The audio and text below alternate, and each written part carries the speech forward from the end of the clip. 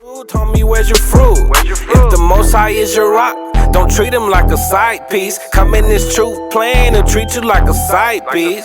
He's the God of mercy and wrath. So do you want to fly or do you keep the Bible on cop? The Most High is my rock. TK. Rock. The Most High is my rock. The Most High is my rock. My rock.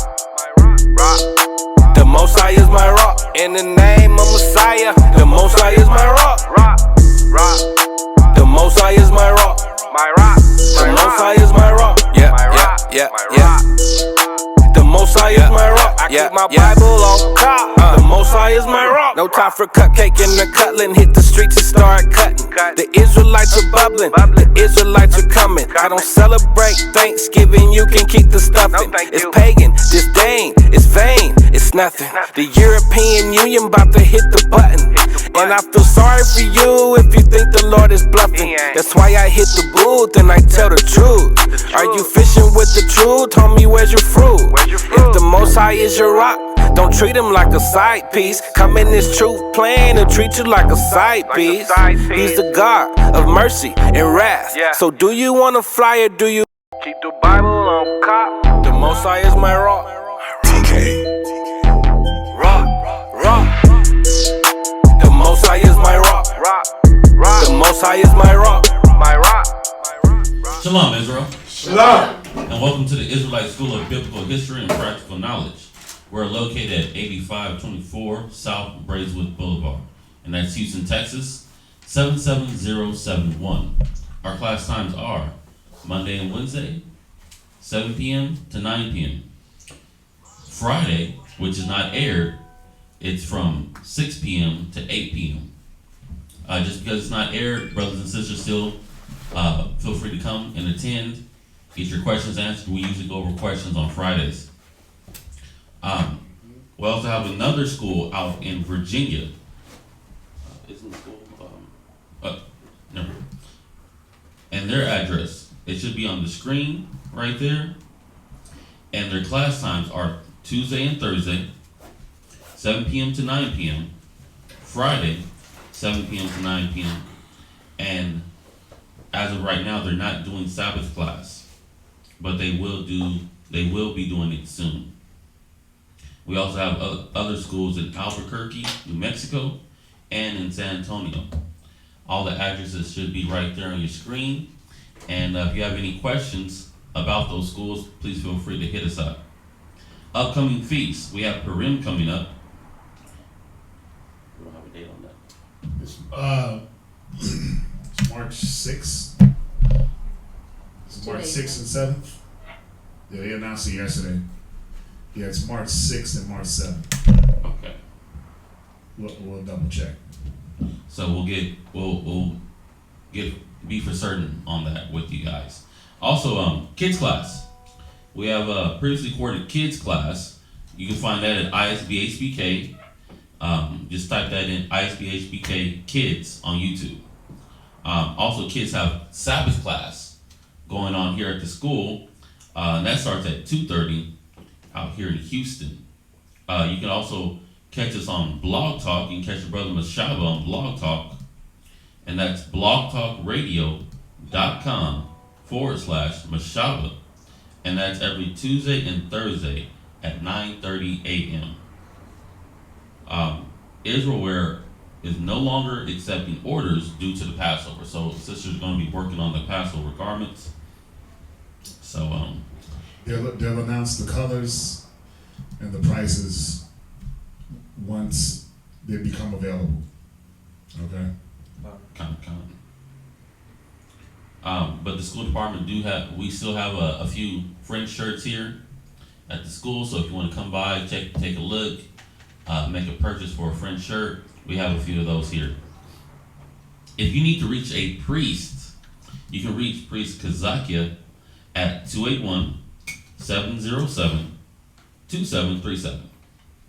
Or you can reach Priest Quatzazak at 303-557-8979. And please text only during class.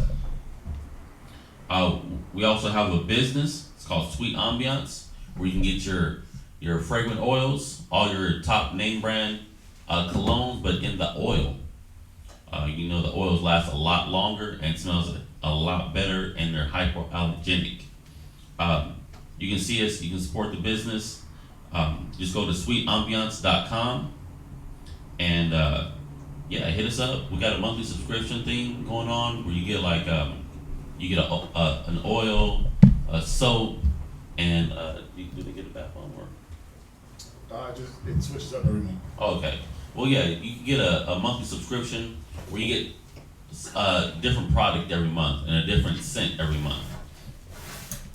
If you like to make any alms or tithes or donations, you can send that to the Wells Fargo, and the number for that is 101-5806-167.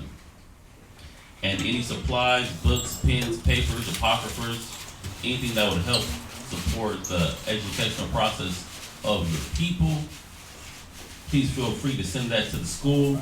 Our address again is 8524 South Braeswood Boulevard, Houston, Texas 77071. And we also have the Google Wallet. You can send funds that way. And the Google Wallet is isbhpk@gmail.com. Gift. Baby is a gift. Wow. Okay. Think about it, man. We're gonna put that in the fridge. The water, Ronnie. Huh? Water, Fred. Can you throw it in the fridge for me, huh? I can. Yeah. The baby is a gift. All right. Yeah, that's it for the announcements. Remember, Passover is coming up. It's going to be in San Antonio, April the 12th. Get your reservations. Mustafa, you were asking about class that day. I'm not sure about class not that day, but that Saturday, Sabbath class, because we might be moving and shaking. And since we're not hosting this year and we have to take the trip down, again, Kazak said it, some of us might be going down a little bit early, maybe a day or two before.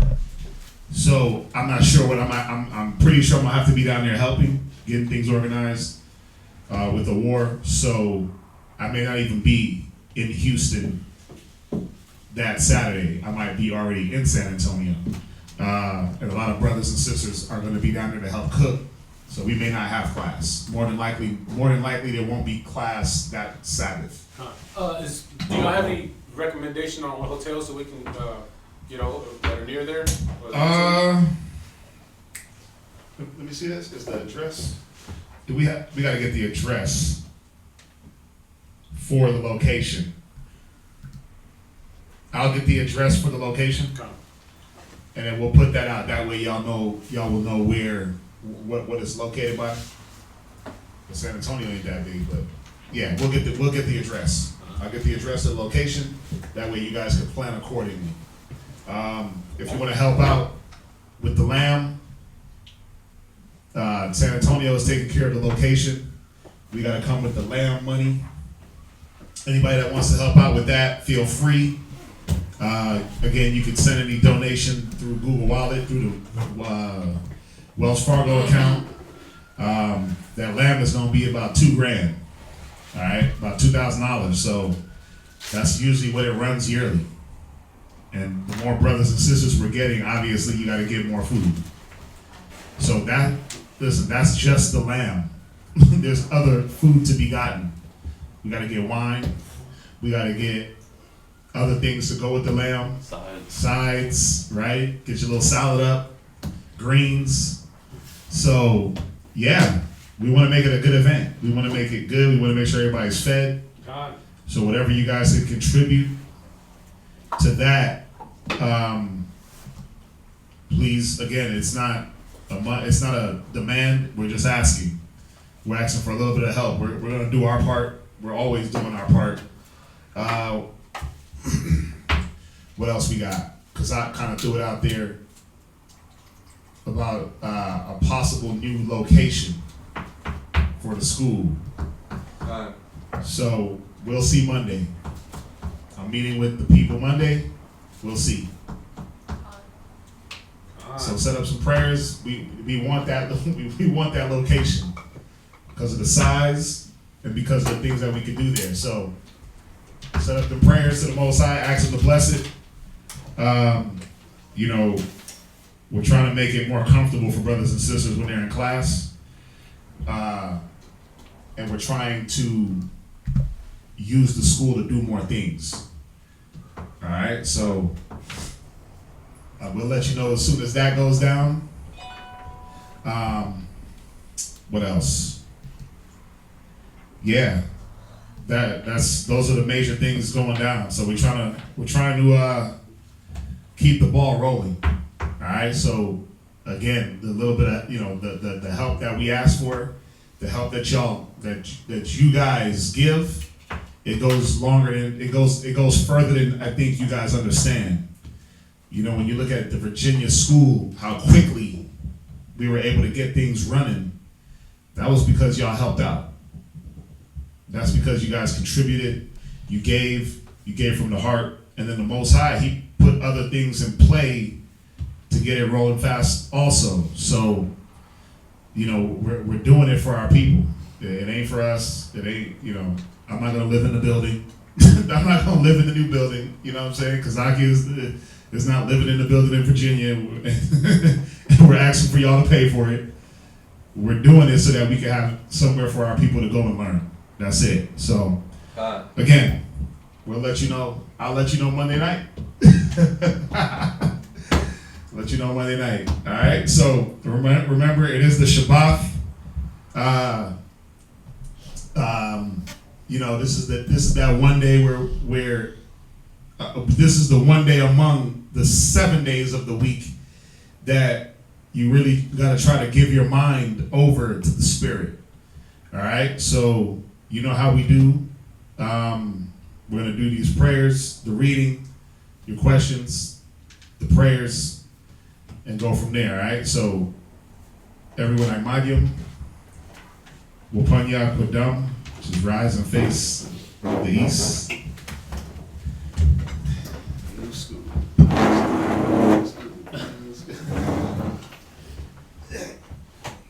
Hey, listen, the possible new location is nice, man.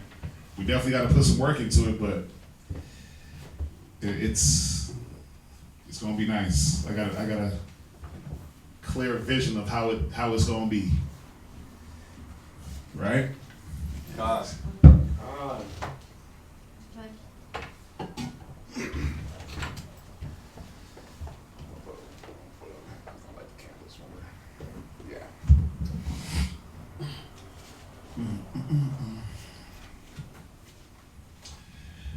Barakatah Yahweh. Barakatah Yahweh. Bahasham Yahweh Shai. Bahashem Yahushai. Hahawa'ah. Hahawa'ah. Nathan Lanawa. Nathan Lanawa.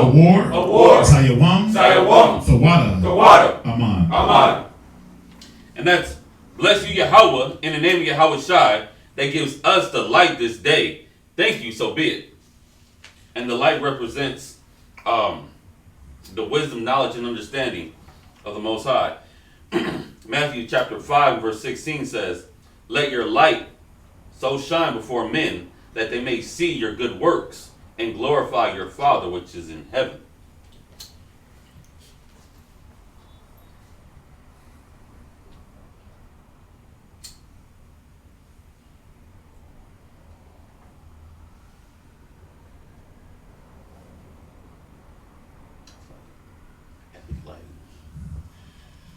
Barakatah Yahweh. Barakatah Yahweh. Bahasham Yahweh Shai. Bahashem Yahushai. Hahawa'ah. Hahawa'ah. Nathan Lanawa. Nathan Lanawa. Rayach. Rayach. Nayachacha. Nayachacha. Thawada. Aman. Aman. And that's bless you Yahweh in the name of Yahweh Shai that gives to us the sweet savor. Thank you, so be it. And the frankincense and myrrh represent our prayers going up to the Most High as a sweet savor. You can read that in Psalms 141 and verse 2. All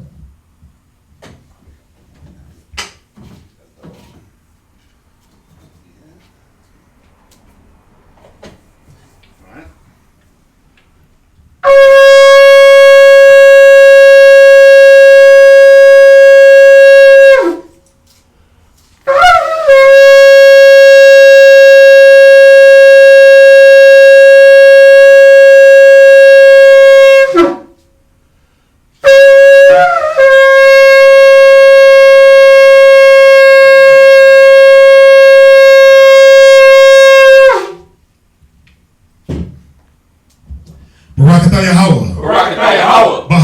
Yahawashi. Ba'ashem Yahawashi. Hahawa'ah. Madalanawa. Hashabbath. Bashalom. The water. Aman. And that's bless you, Yahweh, in the name of Yahweh Shai, that gives to us the Sabbath in peace. Thank you, so be it. This is Psalms chapter 121. Ainashah. Ayam Yam Ya. Al. Aharyam. Na'ayah. Wabawa'ah. Aizarya. Wabawa'ah. Ma Yahweh. Sha'aisha. Shemayim. Wa'aratazah. La'ah. Yanathan. Lamawat. Rakalia. Yala'ah. Nawam. Shashawamar. Yasha'ala. Yahweh. Shamaria. Yahweh. Tazalia. Al. Yam Ya. Hashamash. Yala'ah. Hakaya. Bayawam. Wala'ah. Halabana. Balayala. Ba. La. Ya. La. Yahweh. Yashamaria. Makal. Rai. Shamaria. Salat. Rai. Yashamar. Napasha. Yahweh. Yashamar. Hawalakia. Wabawa'aya.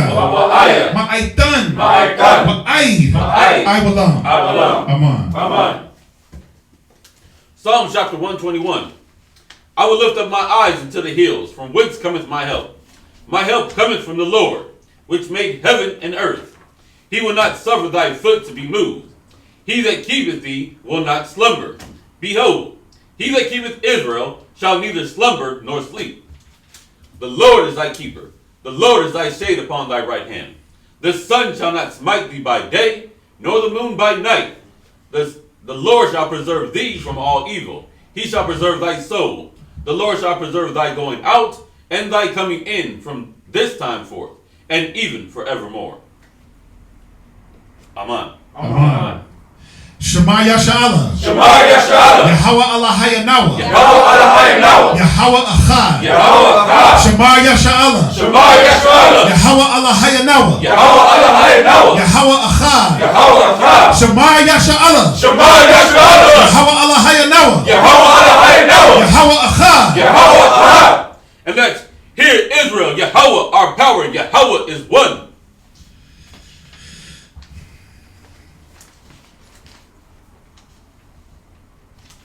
This is the Lord's Prayer, which can be found in Matthew 6 and 9. Abanawa. Shabbat Shemayim. Kodash. Haya. Shemka. Yahweh. Alak Wathka. Taba'ah. Ratazayaka. Haya. Aisha. Ba'aratazah. Kawa. Haya. Bashamayim. Lathalanawa. Lacham. Kol. Yawam. Basalach Nawa. Hawawath Nawa. Hasalach Nawa. Hawawath Yanawa. Bala'ah. Abiyanawa. Balasaya 1. Abal. Awashai Nawa. Mayan. Rai. Kaya. Lakad. Hamalakwath. Waha'ala. Wahafa Pa'arath. La'ai Balanyam. Aman. Matthew chapter 6, verse 9. After this manner therefore pray ye, Our Father which art in heaven, hallowed be thy name. Thy kingdom come. Thy will be done in earth as it is in heaven. Give us this day our daily bread, and forgive us our debts as we forgive our debtors. And lead us not into temptation, but deliver us from evil.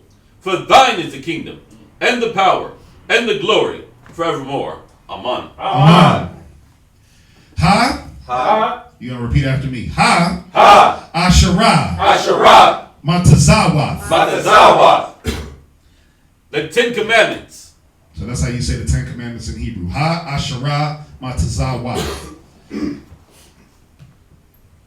Number 1. La'ah. Yahaya. Laka. Alahayim. Aharyam. Alpanya.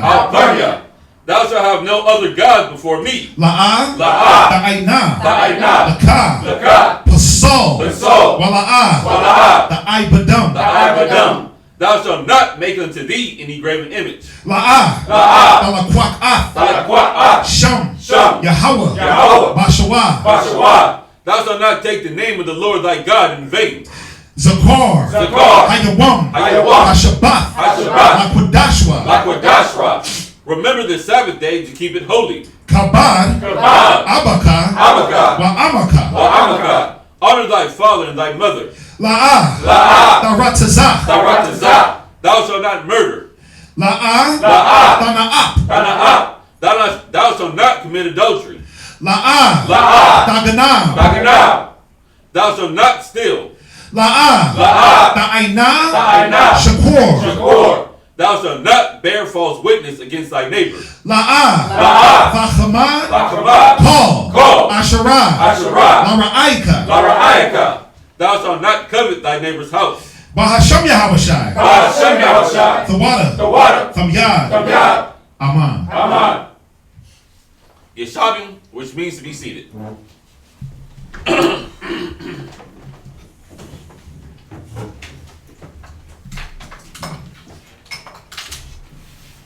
Please, sir. You throw it back. Go back right there.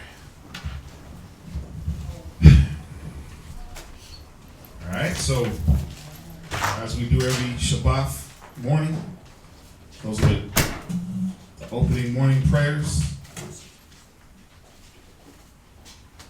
that we should all be, if you're coming to Sabbath class or watching online, be very, very familiar with. Right? God. Yeah, we got to make it a point to, you should be setting up these prayers, or at least a part of these prayers daily. That Matthew 6, should know that by heart. Psalms 121, should know that. 10 Commandments, should know those. So, remember, we're coming back to what's ours. You gotta take it. You gotta take it. Gotta take what's yours. The saints of the Most High shall take the kingdom. God. All right. So where we going? We're going to Genesis. 48. Going to Genesis. Actually, 47. Going to Genesis 47. And again, if you've been watching and keeping up, going through all these good stories, man. A lot of history, a lot of different insights. A lot of different looks at different characters of the Bible. Great men of history. Seeing the things that they dealt with, the situations that the Most High brought them through. And, it's showing you there's nothing new under the sun. What you're dealing with now is what a man dealt with thousands of years ago. But this is a good look on how they dealt. How Solomon dealt, how Joseph, Abraham, Isaac, Jacob, the forefathers. So we're going to, obviously, today finish up Genesis. And we're going to get into a lot of Exodus with, next week, Moses dealing with Pharaoh. So we're going to get a lot of good reading coming up. All right, so we're at Genesis 47:28. Let's salute up the first reader. For everybody online that's new, what we do, we go through the reading, the Torah portion, or the reading itself is broken into 7 different portions for 7 different readers. Each reader that comes up, he's going to, in Hebrew, say his name, the tribe he's from, and the nation that he's from. So, for instance, the first brother that's up, he's going to say Lewis, which is his first name. We got to give him a Hebrew name. Lewis. Shabbat Tashal, which is tribe of Yehoiada, Judah, Bun, Yasha'ala of Israel, son of Israel. Okay, so we like to translate. The scriptures say for us to translate. If we speak in an unknown tongue, we're not Hebrew language perfectionists. We're learning the language also. coming back to it. So, but the little that we do know, we have to translate. All right, so.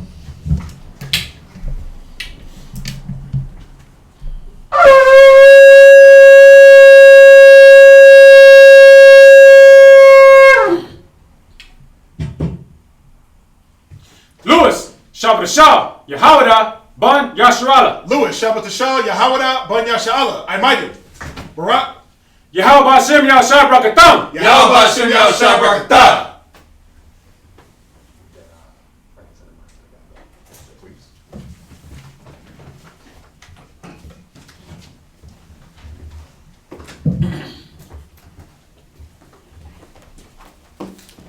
Back of the back.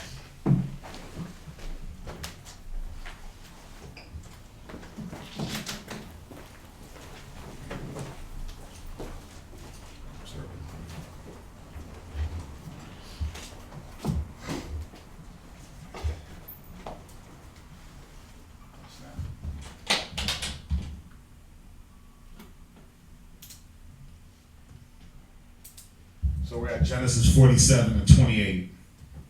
And you're going to read, that's right here, 48 and verse 11.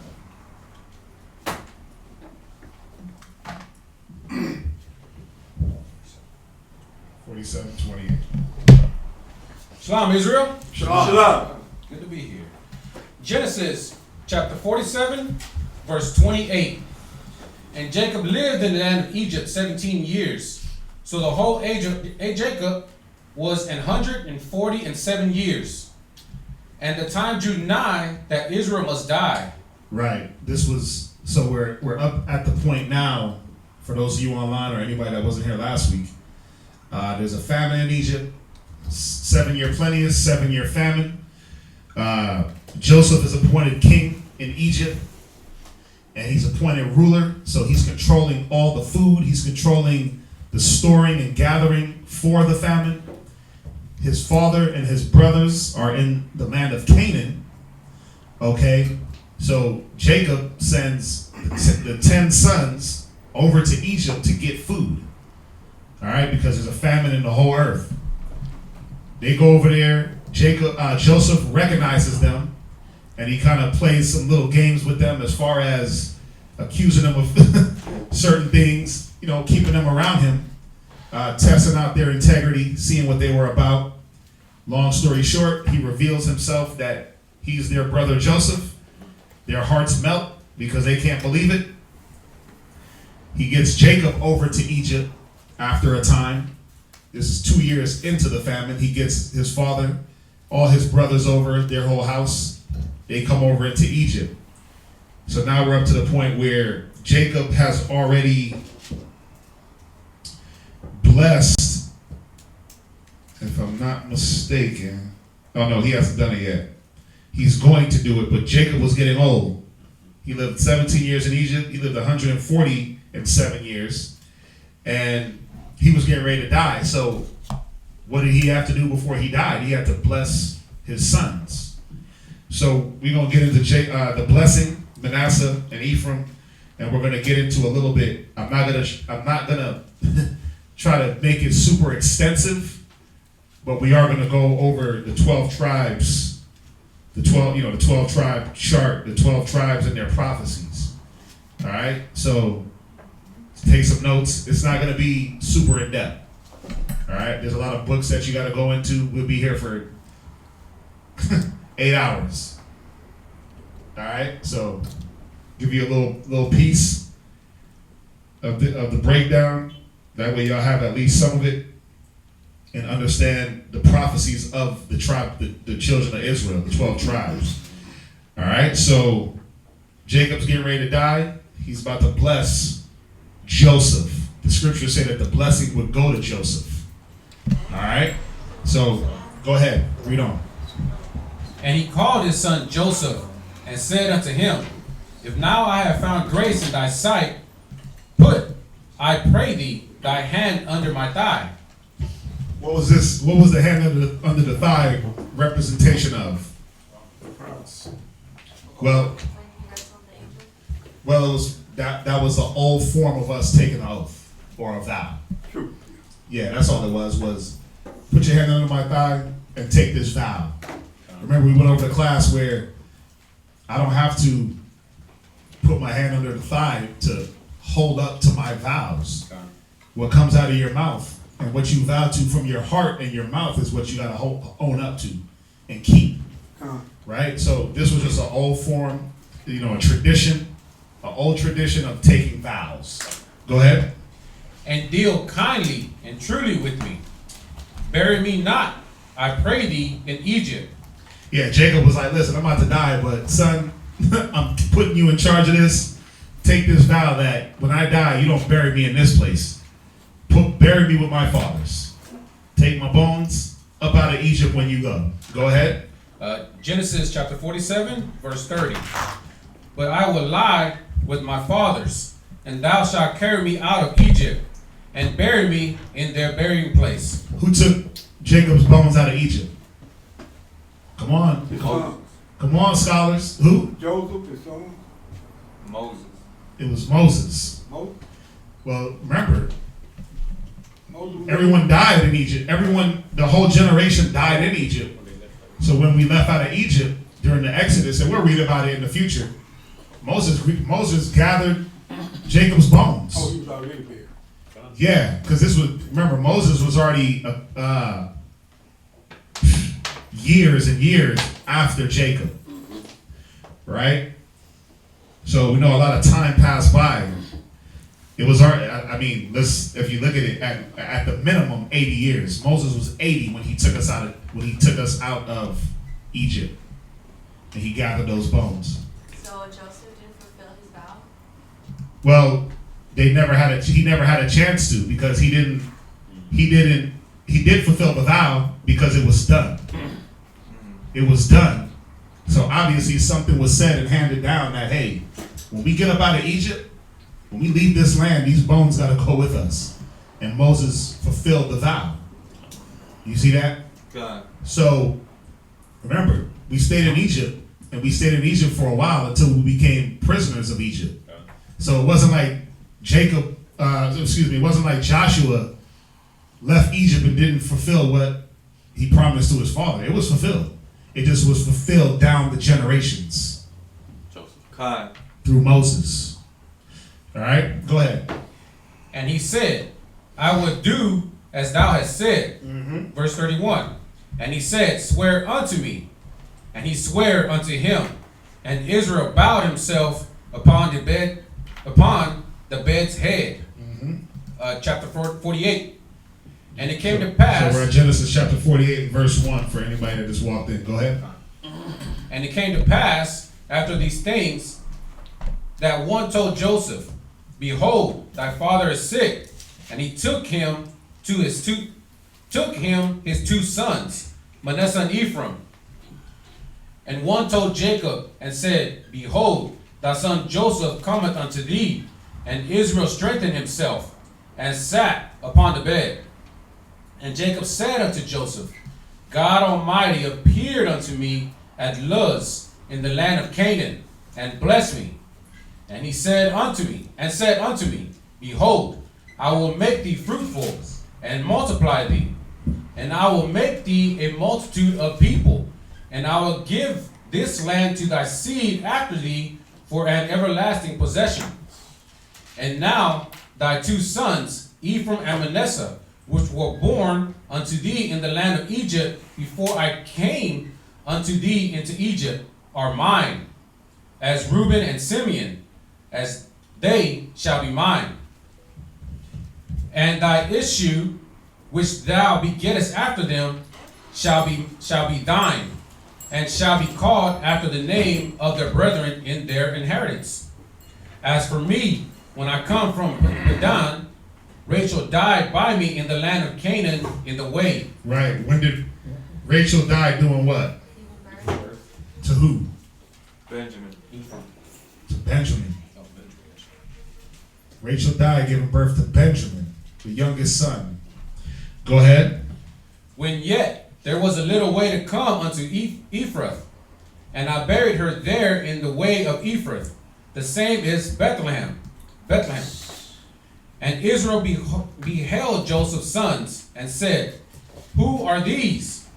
And Joseph said unto his father, They are my sons. Right, so up until this point, Jacob never seen Joseph's sons. He didn't even know he had sons. Go ahead. Whom God had given me in this place. And he said, Bring them, I pray thee, unto me, and I will bless them. Now the eyes of Israel were dim for age, so that he could not see. And he brought them near unto him, and kissed them, and embraced them. And Israel said unto Joseph, I had not thought to see thy face, and lo, God has showed me also thy seed. Right, because in Jacob's eyes, Joseph was dead. So he wasn't thinking like, oh, I'm going to see Joseph again, and then I'm going to see his children. You know, so Jacob, he was happy. He was happy, so, you know, he was going to bless Joseph's sons because of Joseph. Khan. The blessing went to Joseph. The rulership goes to Judah. Okay? What verse was that, 11? Come, sir. Any questions on that before we get the next reader up? I mean, this is pretty straightforward. All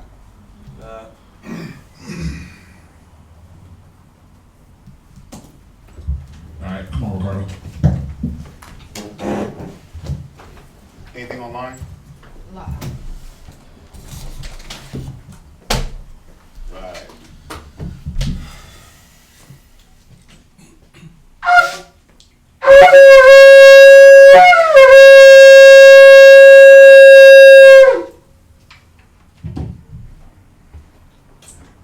Ricardo, Shabbat Ashar, Yeshikar, Ban, Yashala. Ricardo, Shabbat Ashar, Yashakar, Ban Yashala, Imadium. Barak? Yahweh Hashem Yashai Brakatam. Yahweh Hashem Yahushai Barakatah.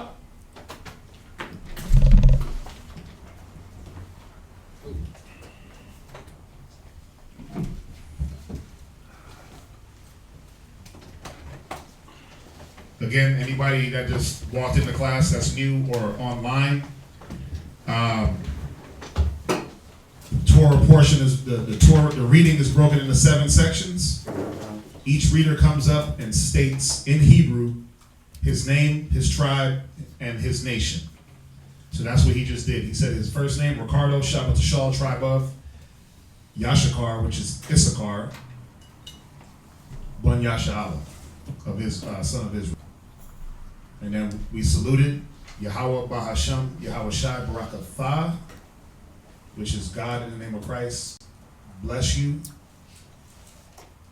And then he says it back to us. Okay? Again, scriptures say when you speak in an unknown tongue, that you translate or you keep your mouth shut. God. All right, so we're going to translate. That's what we got to do. So we're at Genesis 48 and verse 12. He's going to read to 49. I mean, it's not a super long reading, but when we get into Genesis 49, it's going to be a little bit extra information. Genesis chapter 48, verse 12. Right? And Joseph brought them out from between his knees. And he bowed himself with his face to the earth. And Joseph took them both, Ephraim in his right hand toward Israel's left hand, and Manasseh in his left hand toward Israel's right hand, and brought them near unto him. Who was older, Ephraim or Manasseh? Manasseh. Right. So naturally, traditionally, Manasseh was supposed to get the blessing because he was the firstborn son of Joseph. Right? God. Just like Reuben, being the firstborn of Jacob, was supposed to get the blessing. But as we read through history, Reuben messed up. Simeon and Levi messed up. So the rulership went to Judah, the fourthborn. The blessing went to Joseph.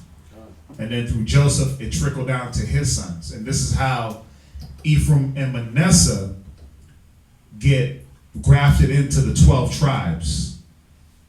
Okay?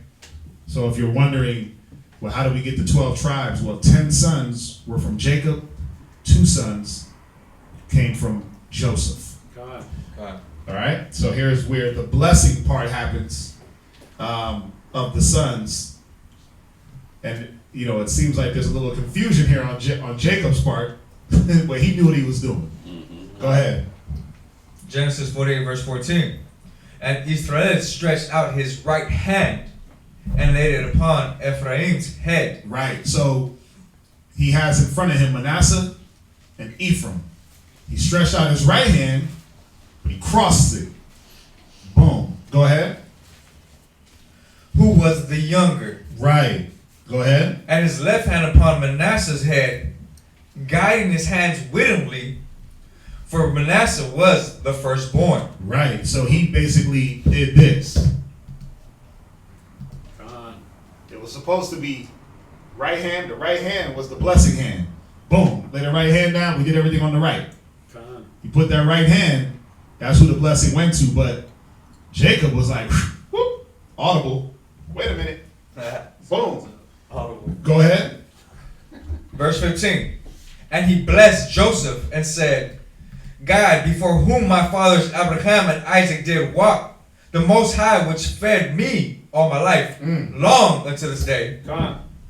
the angel which redeemed me from all evil, bless the lads, and let my name be named on them, and the name of my fathers Abraham and Isaac, and let them grow into a multitude in the midst of the earth.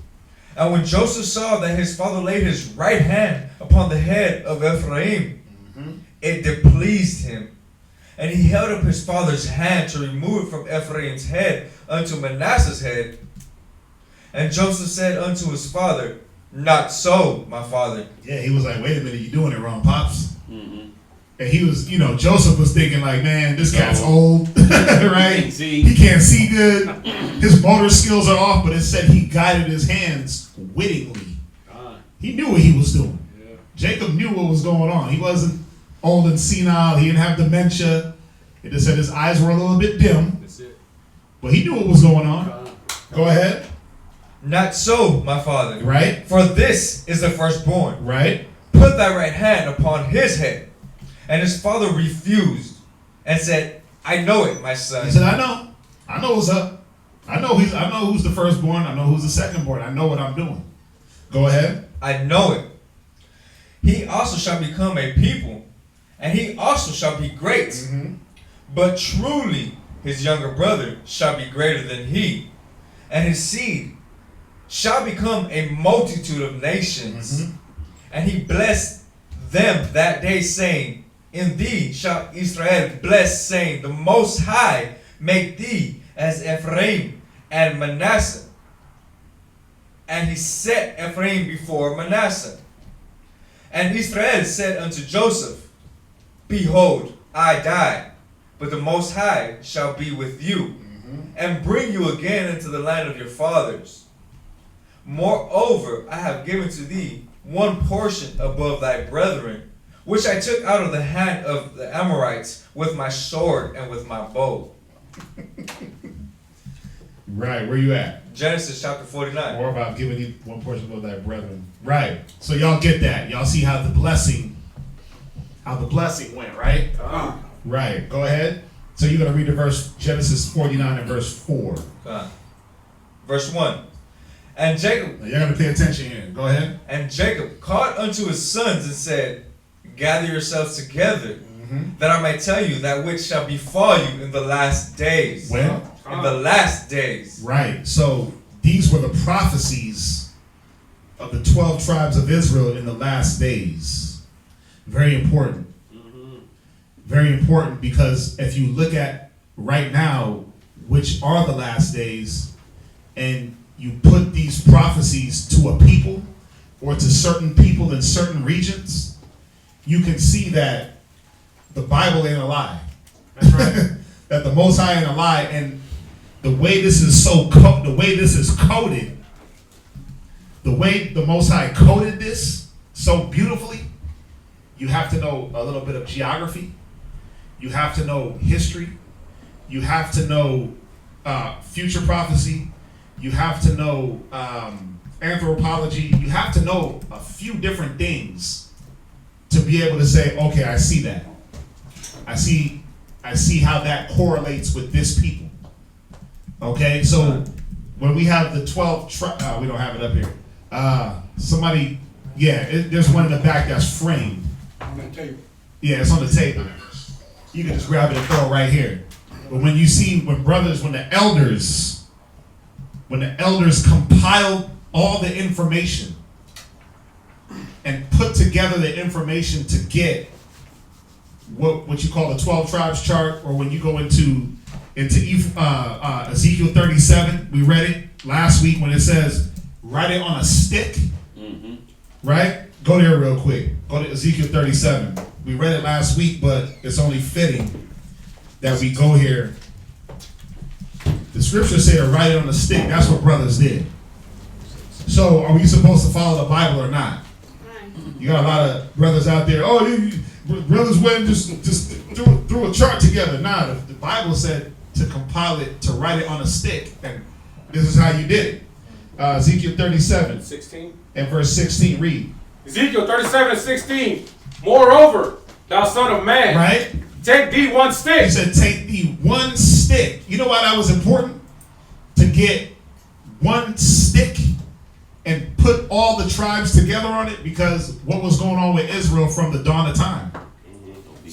We were split, we were divided. Even if you look at the brothers, the original Reuben, Simeon, Levi, Benjamin, when you look at the way they moved and the things that they did, especially the first four brothers, you can see that there was a little bit of a division in their thinking.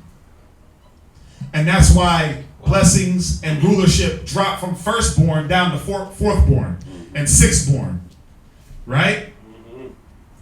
Actually, Manasseh was Joseph was the youngest. He was the 10th born. Yeah. Right? All the brothers came. Joseph was the youngest. So the blessing went from the firstborn all the way to the 10th born, and the rulership went to the fourthborn, which is Judah. Why? Well, you got to look and see that the brothers weren't moving accordingly. Reuben, Simeon, Levi, they weren't moving according to what Jacob wanted in total unison. That's why two brothers went out and slew a whole nation. Who gave them the go-ahead? Themselves. They took it upon, they were presumptuous and took it upon themselves. So, now you don't get the blessing. Who went and slept with their father's wife? Reuben. Oh, you don't get it. You see, so write it on one stick, bring them together. Show them that they're not separate people. See, too much division in Israel. Too much, you're not a part of me, or I'm not a part of you. Well, we know that everybody ain't Israel. I mean, that's a fact. The whole world can't be Israelites. Nope. Right? The whole world is not of the bloodline. But even those that are of the bloodline, some of them ain't Israel, the way they operate. So we know that every single person ain't an Israelite, and everybody that's dark-skinned ain't Judah or a part of the 12 tribes. We get that. But we're doing what the scriptures tell us to do. Right. So what did it tell us? Read. Write upon it for Judah. Right, for what? For Judah. Right, speaking of the first three tribes, Judah, Benjamin, Levi. Right? Or excuse me, Judah, Benjamin, and the half tribe of Levi, because as we know, Levi traveled with all the tribes. So a half tribe went with Judah, a half tribe went with Israel, or aka Ephraim. Because the 9.5 tribes were called Israel or Ephraim. What's that? I was going to ask a question because when we read on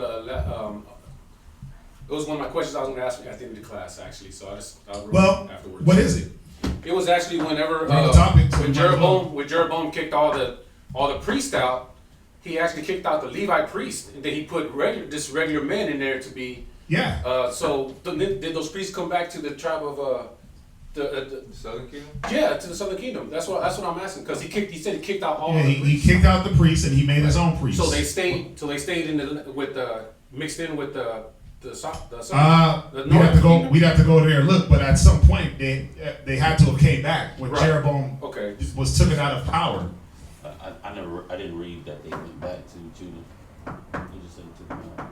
Yeah, he said he kicked them out. Right. That's all I. But at some point they had to have. Right. We have to look. We'll look into it. Okay, it's just. It's a good question. We'll look into it. He'll look into it, and then by the end of the class, we'll be able to answer it for you. Right. So go ahead, read on. For Judah. Right. And for children of his companions. And for the children of Israel. Oh, forgive me. And for the children of Israel, his companions. Right. Then take another stick and write upon it. Right. For Joseph. Right. The stick of Ephraim. Right. And for all the house of Israel, his companions. Right. So you had Judah, one stick, Joseph, or Ephraim, the 9.5 tribes, another stick. What did he say to do with those sticks? And join them. Wait, no, leave them separate. And join them. No, you're too light-skinned to be joined with me. And join them. He said to join them together, man. So that's what brothers did. They compiled the information, all the history, archaeology, anthropology, from all the different books, but mainly from the prophecies of the Bible. And they compiled it on I don't care what you want to call it, a stick, a chart, whatever you want to call it. Here it is. Go ahead. And join them one to another. Right. Into one stick. Right. And they shall become one in thine hand. Right. So this is where you get the chart. Let's jump back to Genesis. Genesis chapter 49, verse 2. Gather yourselves together and hear, ye sons of Jacob, and hearken unto Israel your father. Right. Reuben, thou art my firstborn. Right. So when we look at these, when he brings all the brothers together, he's going through their prophecies in the order of their age. He's going through the order of the firstborn to the lastborn.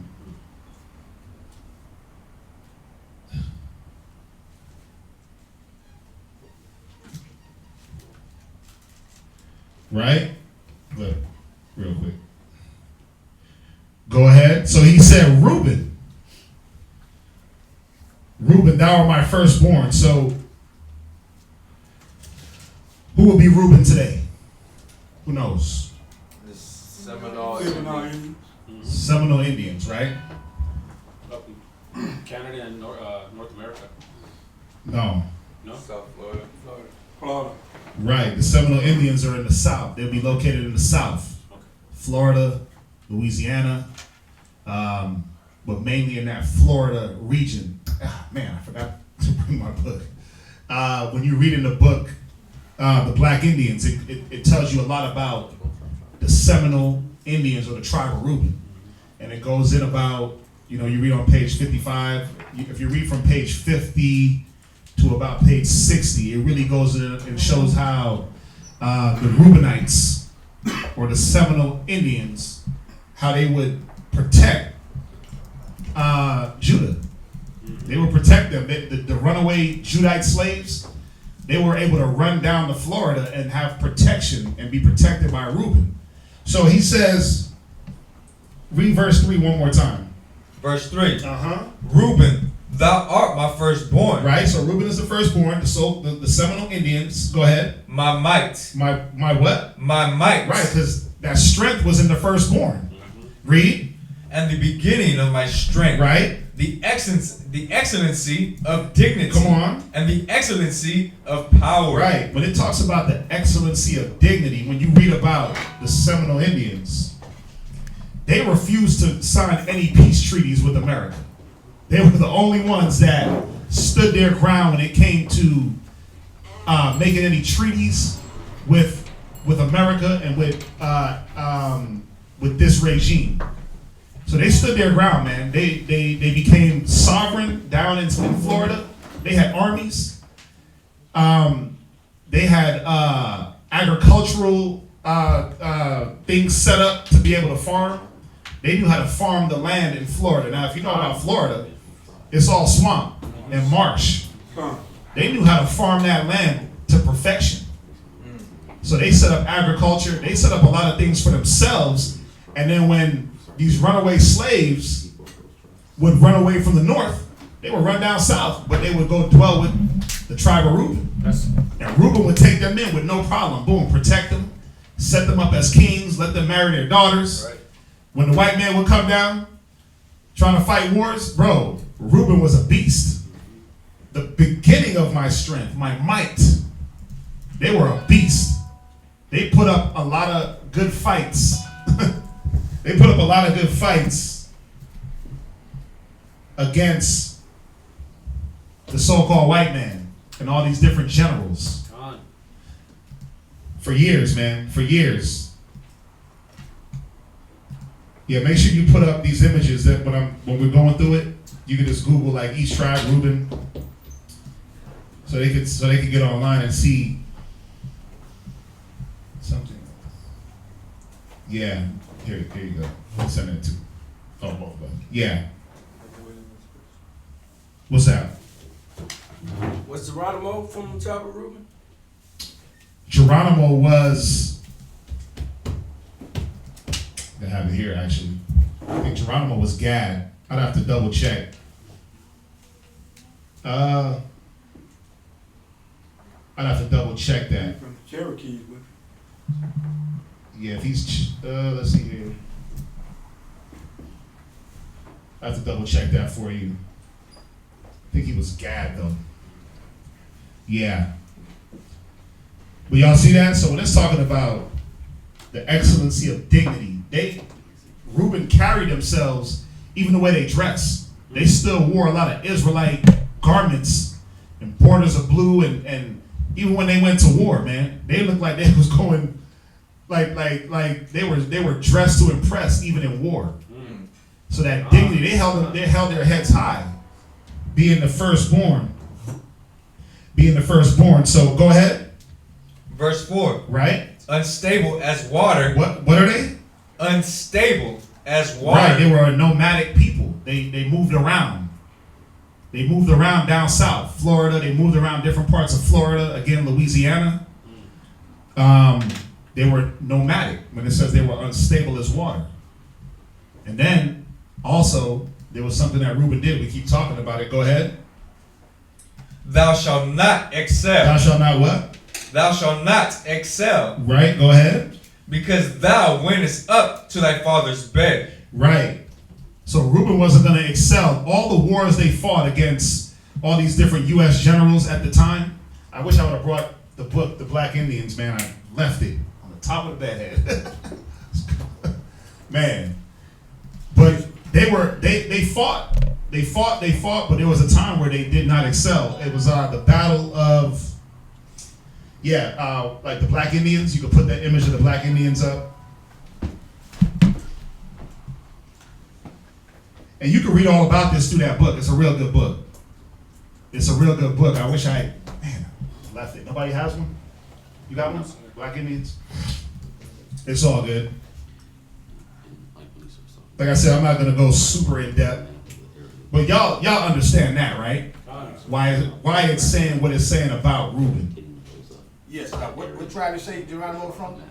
I didn't say. I was looking here. It was Apache. Said Apache. Apache Indians are. Then they had another name. Benda Kohi. Well, Apache Indians are from the tribe of Gad. Those are the North American Indians. So he was. If he was an Apache, he was Gad.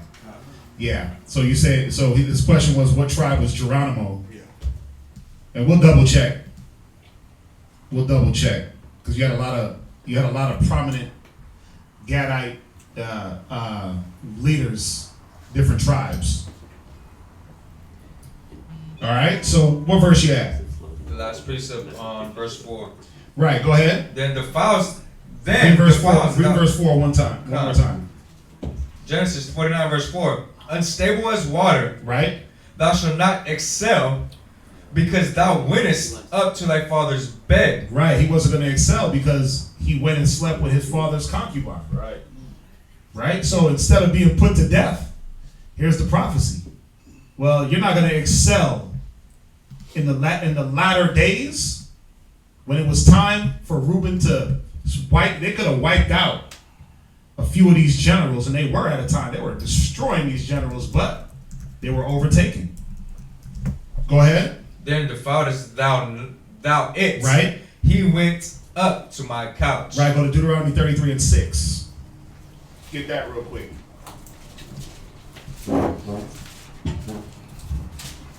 Now this is another prophecy of Reuben. Go ahead.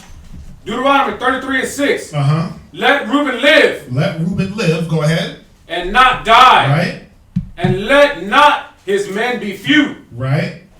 And this is the blessing of Judah. Right. Oh, that's it on that. Fine. Right. So, as you see, he didn't die for the transgression of defiling his father's bed, but it said he wouldn't excel in the end. Y'all understand that? Fine. Let's jump back to Genesis. Was that it? Fine. On Genesis? Boom. Where'd you read to? Verse 4. Right. So let's get the next reader.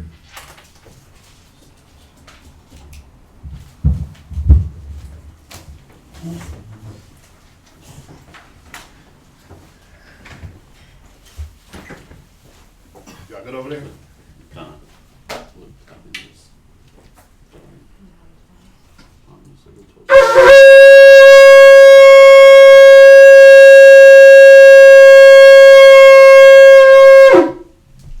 Somebody hit the fans.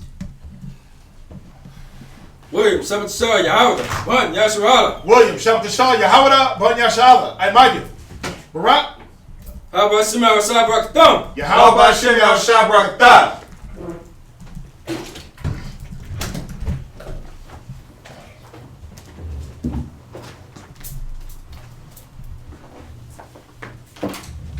So we dealt with Reuben.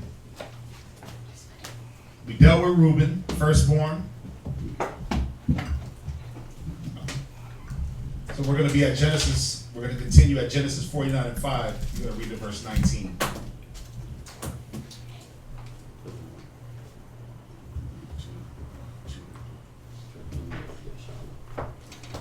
Genesis chapter 49, verse 5. Right? Simeon and Levi are brothers. Right. So Simeon and Levi, who are they? Haitians and Reuben. Dominicans. The Haitians, so-called Haitians, so-called Dominican Republicans. Now, what's significant about those two nations? Or those two tribes? They were separated. They were on the same island. They're on the same island. The island of Hispaniola. Right? They're on the same island. They're located, they share an island. Now, let's read on. Instruments of cruelty are in their habitations. Right. It says instruments of cruelty are in their habitation. Now, what's significant about Simeon and Levi? What are the two things that they share in common? Witchcraft. Voodoo. Make sure y'all raise your hand. Oh, I'm sorry. Voodoo. Voodoo on the Haitian side, brujeria or bruja, whatever, right? On the Dominican side, that voodoo, that witchcraft. They're heavy into that. They're heavy into that witchcraft on both ends. What else? Is it Santeria? Santeria, bruja, witchcraft, brujeria, because bruja is witch, right? Right. So, but they're heavy into that witchcraft. Those instruments of cruelty. Now, even when you look at the Dominicans and the Haitians, you got the Dominicans persecuting the Haitians for what? Man, for their skin tone. Yeah, they killing each other because of skin tone. You have a lot of Haitians that have moved to the Dominican Republican side of the island, but now they're getting pushed back. Now they're pushing them back into Haiti. Oh, you too dark. Do me a favor, lock that door. You too dark. We got it. We got it. You're too dark to be one of us. Now, what does that sound like? Sound just like here in America, man. All the tribes. All the tribes are on that. Like your skin tone, your skin is really your sin. But it's sad when your skin is your sin with your own brother. When you're too dark to sit with me. Or you're too dark, so now you're dirty. And I'm going to be cruel towards you. So they're using the cruelty, man, they're using that against each other. And these Dominicans, bro, it was a big thing. You know, about 2-3 years ago, man, they were really, really persecuting the Haitians. They were really persecuting the tribe of Levi. And simply because they just felt like they were a dirty people. But not realizing it says Simeon and Levi are brethren. Why did they have to say that? Because they did it together. Well, for one, they don't act like brethren. Now, today, they don't act like it, so it had to be told. Right. Now, there was a time when what? These two men did what? Murdered a bunch of people. Kill the nation. Right, they rolled as brethren, right? They rolled in the same mind. Like, wait a minute. Let's go get justice for Diana. Well, or let's go revenge something that was done. These two men, Reuben and Simeon, Simeon and Levi, they went and slew a nation. Right. But why does the scriptures today have to remind us? Remember, it said these are the things that's going to befall you in the last days. Right. Why does the Bible have to remind Simeon and Levi that they're brothers? Because you live on the same island, but you act like enemies. You use that witchcraft against each other to destroy each other. That's true. You see that? So the Bible is reminding us and them, y'all are brethren, man. Act like it. Do they speak different languages? Because there's a Haitian language. They speak Spanish. One speaks Spanish. One speaks French. French. Okay. And Conquered by two different Okay. two different conquistadors. Right.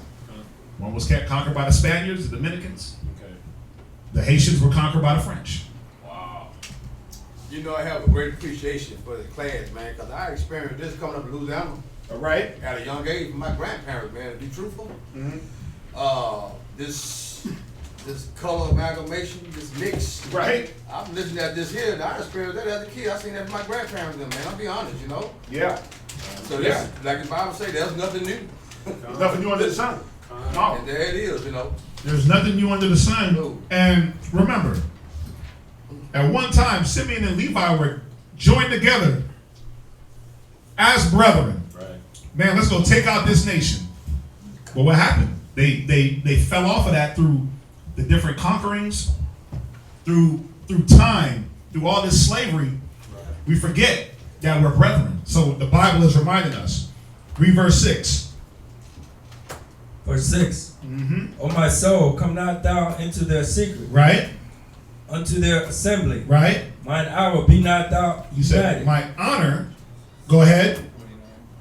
Be not thou united. Right. Jacob wasn't going to be honored in them because of what they did at that time and the way they are now. There wasn't going to be no honor amongst brethren. There wasn't going to be that tender and delicate brother. There wasn't going to be that. I mean, there's not that with any of the tribes, right? Unless you understand and know the truth. But to be on the same island and to treat each other the way they do, when you get a chance, all you have to do is just Google Haitians versus Dominicans. It's bad. Wow. I mean, they have videos on Facebook. They have videos on the news. I mean, they were beating them with machetes and shooting them and whipping them and just to get them across the border. Wow. To get them out of the Dominican Republic. It was bad, man. I felt bad. I felt bad to sit back and see brethren deal the way they deal. And we know, a lot of those people or some of those people are not the actual people of the Bible. A lot of them are French. A lot of them are French descended, Spaniard descended, and they carry on that madness within our people, those tears that are grafted in. They carry on and perpetuate that madness. So when we do try to wake up, you got the tears around like, no. I ain't letting y'all niggas wake up. He's light-skinned, you're dark, you're blue-eyed, he's brown-eyed, y'all are different. So there's a lot of that going on too. All right, so we have to be aware of that. Go ahead. Second precept. Right. For in their anger they slew a man. Right. And in their self-will. In their what? Self-will. You see, Simeon and Levi were self-willed, hard-headed bros, hard-headed sons. They weren't willed by the Most High in their actions. It says in their anger they slew a man. That's why it says anger rests in the bosom of a fool. That was a foolish move for them to go and do what they did. Go ahead. In their self-will, they dig down a wall. Right? Right. So, read on. Read to verse 7. Verse 7. Right? Cursed be their anger, Uh-huh. for it was fierce. Uh-huh.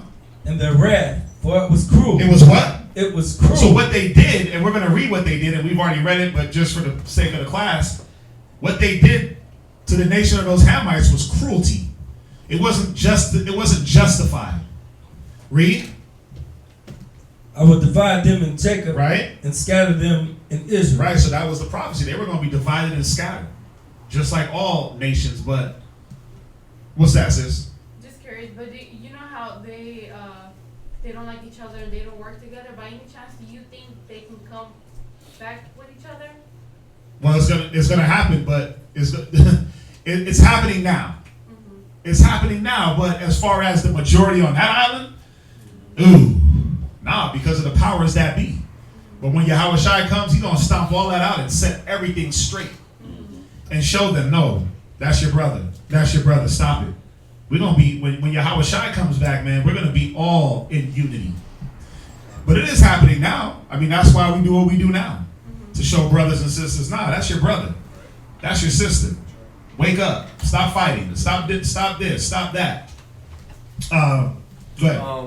When my wife and I were in New England, there's a town, Flynn, Massachusetts. They called it Flynn, the city of sin. That's where the predominant Dominican area is at. It is Flynn, then Salem, and then Beverly. But Flynn, that's where, like, just seeing it right here, cursed be their anger. It's chaotic over there.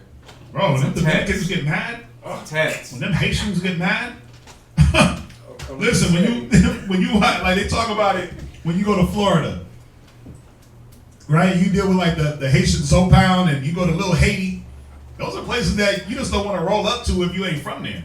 And them Haitians get upset, bro. They just start talking and going crazy, and then next thing you know, somebody's dead. Them Dominicans, yeah, them Dominicans, man. They start talking. Them Dominican women, they'll cut you quick. They roll with that anger. They roll with that fierceness, that cruelty. They're beautiful women. They're beautiful. Right? They're crazy. But they crazy. Man, those Dominicans. I grew up in New York around a lot of Dominicans. A lot of Haitian cats, when you see them, the older ones, they have scars, and if you ask them, most of them will tell you it's from a machete fight. It's from a machete fight? Yeah, bro. Man. You hop on social media and just watch the things that go on in these different islands. You're like, wow, man. You know, especially when you're in the conditions that our people are in. Haiti is one of the poorest countries on the Western Hemisphere, if not the poorest. And the richest. At the same time, right? It's rich and it's poor, but economically, it's destroyed. I mean, especially when you see those earthquakes, when the Most High sent those earthquakes to Haiti and ripped it up, you can see like, whoa, this place is devastated. So that anger, that cruelty is going to be pushed, you know, through economic suffering and just lack of understanding. My people are destroyed for lack of knowledge.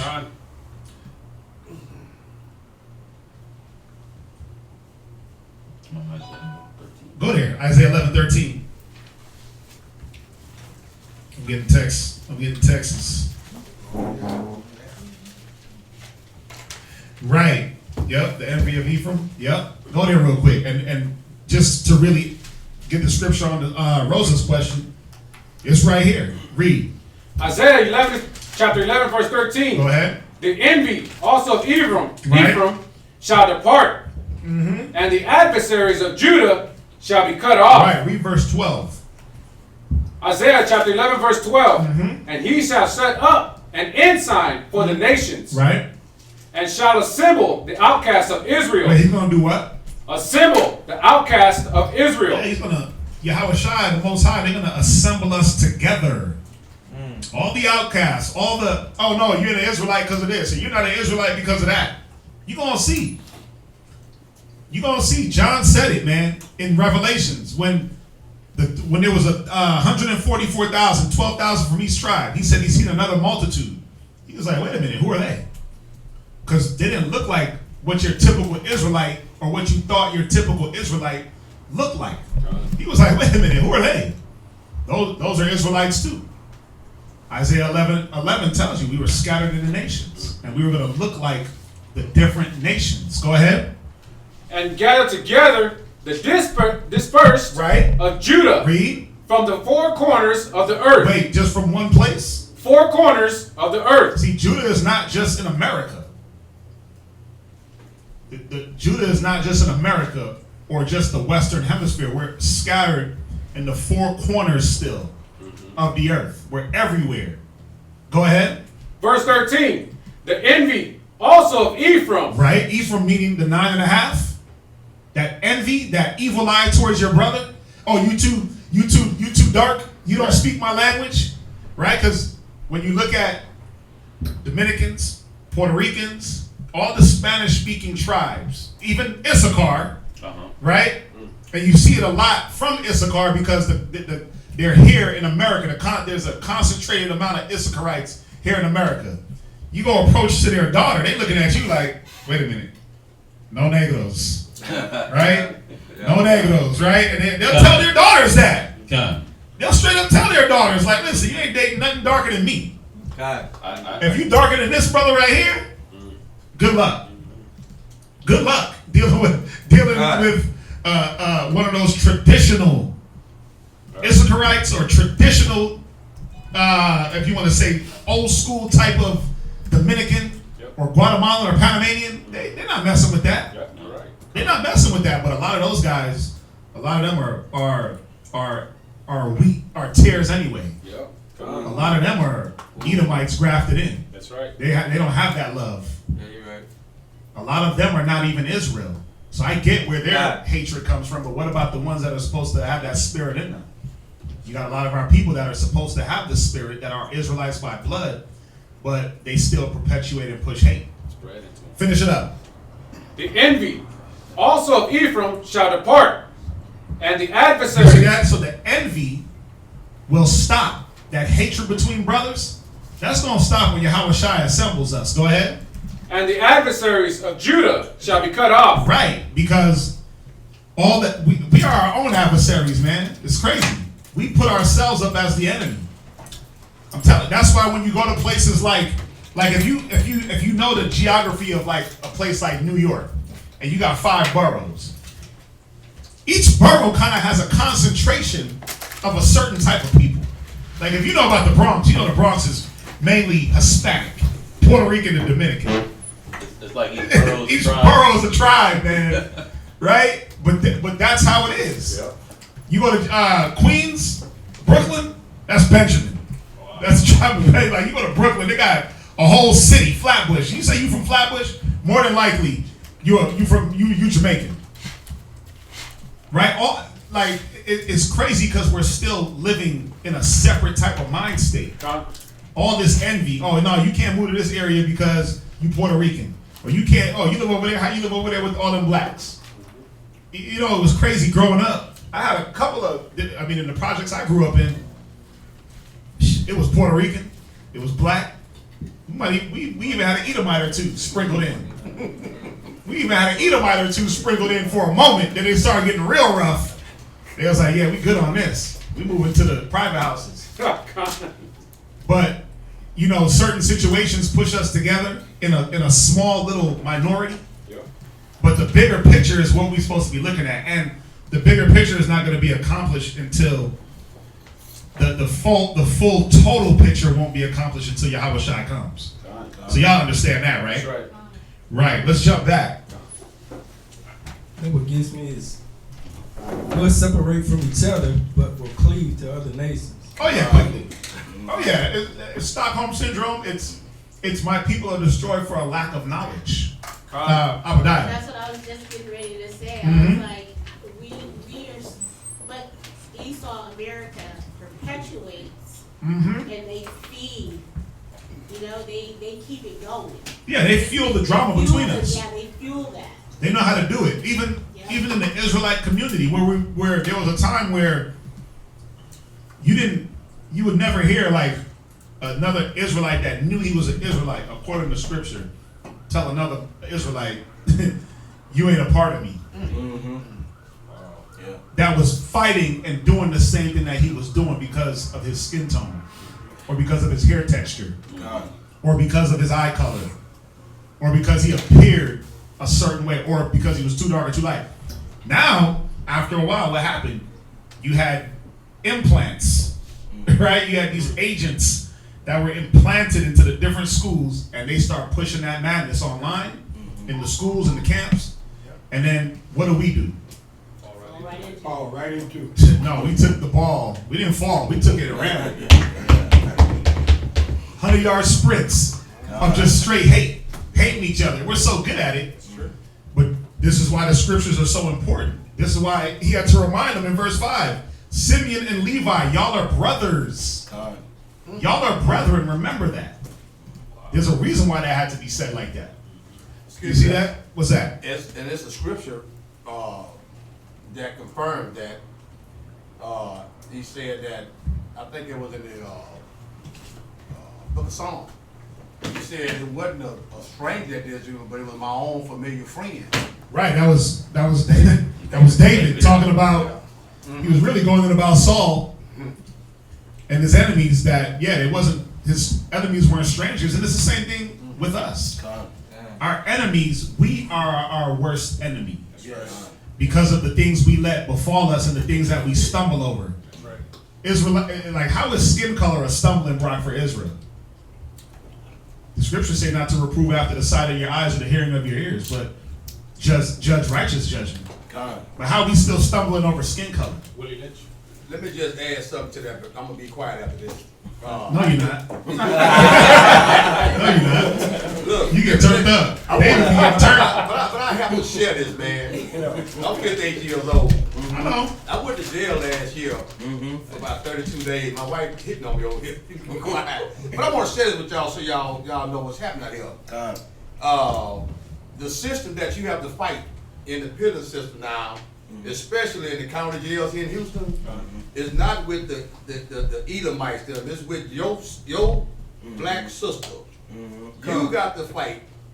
Your fight, I'm telling you, man, the black woman in the jail down here is doing the Caucasian dirty work for them. I'm telling you. You mean like the ones that are like the COs and things? Yes, man. All behind the dish, when you get checked in, they doing the European dirty work for them. And that's your fight now. And I mean, it's ridiculous. Well, that's the problem. We're so willing to push the agenda of our enemies. And you say it again? A gift destroyed. A gift does destroy the heart, but what gift is our people really getting right now? Minimum wage? Like, come on, that ain't no gift. That's slavery. Yes. But we'll fight. The enemies fight for slave wages. That's right. We'll fight the enemy's fight. Again, go there real quick. Go to Hosea 4:6. I mean, it's as simple as this. And I don't want to spend too much time on it, but it's this simple. Somebody get it quick. Hosea chapter 4 verse 6. Read. My people are destroyed for lack of knowledge. This is what it is. This is what it boils down to. My people are destroyed for lack of knowledge. What knowledge? We don't know our language. We don't know where we came from. We don't know where we're going. We don't know our history. We don't know our custom. We don't know anything about ourselves. That's right. So it's easy for me to put the white man's hammer down on you. Why? Well, I don't know who I am, so I'll fight anyone's cause.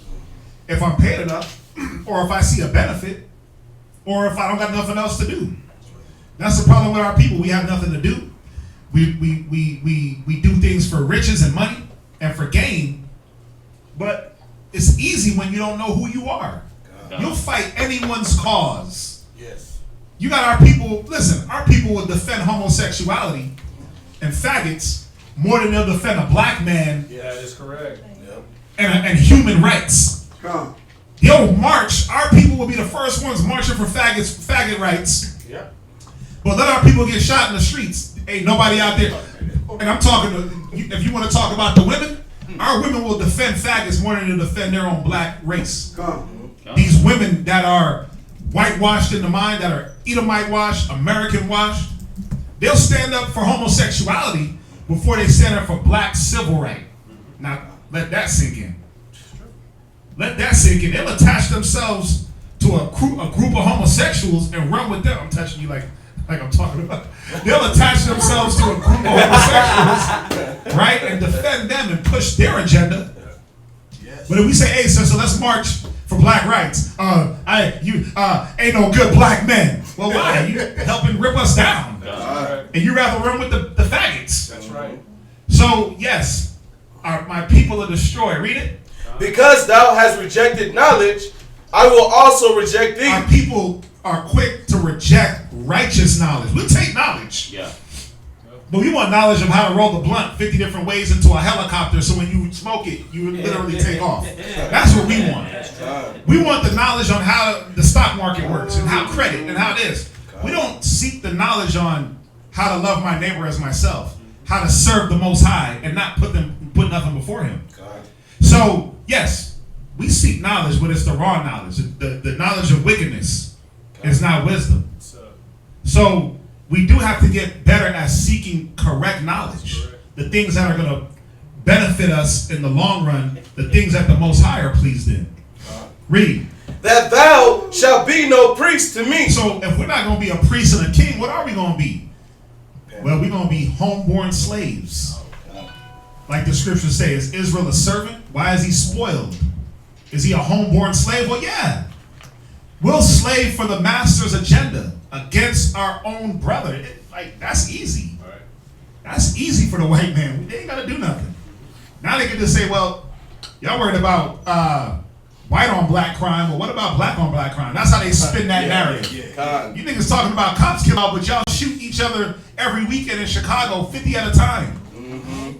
So who's in the wrong now? Like, you see how they spin that? And they're absolutely right. They're absolutely right. They already did their job of programming the masses. And then all we do is just, as robots, just push the agenda. Every which way. That evil eye. Go to Deuteronomy 28:54 real quick. And then we'll jump back to Genesis.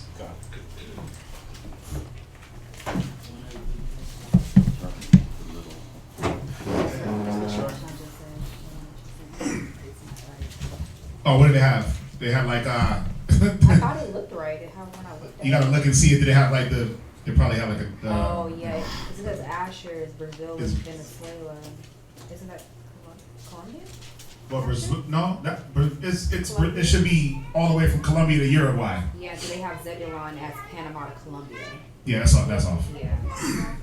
Right. Deuteronomy 28:54. Tender and delicate. Deuteronomy 28, verse 54. Right. So that the man that is tender among you, right, and very delicate. Right. Meaning what? I'm looking out for my brother's well-being. I'm looking out for his livelihood. The man that was tender, he considered in his mind, damn, is my brother suffering? How do I help?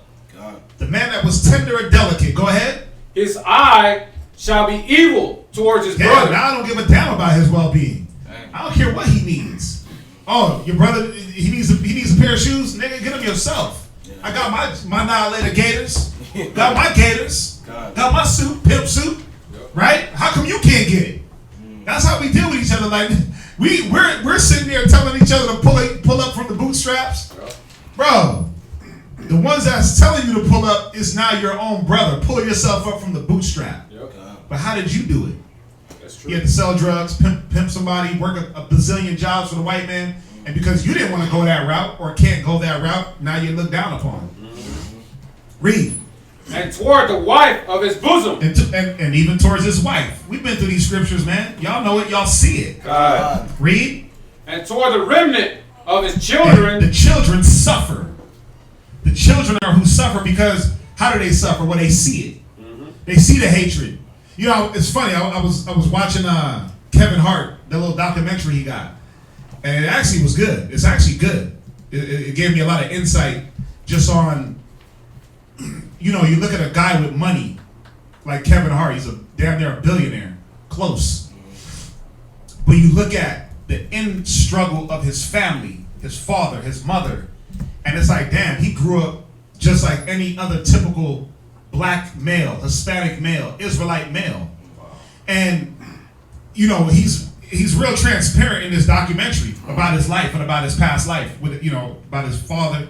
And he's like, man, you know, you can't fake a bond between a father and son that ain't there.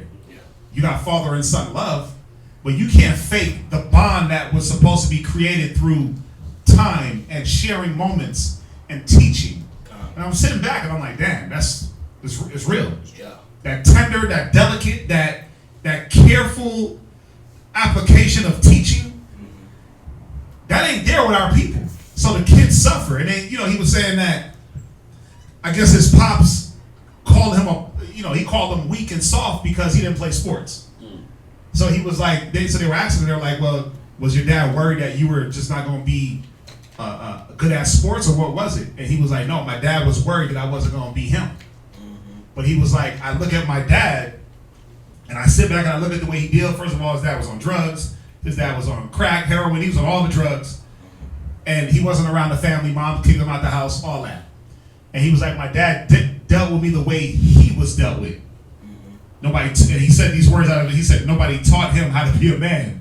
I was like, damn, this is Kevin Hart. You know, you look at a guy like him, he's funny, everything's a joke. But then when he starts to talk serious, he actually got a little bit of sense. But he's able to sit back, and the point I'm bringing it out, he's able to sit back and examine his condition of how he was brought up. Wow. Now, he's trying to do everything he can to make sure that his sons don't live the way he lived. But see, even in that, he's doing it wrong, because all he does is just workaholic. He's never home. God. And they complain like, you're never home. So he's really doing the same thing that his dad did, just without the drugs. He just fills the drug part of it with toys. Well, I'm not going to be a drug addicted, abusive man. I'm just going to try to patch the holes with video games and shoes and a new phone. Well, how does that help? He's really doing a different cycle, but you don't get the same result. You're still going to have a son that's going to grow up and say, man, yeah, my dad gave me everything, but he didn't give me him. Right. He didn't sit back and teach me. So where is the real love? He didn't do. Where's the real bond? He didn't do what it says in the scriptures. There you go. He's supposed to talk to his kids night and day while you walking by the way. He's supposed to be talking about these scriptures. He's supposed to be showing them the righteous example of the scripture. So not only is he talking the talk, but he's walking the walk. But that's why it goes back to Hosea 4:6. My people are destroyed for a lack of knowledge. Kevin Hart thinks that money is the salvation. That money is the fix. It's not. It's the Bible. It's the wisdom. That's the fix. And all he's doing is creating a generation of wealth, but not fixing the problem of men teaching their sons, men teaching their families, their daughters, their wives. He's not fixing that problem. Everything else will come after that. You don't have to kill yourself the way this dude kills himself, trying to make money. But once you have the teaching of the wisdom of the Most High, you don't have to kill yourself to get wealth. It'll be there. It's true. And exactly. And as the scriptures say in Joshua, 1st chapter, 8 verse, this book of the law should not depart out of thy mouth. And basically, the Israelites have to realize who they is, because the book is not a book for everybody. The book is a book about the Israelites and for the Israelites. Am I correct by saying that? Yeah, we wrote it for us, by us. That's right. They don't realize this is not a religious book for the whole nation of people. It's a book about the Israelites. Right. Let's jump back, man. Where we at? That's a great point. Great point, David. Thank you, brother. Genesis 49, verse 8. Right. So read verse 7 one more time. Lewis, get Genesis 34:25 real quick. Go ahead. Verse 7. Cursed be their anger, for it was fierce. Right. And their wrath, for it was cruel. Right. I will divide them in Jacob, right, and scatter them in Israel. Right. So you see that the so-called Haitians, the tribe of Simeon, the tribe of Levi, said they were going to be scattered in Jacob and divided in Jacob and scattered in Israel. Now, as dealing with their anger, just go to Genesis 34:25. You're going to read down to verse 27. Genesis 34, verse 25. And it came to pass on the third day, when they were sore, right, the two of the sons of Jacob, Simeon and Levi, right, Dinah's brother, took each man his sword and came upon the city boldly, right, and slew all the males, right, and they slew Hamor, Shechem, right, his son, with the edge of the sword, right, because who was it? Hamor. He slept with. Let me make sure I got who did what. It was Shechem. He slept with Dinah. Dinah was the sister of Simeon and Reuben, and Levi and Judah was Jacob's daughter. He took her. He slept with her. They didn't like that. So what they did was they made a pact with these Hamites and said, listen, if y'all get circumcised, then you could be as one of us. We'll give you our daughters, we'll get married with each other, and we'll trade, and we'll live happily ever after. But they devised a plan that when these men were circumcised, they were sore. They went into the third day where that soreness was really kicking in. Right? That soreness is, you like laid up like, oh man, I can't do nothing. And what did they do? They went in and they slew the whole nation. Ill-advised. Right? It said in their anger they did this. So, just showing you from the beginning all the way to now why they deal the way they deal. So y'all get that, right? Jump back to Genesis 49 and verse 8. So, real quick, who is Reuben, class? The firstborn. What tribe? Simeon. No. Ricardo. Simeon. Reuben. Reuben is Khan. Reuben is a Seminole Indian. Khan. Lewis. Levi. What tribe is that? Haitian. Reuben. What tribe is that? Oh, not Reuben. Simeon. Well, who is that? Simeon is Dominican Republicans, right? Right, so-called Dominicans. So now, verse 8, read that. Verse 8. Judah, thou art whom thy brethren shall praise. Judah, being who, class? So-called Negroes, right? The black man. The black man. Go ahead. The so-called Negroes of America, North and South. You got a lot of Judah. Remember, when slavery happened, they didn't just say, hey, tribe of Judah, America. Hey, tribe of Benjamin, Jamaica and the West Indies. Hey, oh, you're from this tribe? We're going to take you to this island because the Bible says so. The concentration of the people, the so-called Jews, or the tribe of Judah, as we know, are in America, and you have a lot that are in Brazil. There's a lot of brothers that look like you that speak Portuguese and that speak Spanish because the Brazilians were taken over by the Portuguese. A lot of brothers with woolly froze that look like Song, look like this brother right here. And I'm pointing y'all out because y'all are the darker bros, right? But then there's bros that look like him. Well, you have a lot of brothers that look like American black males, and you be like, "Oh, what's up, bro?" And they just start speaking that Spanish. You like, "Whoa, no hablo." Like what? Like how? When we went to Trinidad, you got a lot of Venezuelans and Brazilians and Colombians that come over, and there was a bro. I thought he was Trinidadian. He started talking like, "No, my friend." And he started hitting me. I was like, "What? You remember him?" The skinny dude at the restaurant. Yeah. We was getting that roti. We was getting some roti.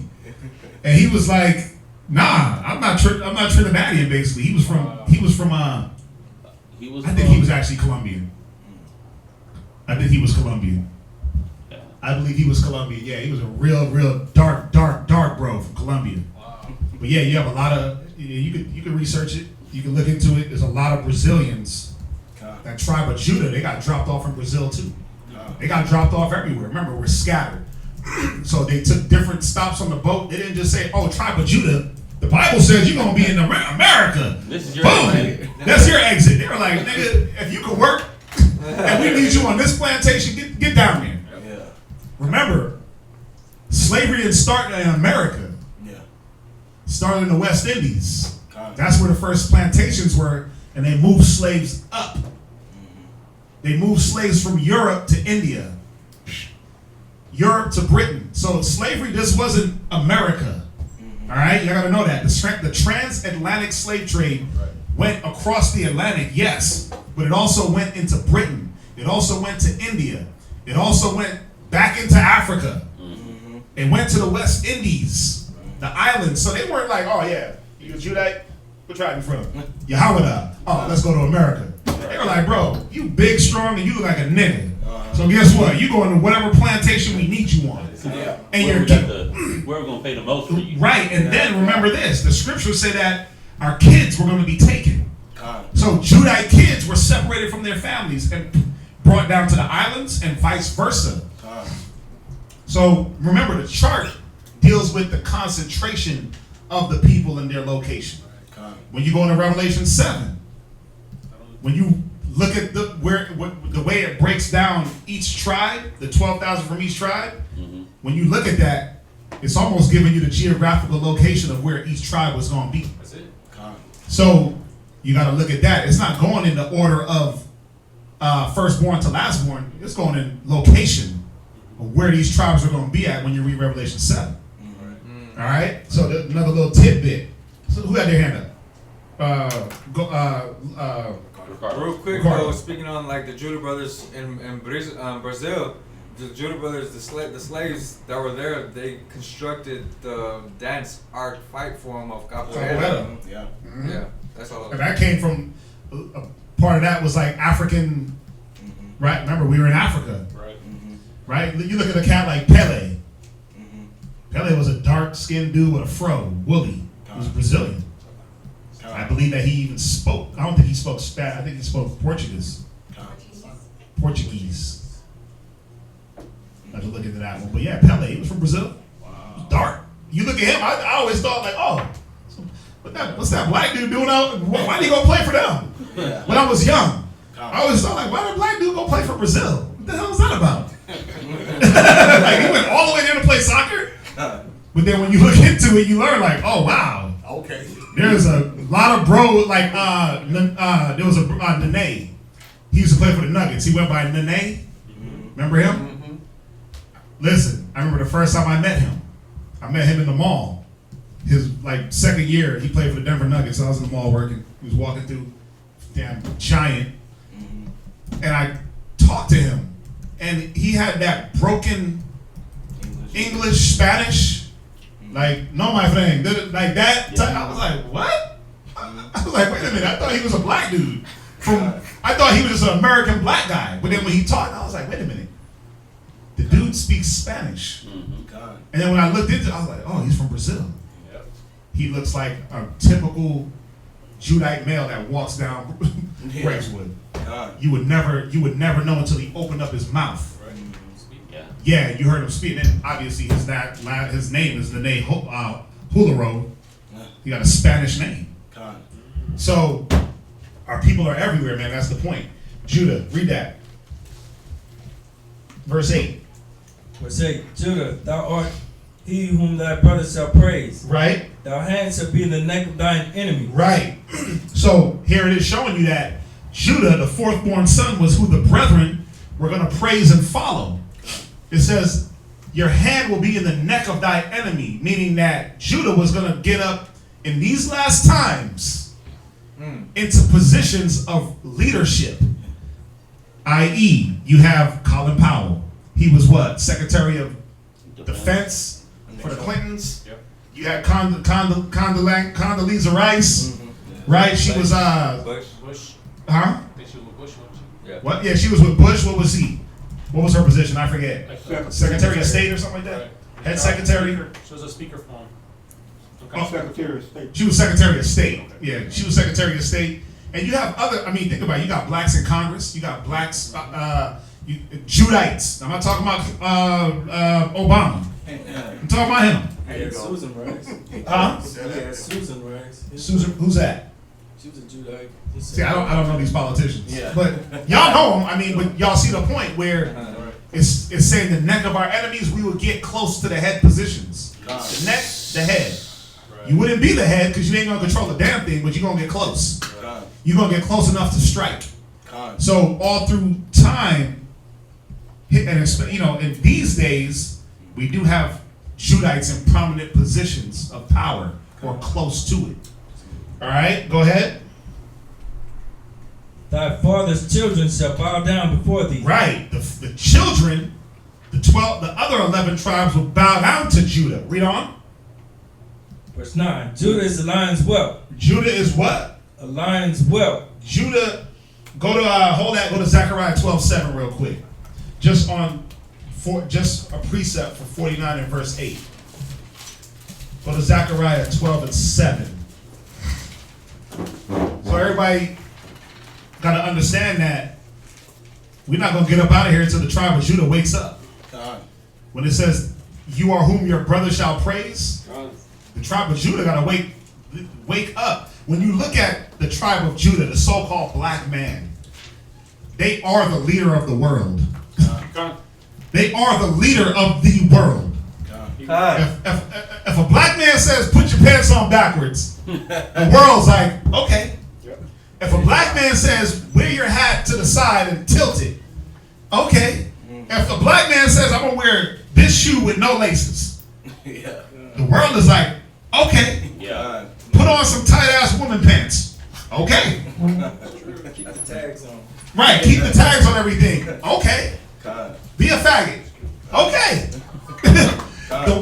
The tribe of Judah, the so-called black man, is the world leader in everything, man. From sports all the way to fashion, and then even wickedness. You want to learn how to roll a blunt the right way? Go talk to a Jew. He'll show you how to roll the helicopter blunt. He'll show you how to roll the blunt with embalming fluid. He'll show you how to pack the weed so tight there's no air so you don't choke. He'll show you all that. How to split the Dutch with your pinky finger. Right? The tribe of Judah is innovative, man. But and if they put their powers to use, bro, man, we'd be up out of here. Because they are the world leader in folly, but they're also the world leader when we come back and we're gonna follow them to righteousness. Read that. Zechariah 12:7. Zechariah 12:7. Right? The Lord also shall save the tents of Judah first. They save who first? The tents of Judah first. So Judah is going to wake up first because they have to. That's prophecy. We have to follow Judah. Go ahead. That the glory of the house of Jacob, of David, and the glory of the inhabitants of Jerusalem do not magnify themselves against Judah. Right, because Judah being the fourth born, Reuben can easily be like, nah, bruh, this is my power. Nah, Simeon, Levi, no, hold up, bro. You fourth born, chill. Yeah. What you doing talking about we supposed to follow you? Well, this is what prophecy says. This is what the scriptures say. The awakening would start with Judah, the tribe of Judah. This is not talking about all three tribes. This is Judah specifically. And when you go back to the late 60s, 70s, the brothers that were bringing out the word, the majority were the tribe of Judah. They had to wake up, and then you had other tribes that followed.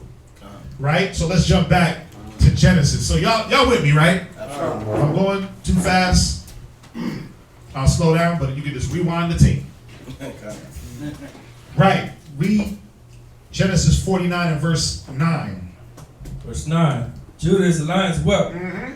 From the prey, my son, thou art gone up. Right. Saying that we have left off the word of the Most High. The prayer is the word, the Bible. Go ahead. He stooped down. He crouched as a lion. Right. And as an old lion. See, what happened through time, what did Judah do? The prey, when you talk about the 1960s, you talk about civil rights movement, Judah was like that lion's whelp. You ever see them young cubs? All they want to do is just get into things and pounce, and they practice their they fight with their pops, and they're ready to get down. The 1960s, man, Judah was about that life. 60s, 70s, Civil Rights March, Civil Rights Movement, Martin Luther King, Huey P. You had the Black Panthers. You had Martin Luther King on one side, Black Panthers, Malcolm X, and a bunch of other Judite activists that were active. They were activists because they were active. They were ready to listen. Malcolm was by any means necessary. Y'all know the picture. Rifle, right? Peeking, right? By any means necessary. The Black Panthers, they never pushed violence as far as doing any violence, but they was about that life. They was trained. They had guns. They knew how to fight. So they were ready for whatever was going to pop off. Crips, right? Crips and Bloods. They were created to defend their neighborhoods against what's happening today. Police brutality. Right? And then they started to fall off because why? There was no wisdom in them. There was no wisdom to say, wait a minute, let's keep the agenda going. Now it became a money thing. Now it became a, wait a minute, how do we gain? Now we're going to start destroying our community. The same community that we were going to build and protect, we're going to destroy with drugs. So you can see that lion's whelp mentality, that busy, I'm trying to figure out things mentality. That was Judah in the 60s, the 50s, the 70s, right? But then it said, thou art a lion. He said he couched as a lion. Because what does a lion do when it's couching? What is it doing? About to attack, right? It's about to attack. Right? That lion, you ever watch you gotta watch the nature shows, man. And it's like you can see why the Most High put Judah as that lion. Because when Judah attacks, bro, they come out of nowhere. Boom! You're like, whoa, wait a minute. Where the hell did he come from? Look at Mike Tyson. Mike Tyson was like the perfect example of that lion that just boom! But then the problem with Judah was, read it again. This is the problem with you Jews. Read. From the beginning. Judah is the lion's whelp. Right? From the prey. Active. Ready to go. Go ahead. My son, thou art gone up. Read. He stooped down. So Judah stooped down ready to pounce. And what happened? He crouched as a lion. You niggas fell asleep. Go ahead. And as an old lion. And he turned into an old lion in his crouch. You crouched down as a young whelp and stayed there until you was old and decrepit and like, oh, we can't do nothing. Yes, sir, master. Yes, master. Yeah, so the whole time we here looking like we getting ready to do something. Yeah, you talking about all the movements, all the black power movements, all the brown power. Well, we're talking about Judah. We're talking about, but even that, with the black power, the brown pride. Right. Judah and the other tribes, man, the Issacharites, it was mainly Issachar.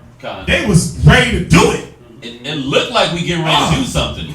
But the revolution would not be televised. We didn't land on Plymouth Rock. Plymouth Rock landed on us. Right? Niggas was dropping, I had a dream. Right? Niggas was dropping speeches. And back then, come on, David. Was they not getting riled up? I'm not trying to talk about your age, but you be putting it out there. Don't get me started, brother. See? But I gotta get his account because I know you was there for a piece of that. Give you a little bit of it. I've been out the penitentiary for 18 years.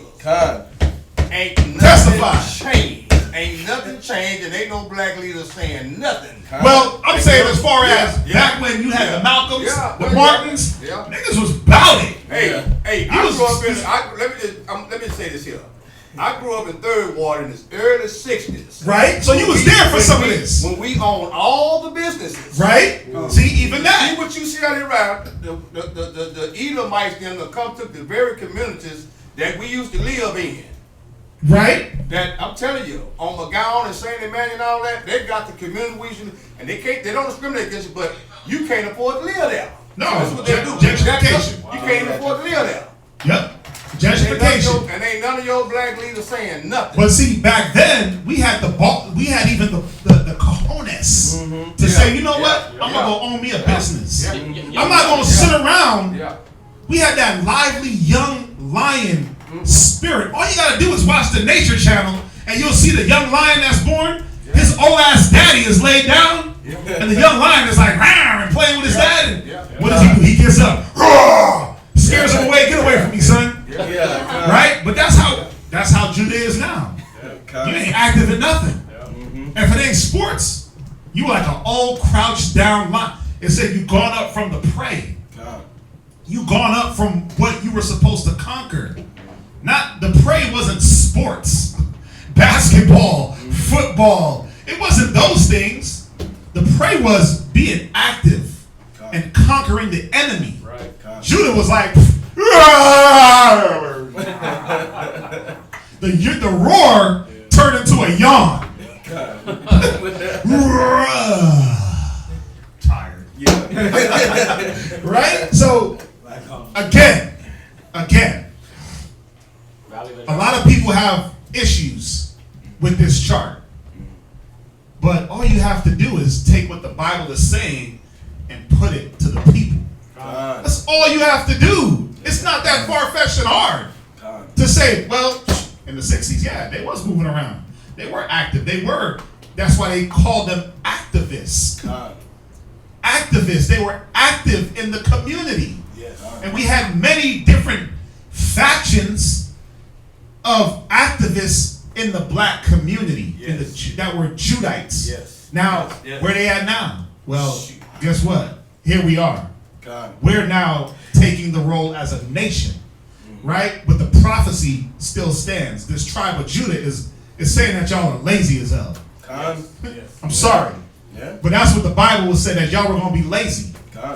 And for the most part, the tribe of Judah is lazy if it don't got nothing to do with sports or chasing the bag. You'll get up and chase the bag halfway.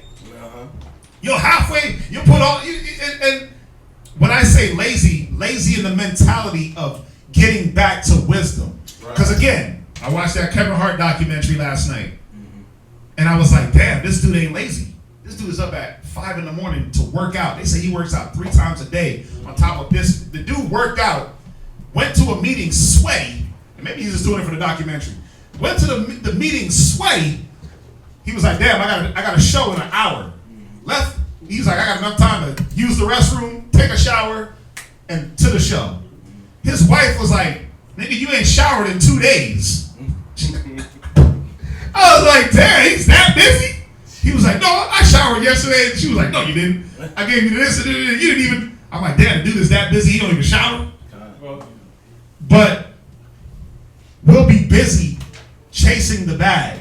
We'll be busy getting our stats up for sports, Judah. LeBron James will invest millions into his body to be able to play sports for 17 years.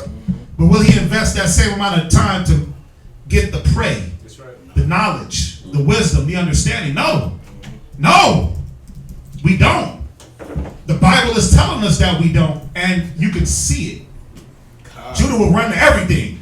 They'll be able to reel down Michael Jordan's stats from 85 to 2018. The nigga ain't even played in 2000, but they got his stats. They got the stats of how many shoes he sold from 2009 all the way on. They got the sports stats, the shoe stats, what Concord came out at this year, what Jordan came out in this year. But, hey, break down Revelation chapter 1 and 1 down to 13. Huh? Huh? Break down Deuteronomy. Or, hey, the Bible says such and such. No, it don't. I don't believe in that. What? Yeah, you like that old tired ass lion that just wants to lay there and argue and go against and not rise up and devour the knowledge, the prey. Y'all see this? From there, read on. Read on. Who shall rise him up? Who is gonna rouse Judah up? Y'all niggas is getting shot more than anybody else. Y'all are getting beat up in the streets more than anybody else. Y'all are getting all the most abuse from this nation as a whole. When are y'all gonna wake up, man? When are y'all gonna say enough is enough so we can get the hell up out of here? When is Judah gonna get up off his ass, pardon my language, and fight? Be what you were meant to be, a warrior, a lion, the king of the jungle. Y'all, we the head tribe. Act like it. Damn it. Give us something to follow, except for sagging pants, weed trends, sports, music. Give us something to follow other than rap. Dumbass rap. Yeah. Give us a good example. You the head tribe. Be it. That's all we want. That's all I'm saying. I'm not a Jew. Well, I'm a Benjamite, right? I'm not the tribe of Judah. I'm still a Jew, but give me something. But you see, now I see why the Most High said you're a nation of kings and priests. You're a nation, because if we relied on one nation, if we relied on Levi for the priesthood, shit, we all be doing voodoo. We all be out here just making voodoo dolls and spitting liquor into cut off chicken heads. We all be doing that. If we follow Levi and we follow Judah, we all just be sleeping tired. Like, oh man, I'm tired today. Man, I'm about to crouch down. That's true. I'm about to get this. My knees, my this, my that. But that's why you see different brothers from different tribes having to take the reins. And then guess what? We're gonna have to relinquish the reins to Judah and follow Judah. Why? Yahweh Shai. He's the tribe of Judah. We got to follow and fall under Yahweh Shai. Read on. Verse 10. Right? The scepter shall not depart from Judah. Right. The rulership will not depart from Judah. Now, you got to go back a little bit in the history and you'll see that this started with David, man. This started with the Most High's love for David. And David, being a man after the Most High's heart, he said, listen, man, this is going to be, I'm doing this for David. I'm going to make sure that David's posterity as the tribe of Judah, that rulership, man, and it's going to go from David all the way to Yahweh Shai. Go ahead. No lawgiver from between his feet. Right, showing that the law was going to come from Judah, the teaching. Go ahead. Until Shiloh come. Until Shiloh come, the peaceable one. Yahweh Shai, read. And unto him shall the gathering of people be. Just like we read in Zechariah. The tents of Judah will wake up first, and they will be the leaders. Go ahead. Verse 11. Binding his foal unto the vine. Now, this is a prophecy of the tribe of Judah, but also a prophecy of Yahweh Shai. Go ahead, it says, binding his foil unto the vine. Go ahead, what vine? That vine of grapes. Read. And his ass's coat unto the choice vine. Read. He washed his garments in wine. Who washed their garments in wine? Yahweh Shai. Right? Yahweh Shai, wine, it said it. Lo, a man gluttonous and a wine bibber. Right? A friend of publicans. Go ahead. And his clothes in the blood of grapes. Go to Zechariah 9:9. His garment stained. Yeah, he was drinking. Boom. No, I'm talking about from the nations. Oh, you talking about Isaiah 63. Yeah. What it said, who is this that come from Bozrah? Bozrah. Like he came from the wine press. His garments dipped in, but that said his garments was dipped in blood. As if he was at the wine press. Woo! Right? Read that. Zechariah 9:9. Zechariah chapter 9 verse 9. Come on. Rejoice greatly, O daughter of Zion. Read. Shout, O daughter of Jerusalem. Come on. Behold, thy king cometh unto thee. Right. Yahweh Shai comes. Read. He is just. He is what? He is just. Come on. And having salvation. Read on. Lowly and riding upon an ass. Right. And upon a coat, the foal of an ass. Go to Matthew 21 and verse 1. So the prophecy in Genesis, Zechariah hits the prophecy again. And what does Yahweh Shai do? He come riding in. Right? He come riding in. Read. Matthew chapter 21 verse 1. Read. And when they drew nigh unto Jerusalem and were come to Bethpage, unto the Mount of Olives, they sent Yahweh Shai 2 disciples, saying unto them, Go into the village over against you, and straightway ye shall find an ass tied, and a coat with her, loose them, and bring them unto me. Right. And if any man say aught unto you, ye shall say, the Most High hath need of them. Right. And straightway, the Lord hath need of them. The Lord hath need of them. Go ahead. And straightway he will send them. Right. So he said, listen, man, go into the town, you're gonna grab this coat and this ass. If anybody asks you, tell them I need it. And guess what they're gonna do? Give it up. They're gonna give it up, no questions asked. Because our people knew the Spirit was put on men to help prophecy be fulfilled. Read. Verse 4. All this was done, that it might be fulfilled, which was spoken by the prophet, saying, Right. Take ye, daughter of Zion, Read. Behold, thy king cometh unto thee, meek, and sitting upon an ass, and a coat the foal of an ass. Right. And when you look at that riding in on the ass, when you look at that was symbolism of new rulership. Ooh. The kings will put their sons on the ass and let them ride around to show like this he's gonna be the next king. Ooh. Yeah, they did it in a few different nations. Wow. Right. Jump back to Genesis 49 and verse 12. Genesis 49 verse 12. His eyes shall be red with wine. Right. And his teeth white with milk. Yeah, because, come on, man. Judah loves to eat and drink. Y'all love to eat. Y'all always throwing some barbecues and y'all barbecue for no reason. Drink for no reason. Like, they gotta be no party for a Judah drink. I mean, come on. This is so on point, scary. But that's my point. That's the point of the scriptures to show you. This is coded. This is a code.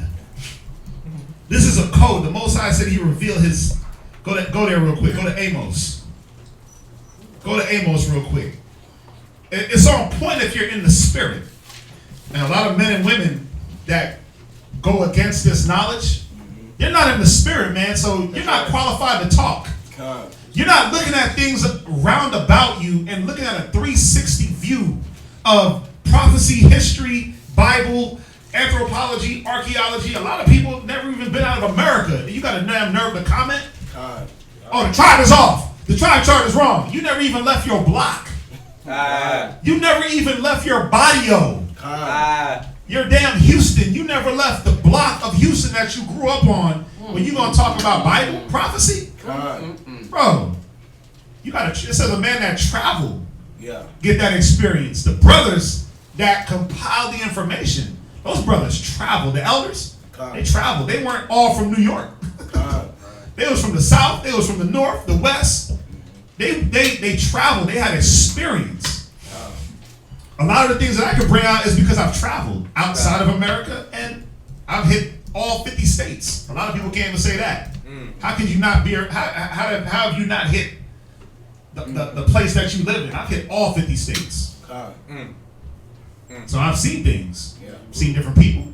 I've lived in a few different states throughout my life. I've lived in a different country. So experience, man. But you got a lot of people that comment and talk and go against. But again, you haven't even left your project. You haven't left your block. You haven't left the house that your whole generation grew up in and branched out to see. Wait a minute.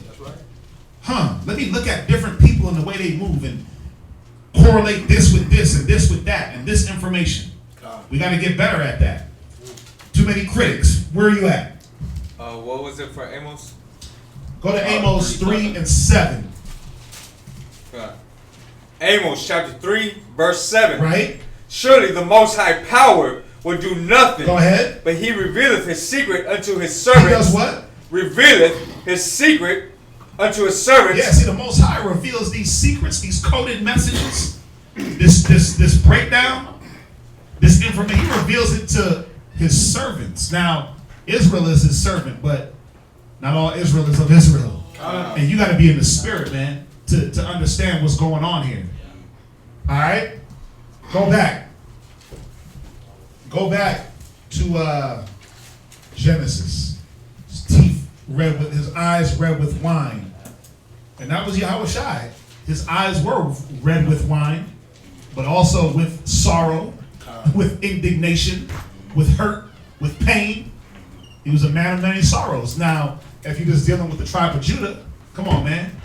let a Jew hit a Modelo. All of a sudden, he's red. His eyes is like, damn, what's going on over here? Right? He hit a Modelo, he hit a little bit of Hennessy, hit that Paul Masson that I never drink. Hit that Paul Masson. Yeah, I ain't messing with that.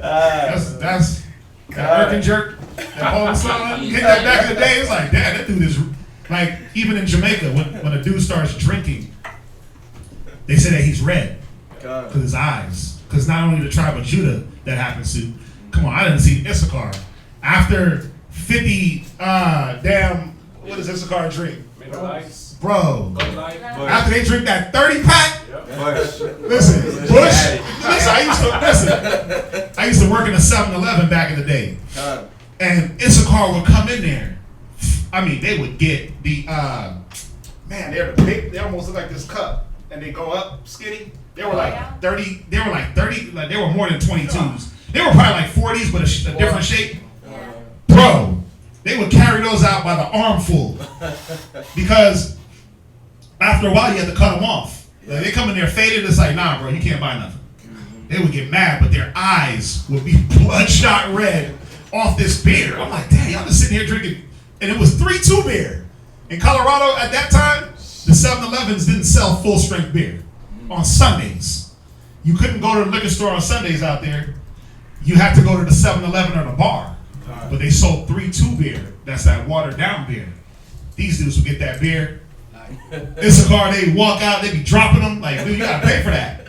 Bro, they get 30 of those. And I'm like, damn, you about to go drink all that? They drink all that, come right back 3-4 hours later. I'm like, twice in a shift? And it's like, my thing, I'm like, nah, bro, you cut off. And they eyes is like, come on, buddy. Come on, buddy. My thing, I need this. And I'm like, nah, you don't. Their eyes would look like this guy's shirt. Eyes red with wine, bro. Red, and even smiling. Right with milk. Yeah, but it shows you, man. It shows you not only the tribe of Judah, but the whole nation. But the Jews, you know, when they start hitting that Hennessy, man, come on. Let's start hitting that Henny, that Remy. You get a little red in the eyes, man. Cause we tired. We're oppressed. You drink that liquor to kind of tame some of those thoughts. God. Not too much, but you get a little red in the eyes, man. Right? Where we at? You gotta have fun with this because this can be boring as hell. Like, and Judah. No, we gotta have fun with this, man. It's the word of the Most High. We gotta be lively. We gotta be fun. We definitely taking it serious, but we having some fun with it. Absolutely.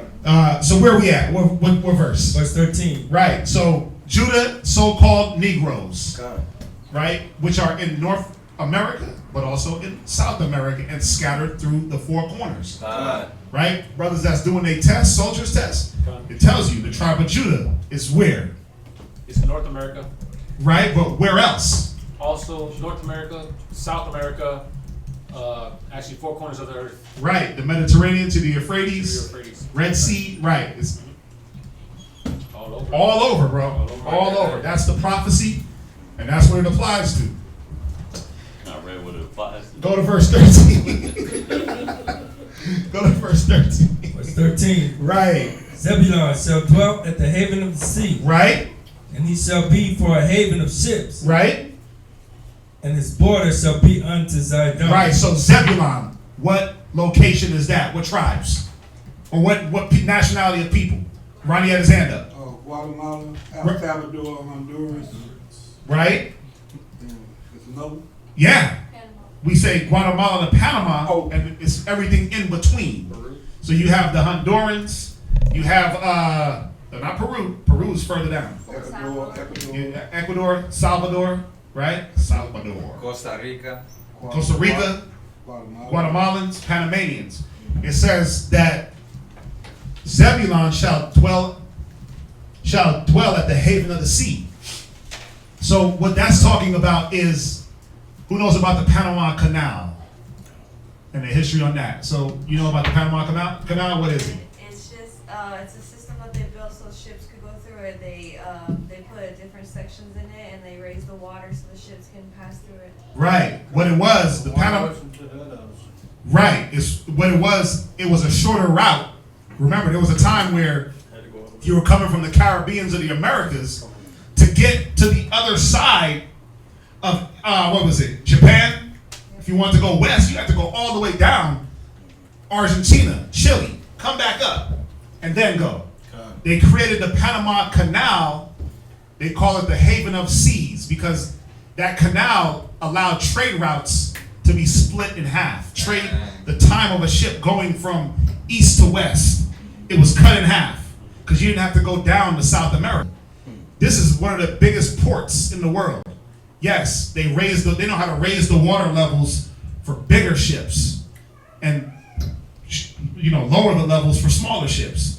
It's a canal they cut out and they can bridge it, they can widen it, they can do so many different things with it.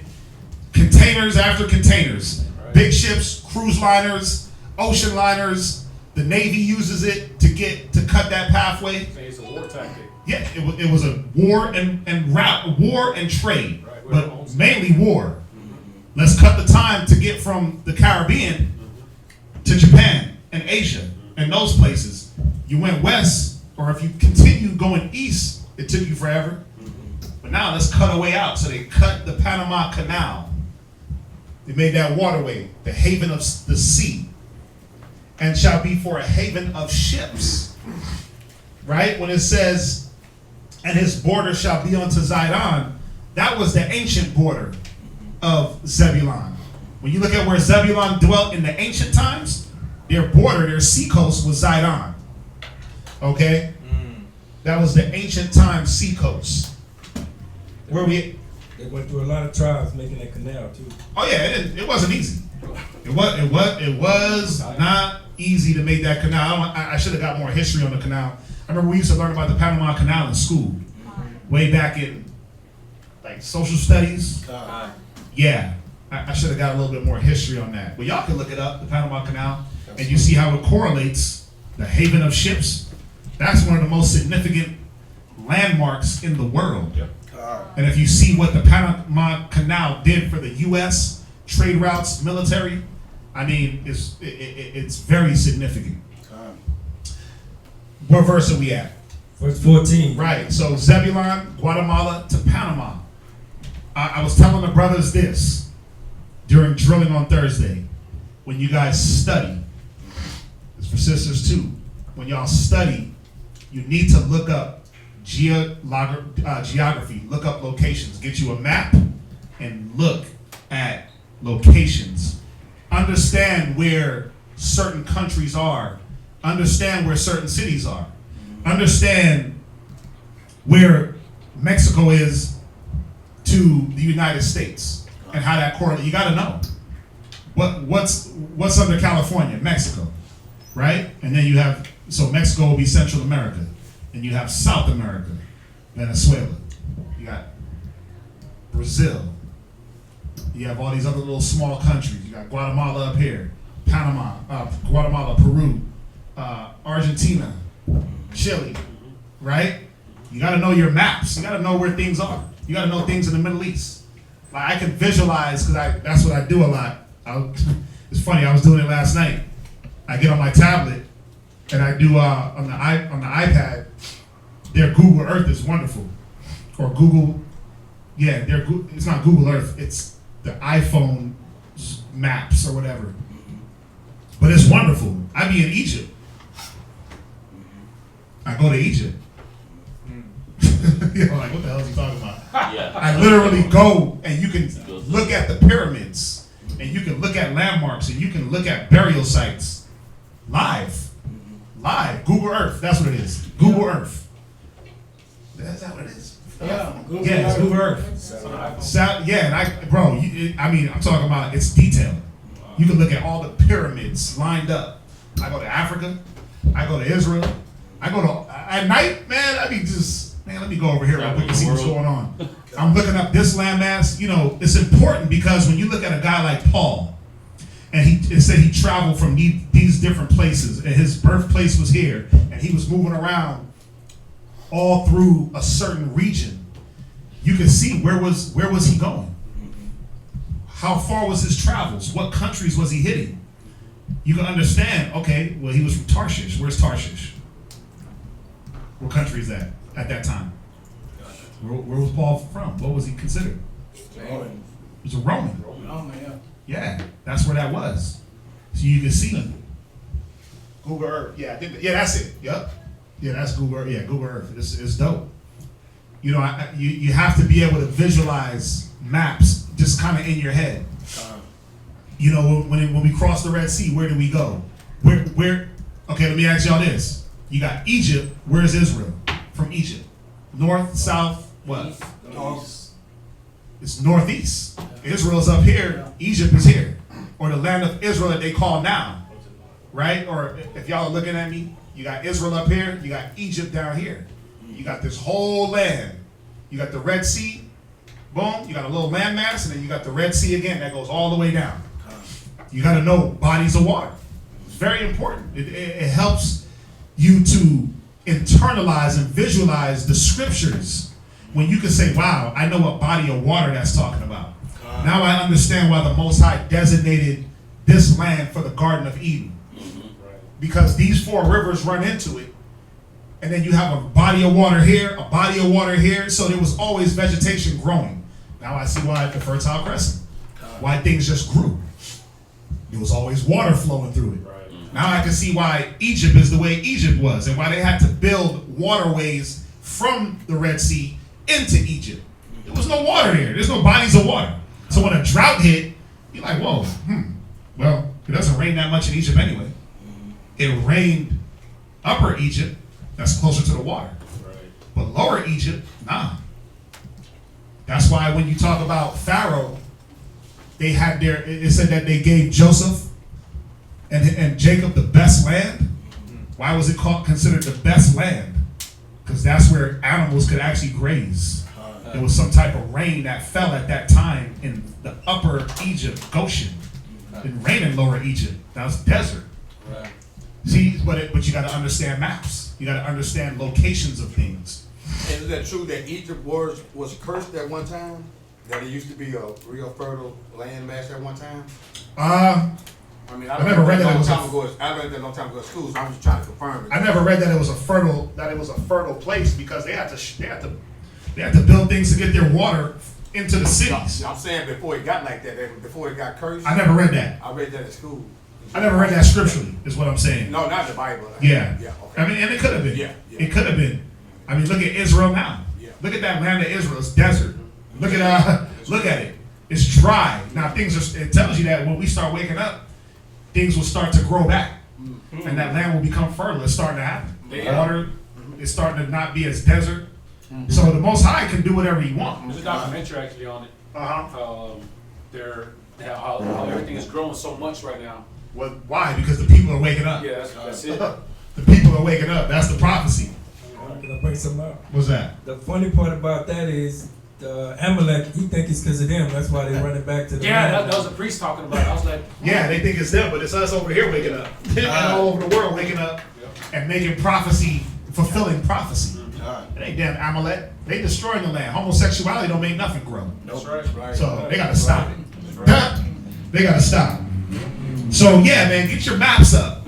Straight up, get your maps. Get your maps. Go on there, map things. We were going through it in drilling. You know, when it talks about the isles of the sea. What islands is it talking about? Who knows? When the scriptures talk about the isles of the sea for the region of the Middle East, what islands was it talking about? Well, you know, you were there.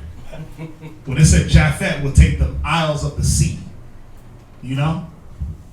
Patmos? Wasn't Patmos Island? It was an island, but there was like 3,000 islands off the coast of Greece alone. Off the coast of, if you zoom in on your map and you look at Greece, there's 3,000 islands off the coast of Greece. There's islands in between Africa and Europe, in between, Spain. There's islands next to Spain. Hey, Great Britain, that's an island. Ireland is an island. You have islands above that. You have about 300 islands off the coast of West Africa that no one talks about. A lot of Israel is there. And they live kind of secluded to themselves, just eating berries. They wear clothes, but they just eat berries and fruits and stuff. No technology. But there's about 300 islands, if I'm not mistaken, off the coast of West Africa. Think about that. You think Israel ain't there? But those isles of the sea, there's so many different islands, man. And because when you hear islands, what do you first think about? Oh, that's the Caribbean. Yep. Caribbean island. No. Bro, there's so many off the coast of Russia. Oh my God. Remember when we looked at that? Yeah, I'm looking at it now. Yeah, off the coast of Russia. There's thousands of islands in Upper Russia. There's you said Iceland. I mean, you just gotta go and look for yourself and say, wow. And people live there. Like, they got roads and town names in Russian. You would think nobody lives here. Somebody lives there. And I bet you this. I bet you there's a Jew. I bet you there's a Jew close. Right? I bet you there's an Israelite somewhere, man. It says we're scattered. So, you know, we got to get a lot better at understanding what we're reading, and you can understand by looking at different maps. All right, let's jump back. Let's jump back to Genesis. So we're at Genesis 14, verse 14. Dang, this Google Earth is dope. Google Earth's nasty, right? I be on the iPad like, woo, this is, dude. Go ahead. Issachar is a strong ass. Issachar is a what? Strong ass. Yeah, Issachar, right? The tribe of Issachar, which is who? Mexico. The so-called Mexicans, right? They are a strong, stubborn ass. They are a stubborn people, but the ass represented that hard-working. They are the most hard-working people. And, you know, it's funny because before I even learned the Bible, the joke was, if you need something done, like work-wise, go get you a Mexican. Go get you a Mexican. And that was a joke that I really didn't understand until I started, you know, my pops, he does carpentry. He does, you know, remodeling. And what would he go do? He's like, well, get me 2 Mexicans and we're going to knock this out. But he didn't do the, I'm going to treat them bad and do all that. He paid them good. He bought them lunch. He took care of them to the point where he had steady guys that would want to go with him. But if you look, if you drive down West Park right here and you hit 59, bro, it's not even a Home Depot. No, I'm not talking about the Home Depot. There's a gas station that they all sit by. And they be posted. You see it, you live right. They be posted. If a truck pull up, they run into that because they want to go get that work. You're exactly right, because some of my contracting days, I had a big contract. I had 7 brothers working for me. None of them wouldn't do right. You said what? I had 7 brothers. Oh, so they wouldn't do right? Before I knew about the Israelites. They wouldn't do lazy. right. I went and got me 2 Mexicans. Bro, they knock it out. Issachar would do the work. One Issacharite do the work of 2 Judites. And let me say I treated like your dad. I treated him right. I treated him like I want to be treated. Yeah, you have to. You have to. You know, that was, you know, because the one thing about Issachar, watch. It says Issachar is a strong ass. Go ahead. Crouching down between 2 birds. Right, showing that he's ready to put that work in. Yeah. Issachar, bro, listen, I've never seen roofers do roofing at a speed that these Issacharites was doing roofing 2 summers ago. In the hot sun. They just do this. Hoodie, long sleeve, mask, and they just throwing shingles. And it's like they got a system, but they work hard. They got the music playing. But then what does Esau come back and say? You lazy Mexicans. Yeah. Every time. Right? They should have been saying you lazy Negroes, because Judah turned from the strong hard worker to the lazy, but Issachar stayed working. They were hard working people. They work. They will work. They will work and work and work and work and work. But the one thing Issachar needs is this. Read. Read. And he saw the rest was good. Read. And the land that it was pleasant. Issachar gonna take his break. His rest. Issachar, what do they do every 12 noon? Siesta. It's siesta time. Maybe we gonna sit back and eat lunch. We gonna break out our coolers, right? We pack our lunch or whatever, but we gonna eat. We gonna siesta. They don't play with that. Bro, when listen, if I'm going to the mall at a certain time, if it's 12 o'clock and I'm going to the mall, bro, when you know when you in Houston they have the little turnarounds, and it's the bridge, and it's like under the bridge, and I'm like, damn, who are them homeless people with a truck? Oh, they ain't home. That's Issachar. Laid back. Yep. They already ate. It's already like 12:15. They ate. They just laid back to sleep. It's 12:15. I'm like, oh yeah, siesta. They don't play. It says he saw. They put the work in, but Issachar's like, bro, I work. But guess what? I'm gonna take this rest. I'm gonna take this 12 to 1 p.m. What's that? I like to ask this too. Yeah, they was hard workers. They also work for cheap.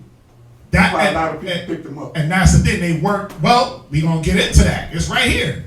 It's right here. See, I love that you said that, because that was one of the other problems that my pops had, where he would bid for a job, and I'm probably sure that you had to deal with this too. He would bid for a job. He would put in a bid, and then Issachar would come and underbid him, because Issachar knew they could knock it out a lot faster, so they would do it for cheaper. They wouldn't be there as long. So they would underbid. My dad was doing landscaping, the same thing. They would underbid everything, right? But it said his rest was good. Go ahead. Oh, second precept. Right. And bowed his shoulders to bear. He did, read. And became a servant unto tribute. Yeah, he became now a servant unto tribute. He became cheap. Cheap labor. You want it done cheap? Go get a Mexican. He'll do it for a 6-pack and some beans. Right? That's what they tell people. That's what they say. Go get a Mexican because he'll do it for. Listen, and I've seen it. I've seen Mexicans say, "Hey, listen, you want that drywall done? I knocked it out for a 6-pack." What? Okay, bro, let's do it. Yeah. Come on over. The only thing was they rushed. They go. Some of them went so fast. The work was bad. The work wasn't quality because they know how they can do things quickly, but where was the quality? They became a servant. You see how these scriptures don't play? How, like, it ain't like Issachar's like, hey. It ain't like the Mexicans are saying, hey. Genesis 39 and verse 14 says that Issachar's a strong ass and they were going to work for tribute. Let's do that. The Bible said it. The people did it. That's how you know the Bible is real. The Bible is true. The word of the Most High is true. We are fulfilling prophecy daily, even through our ignorance, man. Even through our ignorance, we're fulfilling the prophecies that the Bible said. It said Issachar will be a servant unto tribute. So what happens? Now Issachar's here doing what? Building America. All these houses, bro. Coming up. Mexicans built these houses. Cheap labor. Mexican does the landscaping and keeps the parks and everything good. All the dirty jobs, right? All the sanitation. The tollways are coming up. All that. It's Issachar, construction, cheap, all that construction. Why? Because Issachar knows how to bear that burden. Bro, I've never seen. You got Benjamin that got a gang of jobs. They work hard, but Issachar be doing these jobs, man. I'm like, bro, you stand in the sun and die all day? Yup. Yeah, but guess what? Not at 12 o'clock. Nope. Not at siesta. At siesta, I'm going in the shade. I got my cooler, bro. You gotta pay attention. Yeah. You have to pay attention to the world around you. 12 noon. If you're driving, if you happen to be out, all you gotta do is just look. That's right. Look for somebody laying in the grass. That's true. Look for a group of men sitting around with a cooler, slapping beans and cilantro and everything, or whatever they ate that night. I'm not clowning. That's Issachar. But Issachar get them tortillas out, beans, cilantro, boom, boom, boom, and they're grubbing, man. They might even have a Corona or a beer or but something. But the Bible is telling you they'll work, but they got to take that break. They see that rest is good. Man, years ago when I was locked up in jail on my way to prison, you swear to God a Mexican knew another Mexican from another person. They ain't never seen each other. They had that bond of unity. Yeah. And in jail, the brother be over, he got 3 commissary sacks on his bunk. He wouldn't help nobody. One or 2 partners. But if Mexican guy come in, you'll swear to God they knew each other. They never seen each other before they life. Yeah. But they had that bond of unity right there, man. I remember that, you know. Viva la raza. Yeah. That's what. But Issachar. The one thing about Issachar that I love is that even in ignorance they have a strong bond. Yeah. You know, the 9.5. When you really look at it, the 9.5. Family unity. They have a lot of They're family. They're very family orientated. But the problem with the 9.5 is if you're too dark, even if you're one of them, because you got Hondurans that'll call dark-skinned Hondurans dirty. Yeah. They're dirty people. They're stealers. They're robbers. It's like every dark Honduran is dirty because they're dark, but that's how the Mexicans are. That's how Puerto Ricans are. That's why you have two sides of Puerto Rico. You got the black side and you got the Edomite side of the island. You think the Edomite side of the island ain't got no power right now? They'll trip. It's the Daddy Yankee side that ain't got no damn power. Right? Daddy Yankee was dark. Right? It's that side that ain't got no power to Nick because you got to side up with, if you go and deal with like Puerto Rico. Yeah. That island is separated by color. Yeah. By dark and by light. By straight hair and by Negro or woolly hair. Right? And they'll tell you there's two, that's two islands, man. Island or Puerto Rico is two countries. Cuba, the same way.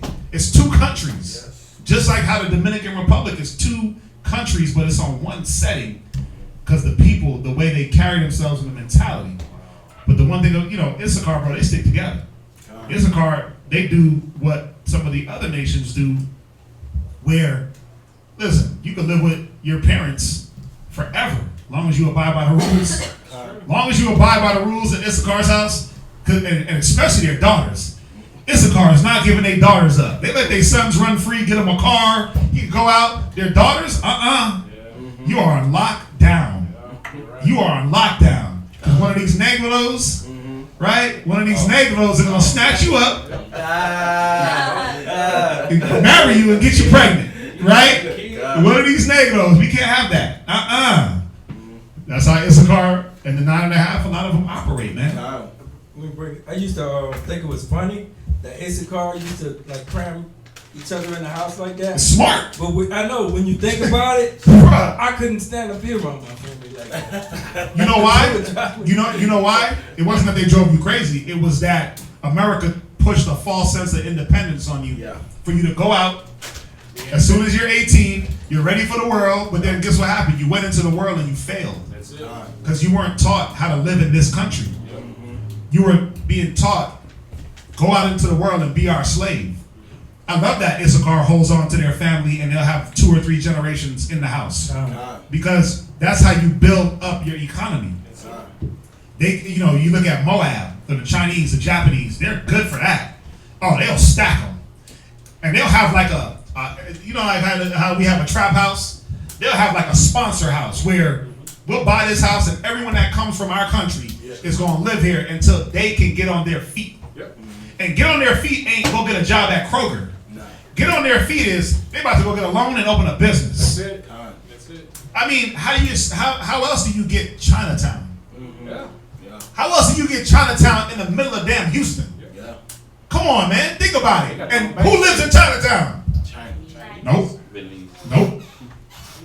We do. We live in Chinatown. Chinatown is A-Leaf. Okay. Niggas live in A-Leaf. Okay. Yeah. The Chinese got businesses there, and they own the houses that they rent to us. Y'all gotta see it. Yep. You know, Chinese, real Chinese, like they're not living there like that. They live in like the little old retirement homes, and they're sprinkled. But bro, they living in Sugarland. They living with Edomites. They living in Pearland. They living up in the woodlands. But they're renting their own raggedy ass house that's broken down. Garage door don't work. Ain't no hot water coming out one of the sinks. You got Jack and Jill sink. The Jack don't work, but Jill works. Ain't no water coming out of Jill or Jack. Like, what's the point of having 2 sinks? Hot water don't come on. Right? They'll rent you some crap and go live in luxury. Don't forget about the East Indians. Them too. Listen. My landlord is from I think he's from Pakistan, and you know he said, listen, when you're ready to buy a house, you need to move. I remember I had to go drop off my rent check to him one time. So I forgot what happened. The electronic crap wasn't working, and I had to go drop off the rent check. And I hit him up. I was like, "Where you live?" And he literally lives maybe 10 minutes away from me, but the neighborhoods are night and day. You know when you cross over 6. Behind that Walmart, he lives over there. And he was like, "Yeah, when you want to buy a house, this is where you buy it." I was like, "So nigga, why you renting me your house? You renting me the crap, but you living in luxury." But that's what they do. How else are they getting Chinatowns and little German towns in Italy and this town? Bro, they come here, they live with each other, they love each other, they let America sponsor their education. They get business loans. They get this, they get that, and then they sell you, black man. Like it says in Deuteronomy 28 and 54. 28:45. It says you for the one of all things you're gonna go to your enemy. That's it. In Genesis 25 and actual 20, when you read it, Isaac was 40 years old when he took Rebekah to wife. When you realize he was living with Abraham all the way up until that time, he was working for him. So you say he was living at that home. So we don't do that. That's all I'm just getting at. Yeah, we weren't. Listen, nobody was like, oh, at 18 you got to get the hell out so I can run around the house butt naked with your mama. Right. I got to live my life. No, we listen. We did things a lot different, and we lived with. When you look at the family structure, the Hebrew family structure, Zion, I did a class on it. Bro, you had like 2-3 generations living with each other. God. You had that, and what did that do? That promoted this better lifestyle. God. It more resources, more. Pass things down. Say it again. Able to pass things down. You're able to pass things down. Right. You're able to actually keep something in your and have a inheritance for your children. Think about it. You give an 18-year-old a whole house and he never learned about credit and finance and mortgage. Guess what? That house is going to belong to the government in 2 years because he forgot to pay the taxes. He'll pay the mortgage, but he's like, nigga, tax? That house is gone. But somebody back in the day was there to say, oh no, we got to pay these taxes. We got to take care of this, take care of that, maintain this. Think about it. The more minds you have, 2 is better than 1. The more minds on the same page, the more you get done. That's how we operated. That's right. That was real generational wealth. Wealth. That was because, like William said, you were able to teach the next generation how to do it, and they watched. They watched their grandparents do what they did, and so that was the real generational wealth. That's why Solomon hit it so hard in Ecclesiasticus, where he said, all the work you do, all the things you gather is vanity. Because why? You're going to put your all into it and then leave it to somebody that don't got the wisdom. That's right. That's right. Right? Because why wouldn't your son have the wisdom that you have? But he ain't around you to see it. God. We so ready to kick our kids out. Like me, I'm like, nah, daughter, you can live with me as long as you need. I'm not in no rush to kick my kids out the house. Like, my daughter's 12. You mean to tell me in 6 years she got to go? She ain't gonna know nothing in 6 years that the world that she needs to know in this world. My son gotta go in 12 years? Nah, I'm gonna give him enough. But I left the house. I left my mom's house at 16. You know a damn thing. I made so many mistakes. I made so many mistakes that I regret. I'm like, damn, I should have stayed. Because you know, this was the sad part. I left at 16 and I ended up back at 21. 22. I ended up back at my mom's house, living with moms on a damn bunk bed with my little brother. Think about that. Grown ass man got his own pad and this and that, vehicle, this job, but I'm back at my mama's house, living on on the bottom bunk because I didn't have the tools to live in this world. That's facts. I don't want that for my children. That's right. So I'm like, nah, little Noah, you're gonna stick with me, son, until. But you can't force them. You can only give them what you can give them at the time. Pray to the Most High that they took what they needed, and show them the benefits of being around. You know, we too quick to, and you know a lot of that. You know why we do that? Like you got to be out by 18 because we weren't prepared for our children to have them, and they took so much of our youth that now you're trying to get that back when they're gone. Like nigga, the club at 50 is played. Come on. Bar at 50 is played. By the time your kids are 18 and you 50, you trying to go party? Like, man, go sit your old ass down. Right. Because that's what I'm going to be doing. Sit my old ass down. Enjoy the fact that the Most High bless you with kids and that you can actually teach them something. But don't look at them as a burden. Like, oh, you took away from my life. They really added to your life if you taught them. Because as they get older and you get older, someone's going to be there to be able to help you out in your old age. That's what it should be about. That's what it's about. That's wealth. Amen. So a lot of us, man, that had kids young. I have my kids starting at 21. I don't regret. I wish I had them earlier. That would have kept me out of a lot of trouble, kept my mind a little bit more straight, and they will be a little bit older now. But you know, I don't regret having them when I had them. I don't regret them now. And I'm not in a rush to get rid of them so I can go live some fake ass life. Come on, that's right. Some fake life, what? What am I, what? In the bar? Come on, In the club? That's all I see out there. Yeah, when Noah hits 18, I'm gonna be 50. So what am I gonna be doing at 50? Chilling. I'm be hoping that my knees still work for me to, you know what I mean? Like, I'm be trying to get my workout on. Right. And stay healthy. That's what I'm praying for. Right. But at 50, I hope I don't even see it. I hope Yahweh Shai does come. God. But if not, I'm not gonna be trying to post up in the bar. Yeah. That's Or post up in the club. Oh yeah, let's hit the club, bro. I still got it. Yeah, like come on. I'm just trying to stay woke. Right. Yeah, you know, Judah want to just be in the club at 50, just trying to pay somebody rent. Hell nah. Trying to be somebody's sugar daddy. I'm not doing like, come on, man. Sleep by 9 o'clock. Yeah, bro, by 50. Hey, I ain't gonna front. That's starting. Listen. No, 9 o'clock, I'm reaching the refrigerator. I've been asleep since 6:30. Right. But you know what's funny? Like, I'm a cat that don't really sleep. But lately, you can't catch me awake after 12. Hey, I don't know what's going on. But I'm like, oh, it's 12 o'clock. I'm going to bed. I'm going to sleep. I got a lot to do in the days. I got a lot of running. I'm like, nah, man, it's 12. I can't keep doing what I was doing at 30, at 20, being up 2, 3, 4 in the morning. I'll do it. Like last night, I stayed up, studied a little bit. Me and the brother Shaquat, we was up talking. You know, you got to do that. But as a regimen, I'm like, nah. It's 12:01.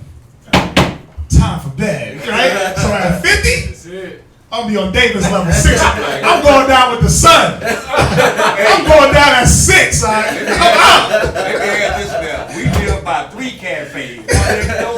And it was 3 across 3, 2 across 3 now. We don't go to neither one, but we see that stuff you're talking about. We see it. Yeah, that's what I'm saying, man. We gotta break up out of that mentality. Yeah, and that's right, certain mentalities that we live by, they destroy the things around us, like our children. All right, let's jump back.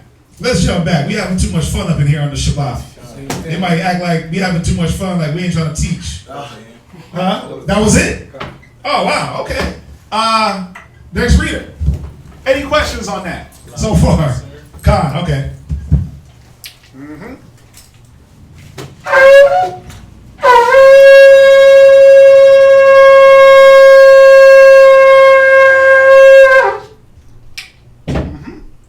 Song, Shabbat Shah, Yahawada, Ban Yasharala. Song, Shabbat Shah, Yahawada, Ban Yasharala. I might it. Barak.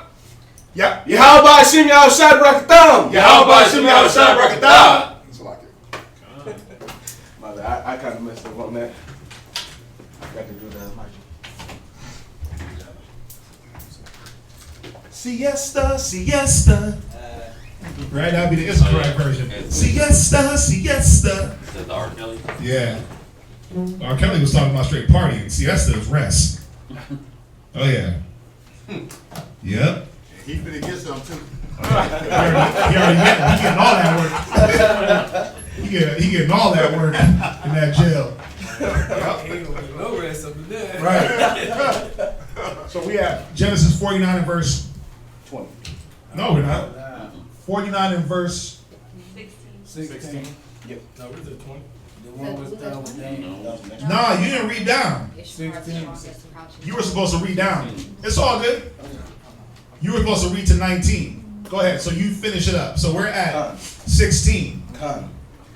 Genesis chapter 49, verse 16. Right? Dan shall judge his people. Right. And let me throw this in real quick. Let me go up real fast. Zebulon. Those are, I'm going to throw this in here. Those are the Mayan Indians. Yeah. Got to throw that part in there. Those are the Mayans. Okay?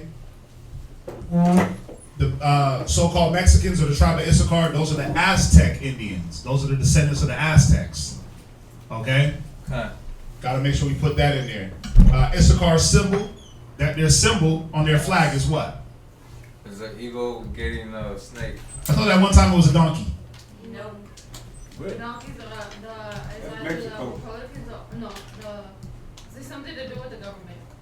Oh, it has something to do with the government? Yeah. Oh, okay. But at one time, It was the donkey. That was their symbol.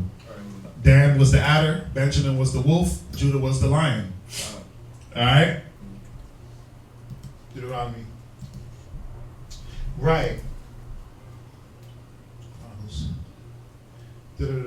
Right. Genesis 49 and verse 17. Read. Dan shall be a serpent by the way. Well, read from the 16. I'm sorry. No problem. Dan shall judge his people. Right? And that's what Dan means. Dan means judge. Go ahead. As one of the tribes of Israel. Right? Read on. 17. Dan shall be a serpent by the way. Right? Now Dan, if you look at when you go into the history of Dan, that was one of the biggest tribes. Next to Judah. They had the most number. They were huge. The big tribe, but they had a small land. Nestled in. But they had a lot of numbers.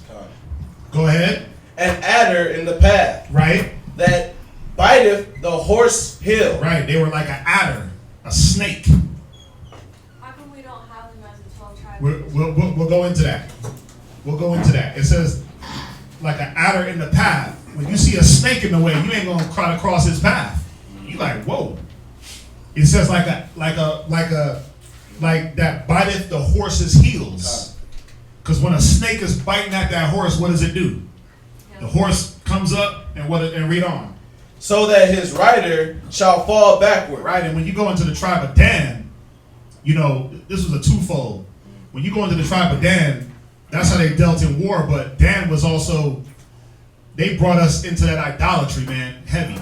When you go into Judges, the 19th chapter, and you read 19 and 1 to 20, you'll see how Dan brought us into that idolatry real heavy.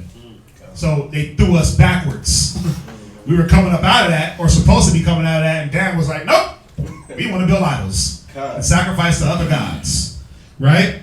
Go ahead. So that's the tribe of Dan. Now, who's the prominent man that came from the tribe of Dan? What man in the Bible? Samson.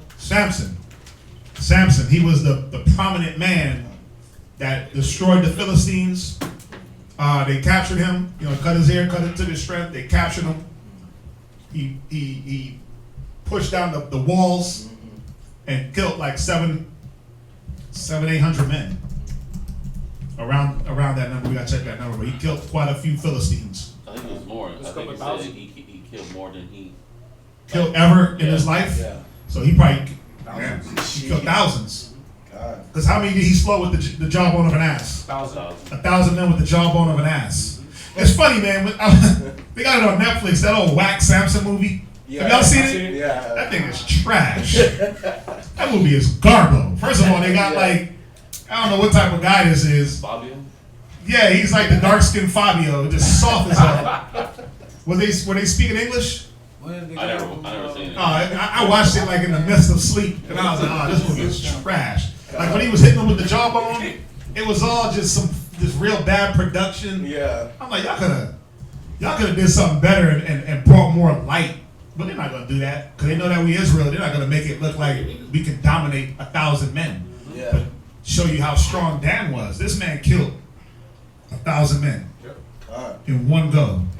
Now, I want you to just put that into perspective with a heavyweight boxer in his best conditioning, fighting against one man. By the third round, by 9 minutes in, they're both dead tired. So I want you to put that into perspective. How strong, the agility, the endurance. Most importantly, the spirit of the Most High that was on Samson. To go through and run through 1,000 men, he ran through more than a troop of men, bro. And he had a donkey's face. The jawbone of a donkey? God. One half. Like, come on. Think about that. So be able to use that, but that's what I'm saying about our people. Now, think about this, man. He was shanking cats with a jawbone. You got our people, the jawbone of an ass for our people is a toothbrush in jail. Yeah. They'll sharpen that toothbrush, put that work in. Right? They'll shake you up with a toothbrush, We'll make weapons out of anything. That's it. I see when they take the newspaper, when they take the magazine and they put it in the sock and they wet it, let it dry, wet it, let it dry, wet it, let it dry. And the thing is as hard as a brick. They hit you with that and kill you. Or toilet paper. Instrument of cruelty. And they just wrap it and wrap it, let it dry, wet it, let it dry, and it just hardens. And now they got a baton out of a newspaper. That's it. I was gonna say something similar, same thing. Take flour, Flour? and water, and make a Billy Jack, a blackjack. Yeah. Wrap it in foil paper. That thing is hard as a blackjack. It's hard. Wow. But that's the thinking of our people where I got 1,000 men against me. Well, there's a job on an ass. Most High provided. Yeah. You can only imagine. Bro, like, sometimes I be sitting back thinking about David.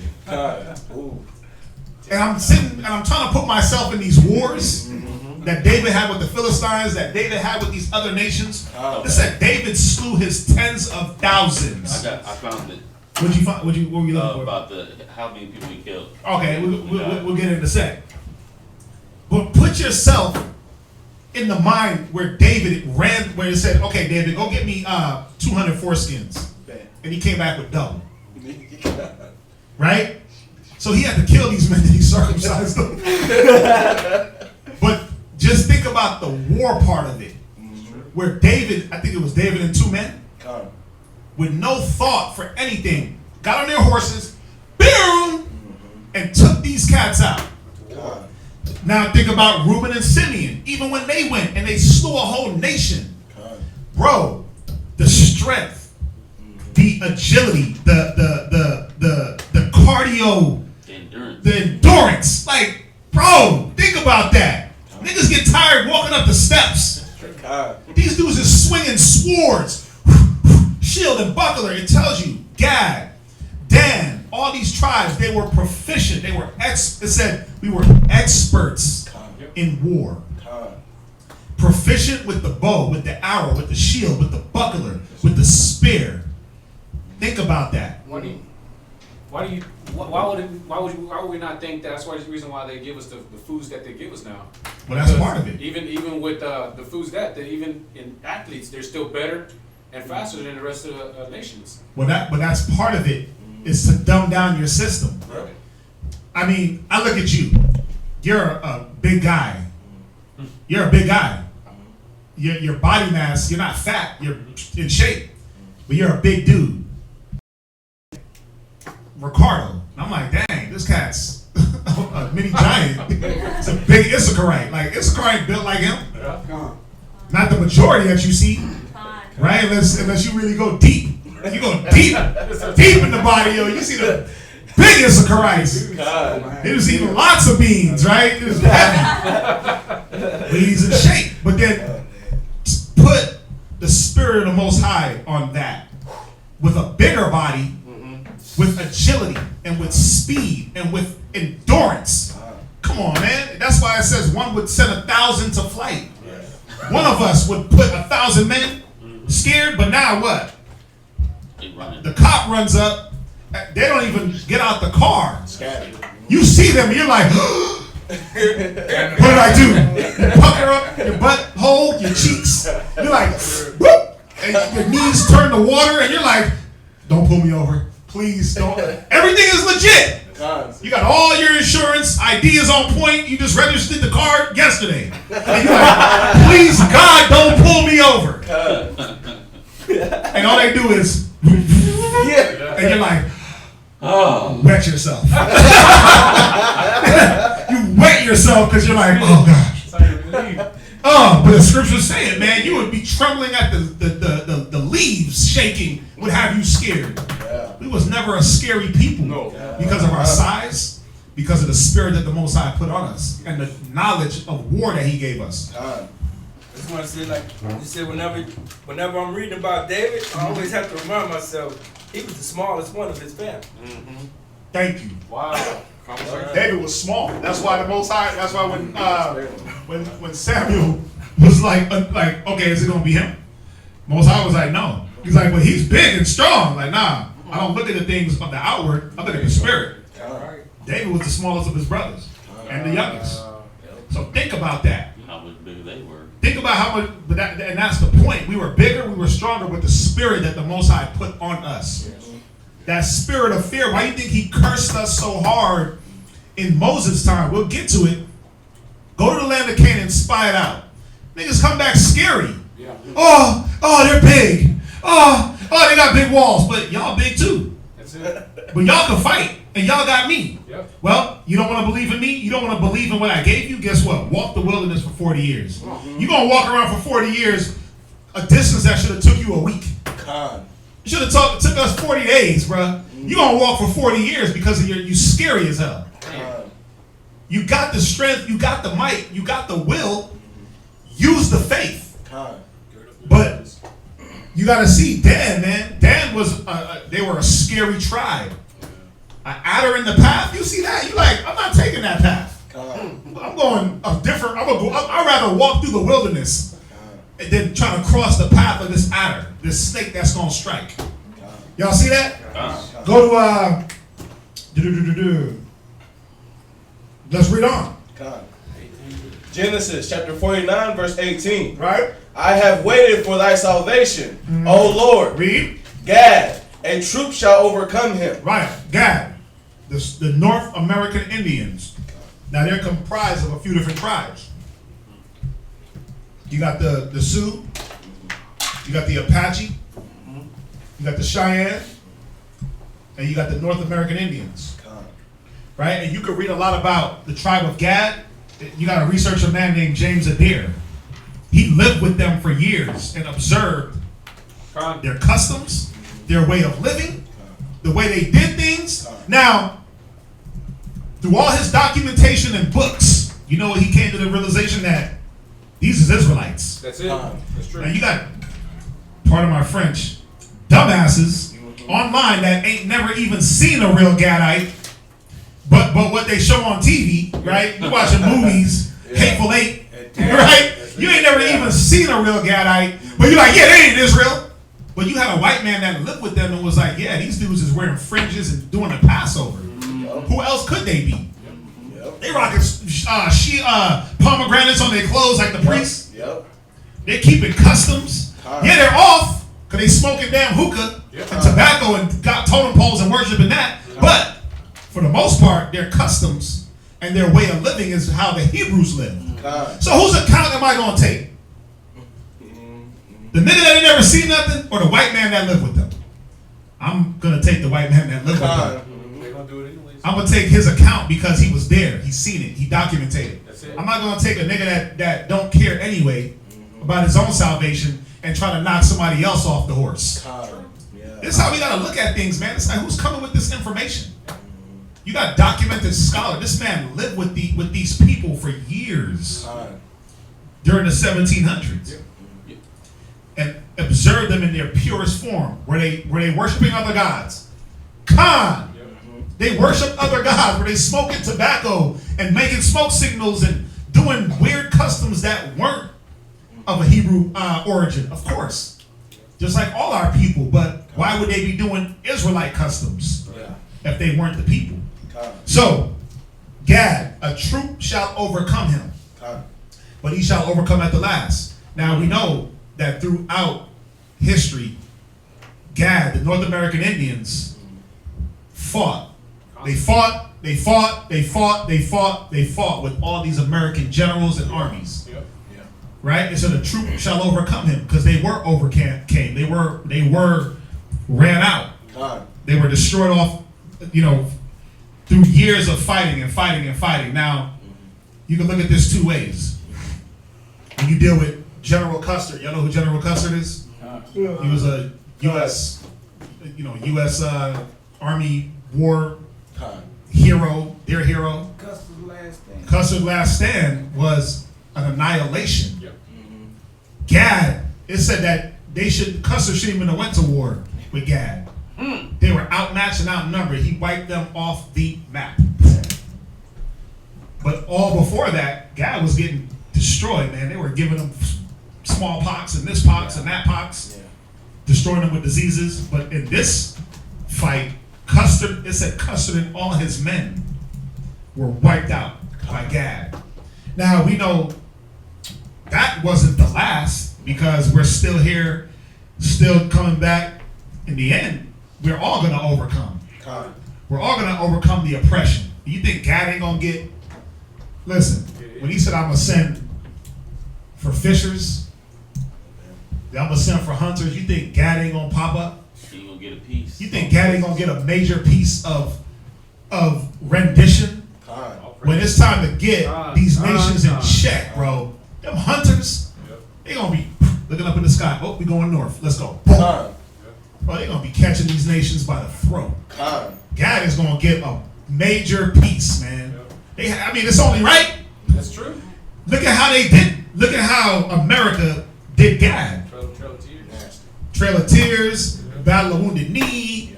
You have all these different U.S. triumphs over God that the USA will tout. And, oh yeah, we're better. And, oh yeah, look what we did to these people. Oh, but we really didn't do it. We don't want to talk about that. We don't want to talk about how we pushed them onto a little plot of land. We ain't going to talk about that. The Most High is going to, that retribution. Sometimes I wish I was a Gadite so I could get a bar. In the end, so I get a piece of that. When it's time, Now, I'm not saying that the scriptures are saying that that's going to be God as the fishers and the hunters, but you can imagine, man, if the Most High is about recompense and retribution and revenge, because he's going to revenge, but if he's going to send for hunters, to think that God ain't going to be a part of that. To think that the North American Indians, to think that the Seminoles, Reuben, they're not going to be kind of leading some of that. You got something else coming. Because these dudes were experts in war. David. And the thing about the United States Army is that they got all these broken people you talking about in their military. Yeah, they do, because we're scattered. Remember, we were mingled amongst the heathen. Psalms 106 tells us we were mingled amongst the heathen and learned their works. So we learn and we do their bidding. We fight their wars. You know how many Jews is crapping their pants right now because of this whole Iran thing? They're like, damn, I did all this for a Dodge Charger? I did all this for $1,500 every 2 weeks? I could have went and got me a job at the Kroger warehouse, at HEB warehouse. Who's ringing? I could have went and did something else and I had to put my life on the line for wages. Right? So, you see that. Go to Deuteronomy 33 and 20. Let's get a little bit more on Gad. Now, if you're paying attention, Genesis 49, Deuteronomy 33, this is the 12 tribes prophecies. Read that. Deuteronomy 20. Deuteronomy chapter 33, verse 20. Read. And of Gad, he said, Blessed be he that enlargeth Gad. Go ahead. He dwelleth as a lion. He does what? He dwelleth as a lion. Now, what does a lion do? Crouch. No. What does a lion do as far as the way it lives? A lion is about territory. It said that Gad was like a lion. You know why? Because Gad controlled all of America. The whole North America and Canada. That was all Gadite territory. That was all. Imagine having. Why you think California? Why you think Nevada? Arizona. These are like Gadite names that have been changed into English. When you look at like all of California, and it said it was Mexico's territory, it was Gadite land first. All those, listen, all of that, Nevada, Colorado, Utah, Texas, all of it, all of North America was Gad for a time until the white man came in and was like, oh, we like this. We want. They went from east, and with the gold rush, they went over all the way to west. And what did they do? They wiped out Gad. They killed their food source. And their food source was their food, their shelter, and other things. They wiped out buffalo. They gave them smallpox. They gave them chicken pox. They raped the women. They made cartoons, Pocahontas. I didn't even know Pocahontas was real. Until brothers told me. I was like, damn, they turned a rape story into a cartoon? Come on, man. That's wild. I didn't know until you just said it. But you see, but brothers, I was like, Pocahontas was a real thing? They're like, yeah, it was about a Gadite woman raped and took from her family. family. It was either give us Pocahontas or we wipe y'all all out. They took Pocahontas, raped her, got her pregnant, and killed all the people anyway. In Nebraska, they teach us about Lewis and Clark and Sacagawea. What's that? Sacagawea was a Native American that they took to lead them to the west. Because they knew the land. They knew the terrain. They were like a lion. When you watch a lion in nature, all they do is just roam their territory and patrol. A lion he has his pride, you know, he got his ribs, he got his kids. Gotta say that, he don't got one rib, he got a few. Boom. And the lion does this. He makes a circle around his family. And it's miles and miles wide. And it is a big perimeter. And what he does is he pees on trees, he takes a dump, and he roars. And he lets people know, I'm patrolling. I mark my territory. If you come, we gonna fight. He roars, somebody roars back, depending on what type of roar that is. He's coming to try to get the women and children. He's there to defend. Now sometimes, and it's rare, you'll have a pride with more than one male. It's rare. Usually what it is a father and son duo that never break up, or two brothers that never broke up. But usually lions, it's one man, his women, his children. Whatever male survives, he goes out and he starts his own pride, or he goes and takes over another pride. So it said Gad was like a lion. They ran and patrolled this whole north. Go ahead. He dwelleth as a lion and teareth the arm. He does what? Teareth the arm. That's your blood pacts. Who does that? What people do you know? And they make a blood pact. Blood brothers. Who that was Gad. They did that. Not only did they tear the arm and do it, man, they would. You watch, what was the one with Denzel in the West? Well, I don't remember Dances with Wolves. I don't remember. Was that the one with Mel Gibson? Hold on. Magnificent Seven. The one with Denzel. They made a blood pact. He hunted the deer, he cut it out, and they shared the heart or the liver. They make these blood pacts. What people do that? Now you got a lot of people that do it now, but Gad was known for doing that. They make a blood pact with you. This is how you swore an oath with Gad. Here in America. Why? We know that eating blood was off, and mixing, mix blood and do all that. That's off. That's wrong. Right. But when they came to this land, that's what they were doing. What else? Teareth the arm with the crown of the head. And the crown of the head. That headwear that they used to wear. Oh yeah. You know, the chiefs, they would wear those feathered headwear. Big feathery. And there's a book, I forget the book, you could go into, and it talks about the headwear that they would wear. That crown. On that way it said tear the arm with the crown of the head, that was like they take the feathers. Well, it's showing you two different things that they would do. But yeah, they could take a feather and cut. However they did it. Usually they would take a sharp tool they had and just cut themselves. They would just real quick, boom, and mix that blood. That showed that now you're in league. Yeah. You see that? Go to 1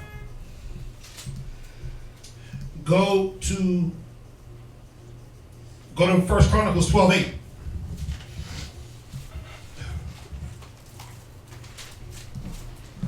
God. 1 Chronicles chapter 12, verse 8. Right. And of the Gadites, there separated themselves unto David into the whole to the wilderness men of might. Right, they went into the wilderness. They were men of the wilderness, men of might. Go ahead. And men of war. Men of what? Of war. Yeah, man. Gad was warriors. Every time I think about like North American Indians, that's the first thing that comes to my mind. These cats is ready for war. It was always wartime. They put the war paint on, right? And do their little tribal dance, and then let's go out. Let's scalp a few white boys. Go ahead. Fit for the battle. Fit for the battle. Go ahead. That could handle shield and buckler. Read. Whose faces were like the faces of lions. Man, imagine looking at a lion face to face. But that was that battle with Custer's last stand. They were like, these dudes were ferocious. They were ferocious. Go ahead. And were as swift as a rose upon the mountain. Upon the what? Upon the mountain. Right. Listen. You know what a roe is? Deer. It's a deer. It's a mountain deer that bounces on rock to rock. Or if you look at one of them, those mountain goats, they just know how to, they just prance and they're swift. It said Gad was on the mountains moving around like a roe. Just cliff to cliff. Boo, boo, boo. Right? Just bouncing. Yeah. Remember the Hulk in one of them Hulk where he just jumped from city to city? The first one? Bro, they do that because they get these things from the scriptures. It talks about David, it talks about Saul and Jonathan. It said they were swift like eagles. So they were swift. It talks about like leaping a building and Ben's, yeah, he said they could leap buildings and bend bows of steel. David, he was leaping cliffs, leaping over things. It said he had the hind legs like a deer. It talks about one of David's men. It said that he was swift-footed like a roe. He could run as fast as a horse. Come on, man.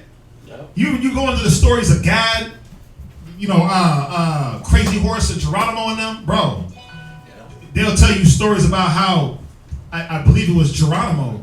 He ran for miles, like days straight, just ran, sending messages, and like Gad would just run.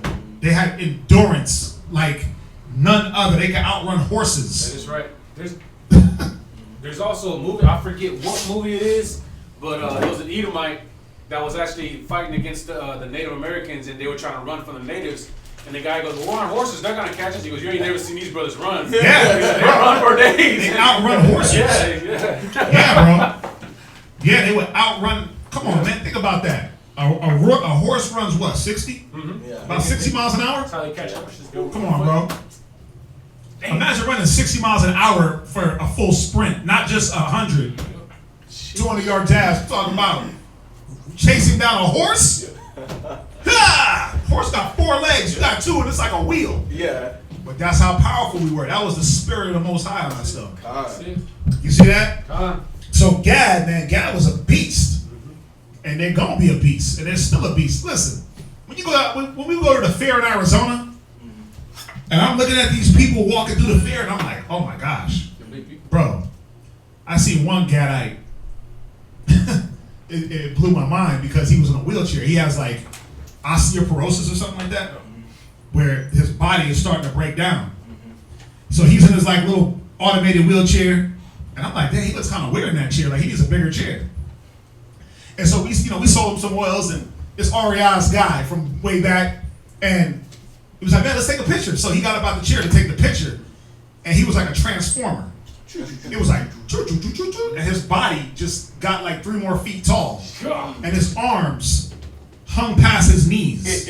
When he stood up, like my knees are down here. His arms were past his knees when he stood up straight. He stood up straight, and he was like, I was like, whoa. They would walk through the mall, through the fair. Even the women, you would look, and their arms. What killed me was the length of their arms. Their arms. I've never seen a person walk, and their arms were just past their knees, and their feet huge. This is women. These were Gadite women. I'm like, but then when you go into the lost tribes of the promised lands, and it tells you that they were giants. They were giant people leaders. They were giants, just eating people. Because they went off. But when the white man saw them, they were scared. They were like, these big black giants. Like, what's going on here? 14 feet tall. They were big people. I'm like, it shocked me. I never seen, because what's the joke? You never seen 2 Indians together. Right? You don't. You really see Gad when you got to go to where they are. They're in Arizona. They're on their reservations. They're in Montana reservations. And I'm not talking about them small, watered-down white boy Gadites. Yeah. I'm 1/3 Indian. No. You could tell these full-blooded, big face. When they said they had the face of a lion, and you're like, damn, whose face is big. Predominant cheekbones. Yeah, cheekbones. And you're like, whoa, like the scriptures are true, man. But how do you see it? I never thought I seen a real Indian until then, or a real Gadite until then. Then I'm thinking like, wow, think about through time, the scriptures say we've been watered down and weakened. If they're that big now, bigger than me, like women bigger than me, and I'm 6 foot tall, I guess I'm average, right? Well, what's average? 5'7", 5'8". Okay, so you see how even America's average is garbage? 5'7"? Like, bro, you thought Adam was 5'7", having dominion? You thought Gad was 5'7", expert in war, putting 1,000 men to flight? Come on, man. Who's running from a 5'7" dude? Napoleon looking at. Yeah, you know, Napoleon was 5'7". He was probably 5'7", 4 foot. 5'3". But we were big. But when you look at the size now and through all the bad food, the bad air, the bad water, the bad conditions, the beatdown, the slavery, the this, the that, all the things that are meant to degrade us, and you can still see some little bit of stature just in size. You're like, whoa, when we was in our power? Come on, man. Come on now. It was a sight to behold. It's a sight to behold. Even when you look at, man, you got some Jews that are in the South. Some of these Judite bros that are in the South that are naturally big. Just huge guys. And you're like, whoa. The dudes from Alabama. The dudes from Arkansas. They all played football and linebackers. And you're like, but you're 19. How are you 8 feet tall? Shake their hand. Your Yeah, hand your gets swallowed. they shake your hand to the elbow. Like, whoa. It's like, come on now. But if you look at the NBA, just look at the NBA and NFL, you have this whole league of men that are, the average NBA baller is 6 foot, my height. A guard, point guard is 6 foot. And then you got centers that are 7, 8 feet. And you're like, whoa, where are these people coming from? Well, you're coming back. That was us. A lot of that was us, the football players, these big guys, man, that some of them are really just naturally big. Big bones, big structure. And they just hit the weights and it just cuts it up. But to be 6'6", 250, 6'9", 300, 7 foot 3, like, and muscle. Yeah. Come on now. Yeah, my stepdaddy, he gone now, but when I was coming up in the 70s, it was like 6 boys and 7 girls. Their mother and father was tall. They were from Arkansas. And he said that was this old man that stayed by them. The wife had died. He had like 9 or 10 children. Right. And they was, they grew up on farm food. Farm food and farming. Yeah, farming. That's right. He said this old man had like 9 or 10 children. He'd be out there with a whip. And he'd be out there whooping that whip. Get out there and get it. Plowing that. And he'd be hollering up there. I can't tell you stuff he was saying. Right. But he said, if these don't work, the GD show ain't gonna eat. Right. Yeah. He whip out the girls and all. Yeah. It's like, but they was all big and tall. His sister was over 6 feet. Yeah. It's like, I mean, they wasn't skinny. No, they were big boned people, man. You know. It's like even when you watch, you ever seen the movie with Cuba Gooding Jr. and De Niro, A Few Good Men? Yeah. And Cuba Gooding Jr., where they catch him at? He was on the farm. Yeah. And he had that one little measly mule. Yep. And he had his little shirt off, and he was plowing the field. Yeah. But imagine when you pull up on Elisha. When you read the story of Elisha and Elijah, Elijah pulled up on Elisha and they said he was plowing with 2 yoke of ox. Right. It was 12 yoke going. It said he was with the 12th yoke. So he had 2 ox that he was plowing with himself. Come on, bruh. Yeah. Two full-grown ox? Yeah. And you're controlling that on a damn rope? And then it was like, oh, I gotta leave, let me make a feast. Let me slay those 2 ox. And slayed the ox. Killed them, barbecued them up, made a feast, and then left. Come on now. One man? Bro, to wrangle an ox around the neck and an ox. That ox is not going to let you just take him. An ox? A lot of us can't even control the pit bull. That's true. You can't even control the little mini, the mini chihuahua you got. He pulling you down the block. But these brothers was controlling full-grown ox and donkeys and horses. Come on, man. But it shows you. It just shows you. It for one, it's spirit. Yes, that's true. That's first and foremost. It's the spirit, and the Most High put a big spirit in big people. We diminish physically, yes, but the spirit in us is still big. It's still the Most High spirit. And it don't matter the size of the flesh, man. The spirit is what rules. That's right. Somebody had their hand up. Oh, I was saying, I was finna say, when you was talking about the ox and the climb with the ox, when I was growing up, my uncle, he plowed with a horse, you know, so, and I always followed him everywhere and I wanted to try it. Yeah. It was like, all right, you ready? You ready? Man, you got to have it on your mind. You gotta have it on your spirit. If you put it like that, and if you ain't ready, you wind up, he just be dragging. He's dragging you. And you don't stop him, he ain't gonna stop it. Listen, I remember we went to MacArthur Park. Yeah. And they got these Judite cowboys. And the dude, he was breaking this horse. Yeah. He was breaking a buck. But it was a female horse. He was breaking her. But she was riding him, he was riding her, and he was trying to direct it, but the horse tried to run him under a low branch. The horse was like, duh, and he was like, and he was breaking that horse down though. He rode that thing and held on. He was barebacking it too. Yeah. He was just back. I was like, whoa! And then he was doing his thing, and he was controlling it. He like, yeah, he was bop, bop, bop, bop, bop, bop. He was getting it. Boom, boom. I was like, whoa! And then, so they pulled up on us, and I was like, dude, the horse almost killed you.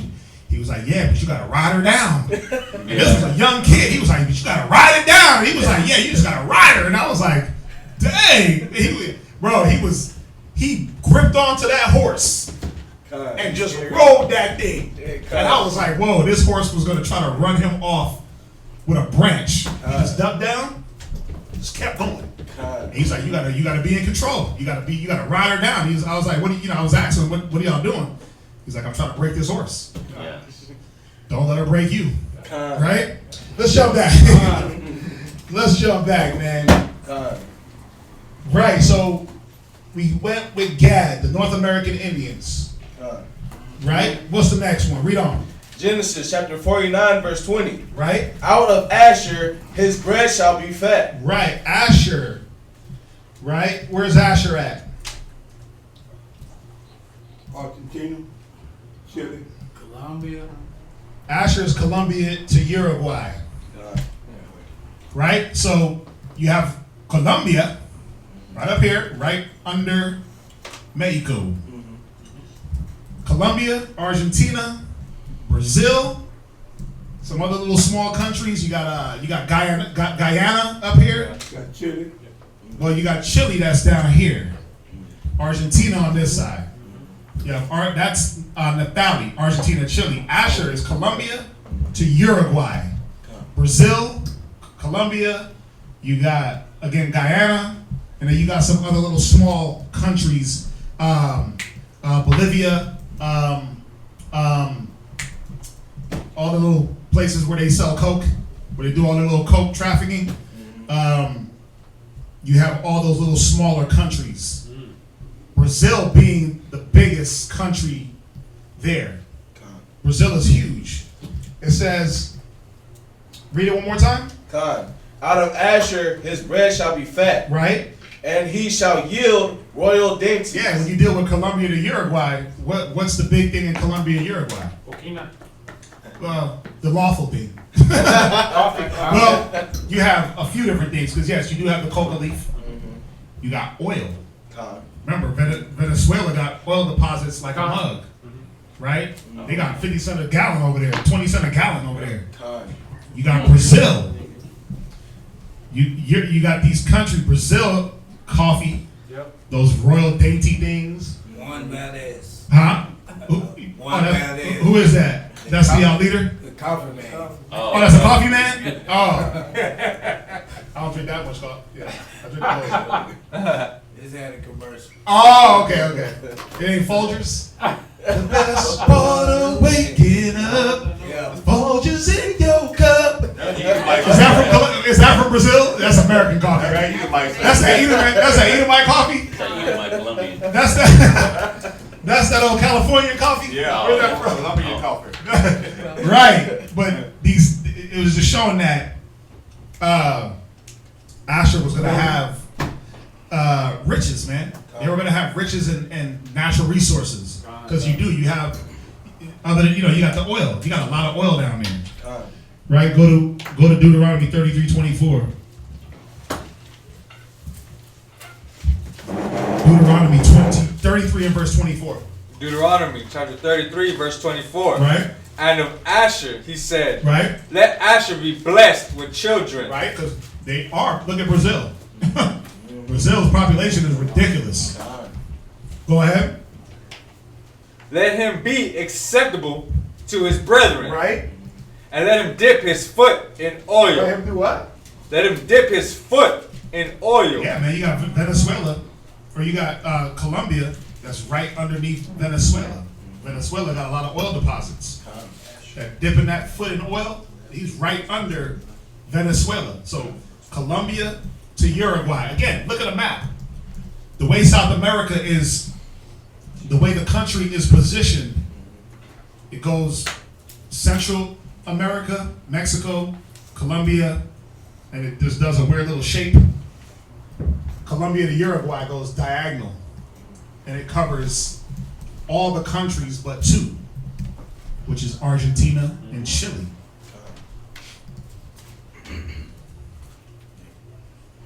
Right. Go back to Genesis. And we could get, when it comes to like Asher, Naphtali, we could definitely, we already did the breakdown on Issachar. So the class, we did a cable show on Issachar. So that's what we want to do, is get the cable shows on each specific tribe and really go in and show that these people are Israelites. So like I said, I'm just going, we could be here all day, and I could bring out a million books and a million different facts and this and that. We're just touching it briefly because it's a lot. Naphtali, read that one. 49 and verse 21. Naphtali is a hind let loose. Right. He giveth goodly words. Right. What's the capital of Argentina? Buenos Aires. What does Buenos Aires mean? Good air. Right? Good things come from Argentina. They got the wines, right? You get your little Argentinian wine. It goes in and shows, if you go to I put it here. I didn't put it here. Back to Deuteronomy real quick. Who have your hand up? Go ahead. I did a report on Argentina. They experience all the climates. Really? Yeah. Wait, it snows? It snows there too, so you can literally grow anything there because it's a long country. Right. Yeah, it goes it like goes that. all the way. So and yeah. They experience all the climates. They even have deserts. Wow. Yeah. See, that's what I'm saying. Going more in depth into each country. I didn't know that. I didn't know they had deserts there. You would think it's a coastal city, but you're right. It is long, and it is below the equator, and it is the closest country to what? Why would it snow there? Antarctica. It's the closest country. The tip of Argentina is very close to Antarctica, so I can see where the tip of Argentina would get that snow. It's just like, does it snow in Arizona? Yeah, in Yuma. That's more closer to Colorado. The further down you go, that's when you get your 110s, 150, or 110 degrees. So yeah, we gotta. That's a good fact. I didn't know that. Go ahead, read on. Genesis chapter 49, verse 22. Right. Joseph is a fruitful bough. Right. Even a fruitful bough by a well. So Joseph, speaking of Ephraim and Manasseh, right? Who's Ephraim? Puerto Rican. Puerto Rican. Who's Manasseh? Cubanos. The Cubans. Now, fruitful bough means that they were going to be heavily populated. They're going to have a lot of children. Joseph, from Ephraim and Manasseh, there's going to be a lot of people. There are a lot of Puerto Ricans. Puerto Rico is a heavily populated island, so is Cuba. It's actually, they're overpopulated. Yeah. You have a lot of Puerto Ricans and Cubans that are here in the U.S., Florida. They love to go to New York for some. I don't get it. Our people come from the islands and go to the damn cold New York. But why? To be with each other. I'm gonna go where I can fit in. I don't care how cold it is. I'm gonna go where I can fit in. So it said Ephraim will be a fruitful bough, lots of children. Go ahead. Whose branches run over the wall. Right. The archers have the wall. Now, when you go into the history of Puerto Rico, there was a wall that was built by the Spaniards called El Moro. They built this wall to keep out invaders, but what was happening was Ephraim, they would go over the wall and deal with the other nations. Right? So from there, go to Hosea 7 and verse 8. And you can research the El Moro. There's a lot of different instances of different invaders trying to come in. It was built by the Spaniards. You had the French that tried to come in. You had the English that tried to come in. And what was happening was this wall was there, but somehow Ephraim was still trying to mix in. That's it. They were trying to mix in with these other nations, and the scriptures tell us. Read that. Hosea chapter 7, verse 8. Right. Ephraim, he has mixed himself among the people. You see that? Read. Ephraim is a cake not turned. Right, showing that he was going to be different shades of that brown. Now, was this only in this instance? No. Ephraim was mixing himself during the Assyrian captivity. So they were mixing themselves hundreds of years before this. All right, go ahead. Strangers have devoured his strength. Why? Because of that mixing. That watering down the seeds, man. Go ahead. And he knoweth it not. Read. Yea, gray hairs are here. Right, that age, that gray hair. Go ahead.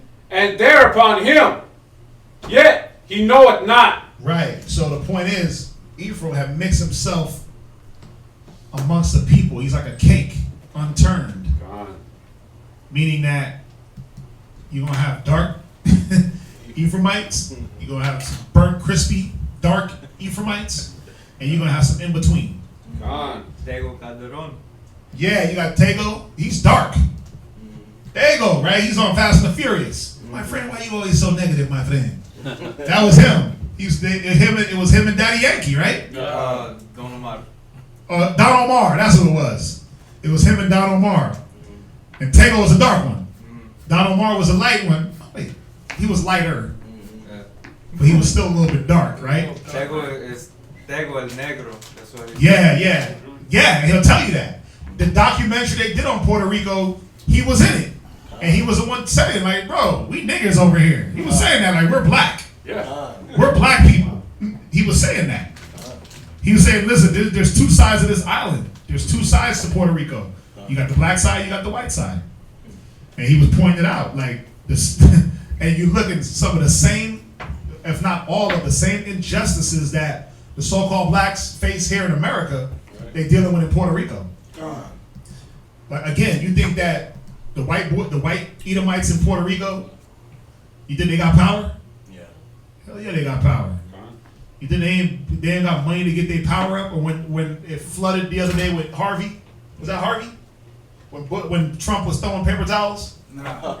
What hurricane was that? That was the one after Harvey. That was after Harvey. The one that hit the other day. Real. Right, when Puerto Rico got destroyed and Trump was like, "Here y'all go," Yep. and he was tossing paper towels like one bounty, one roll of bounty was gonna sop up the water. You simple, oh my God, Trump is devil. It's not even that, but the people were like, they're raising their hands up like it was Like trying to get it. Like, yeah, I was like, man, come on, man. Oh my God. Oh, but you think that the Edomites on that island, you think that they were suffering like the Jews of that island? Hell nah. Hell nah. They found a way. I mean, I worked with a guy, and he was just bragging about how much I got so many hundreds of acres of land. I used to own my own trucks. Mm-hmm. In Puerto Rico? Yeah, and he came here and he was applying to drive at the job, and he couldn't drive. He couldn't bag up to save his life. Damn, that's right. Not a rig anyway. That's right. Yes, sir. You know, you look back at Haiti when they had that earthquake when Obama was in office. Yeah. You know, I think it was Japan had just had an earthquake before that. Yep. And they got all the aid they needed Oh yeah. Obama sent Bill Clinton over there, and it was like 3 or 4 days before they really gave the people any resources. Yeah. Because it was because they were unreachable. Yeah. That's what they say. They were unreachable. It's too dangerous to send anybody. Yeah. Bruh. Yeah. You helicopter things and drop it. That's what you do. You ain't gotta fly in. Just drop things from the helicopter. It wasn't that bad. They were setting up tents the next day. And living out of tents for years. They still, some of them living out of tents in this place. Haiti, bro, Haiti has the worst economy on the West. You say that Any country. I seen 80 might drive a motorcycle across the lake. Right? Right. You talking about it's unreachable. You driving a bike. You driving a moped across. You're right. Esau would do anything for entertainment. But when it comes to saving us, they ain't gonna do it. But I think it was Hillary Clinton's brother got one of the largest mining expeditions going on over there in Haiti. Oh, really? Yeah. You said mining? One of the What are they mining? Coal or? No, some what they call that stuff? Sulfur? What? Uranium? No. Quartz, something. What is it? Quartz? Some kind of. Oh, that's nickel. No, not nickel. No. Quartz. I thought quartz Not was. uranium. It's something they mine. You can pull it up right quick. It's something they mine over there. It's real. No, I heard it's real rich. You should. It might be. Don't want to know. They're over there robbing them though. It might be. It might be. It's probably the salt. Yeah, something else got to do something to do with them. They got a lot of salt mines over there. In Haiti? You're talking about it's something that's supposed to replace lithium. Yeah. Let me see. It says they got gold, silver, antimony, tin, lignite, sulfur, coal, nickel, gypsum, limestone, magnesium, marble, iron, tungsten, salt, clay, and various building stones. I think the third you That's say a lot of stuff right there. Most commonly used commodities in Haitian mines are copper, gold, and manganese. 40 mines in Haiti were observed to have ore mineralization, that's iron ore, and in an outcrop, shallow pit, isolated drill hole, known as what is mined in Haiti? Copper in the 60s. I want to say uranium. I don't know. Gold, silver, anatomy, tin. They got a lot of different. Yeah, a lot of stuff. They got sulfur, coal, nickel, gypsum, limestone, marble, iron. Yeah, they got natural resources. Yeah. It's you know what? If I'm not mistaken, I think it's the chemical, the mineral that actually creates computers. Yeah, I think so too. You know, That powers the batteries. Then it's something to do with lithium. Yeah, It's lithium ion. Different type of lithium. But to replace. But her brother was over that mining expedition though. A lot of people didn't know nothing about it. That's why they investigated her. You know what? That's why they got her under investigation to see if she was supplying. Obama sent Clinton over, Bill Clinton over there doing that earthquake. Oh yeah. Obama sent. How can we mine? How can we benefit off the natural disaster? The earthquake probably ruffled up. Yes. Half of the And minerals. they said the earthquake was man-made. It wasn't a natural earthquake. They said that earthquake over there was man-made. Was caused by man. Could have been. All that fracking. Yeah. When you frack, you go under the earth. Yes. And you drill, and you're gonna move plates and different things. But the Most High, the Most High got His hand in all that. That's true. Oh yeah. Right? Where we at? We're at Jump back to Genesis. Genesis chapter 49, verse 23. The archers have sorely grieved him, right, and shot at him, and hated him.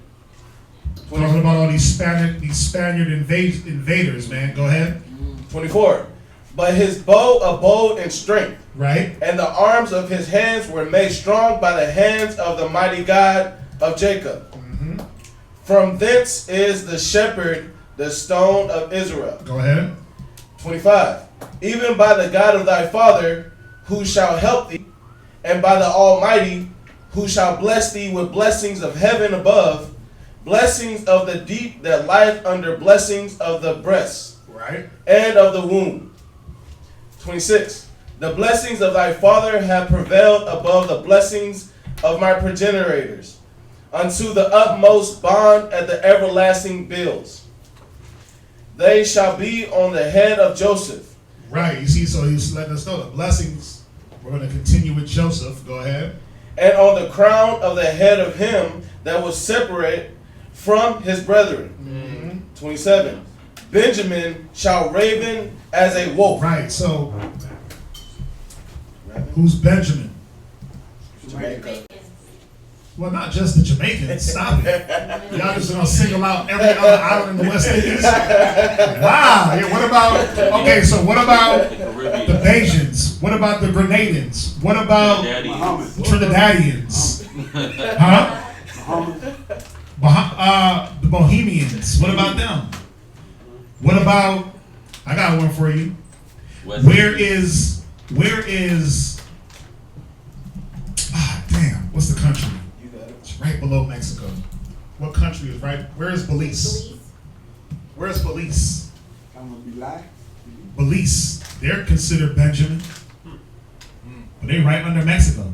It's not even an island. But they speak English. English is their main language. Spanish is their secondary. But they sound like West Indians. They sound like West Indian people. Guyana. Where's Guyana?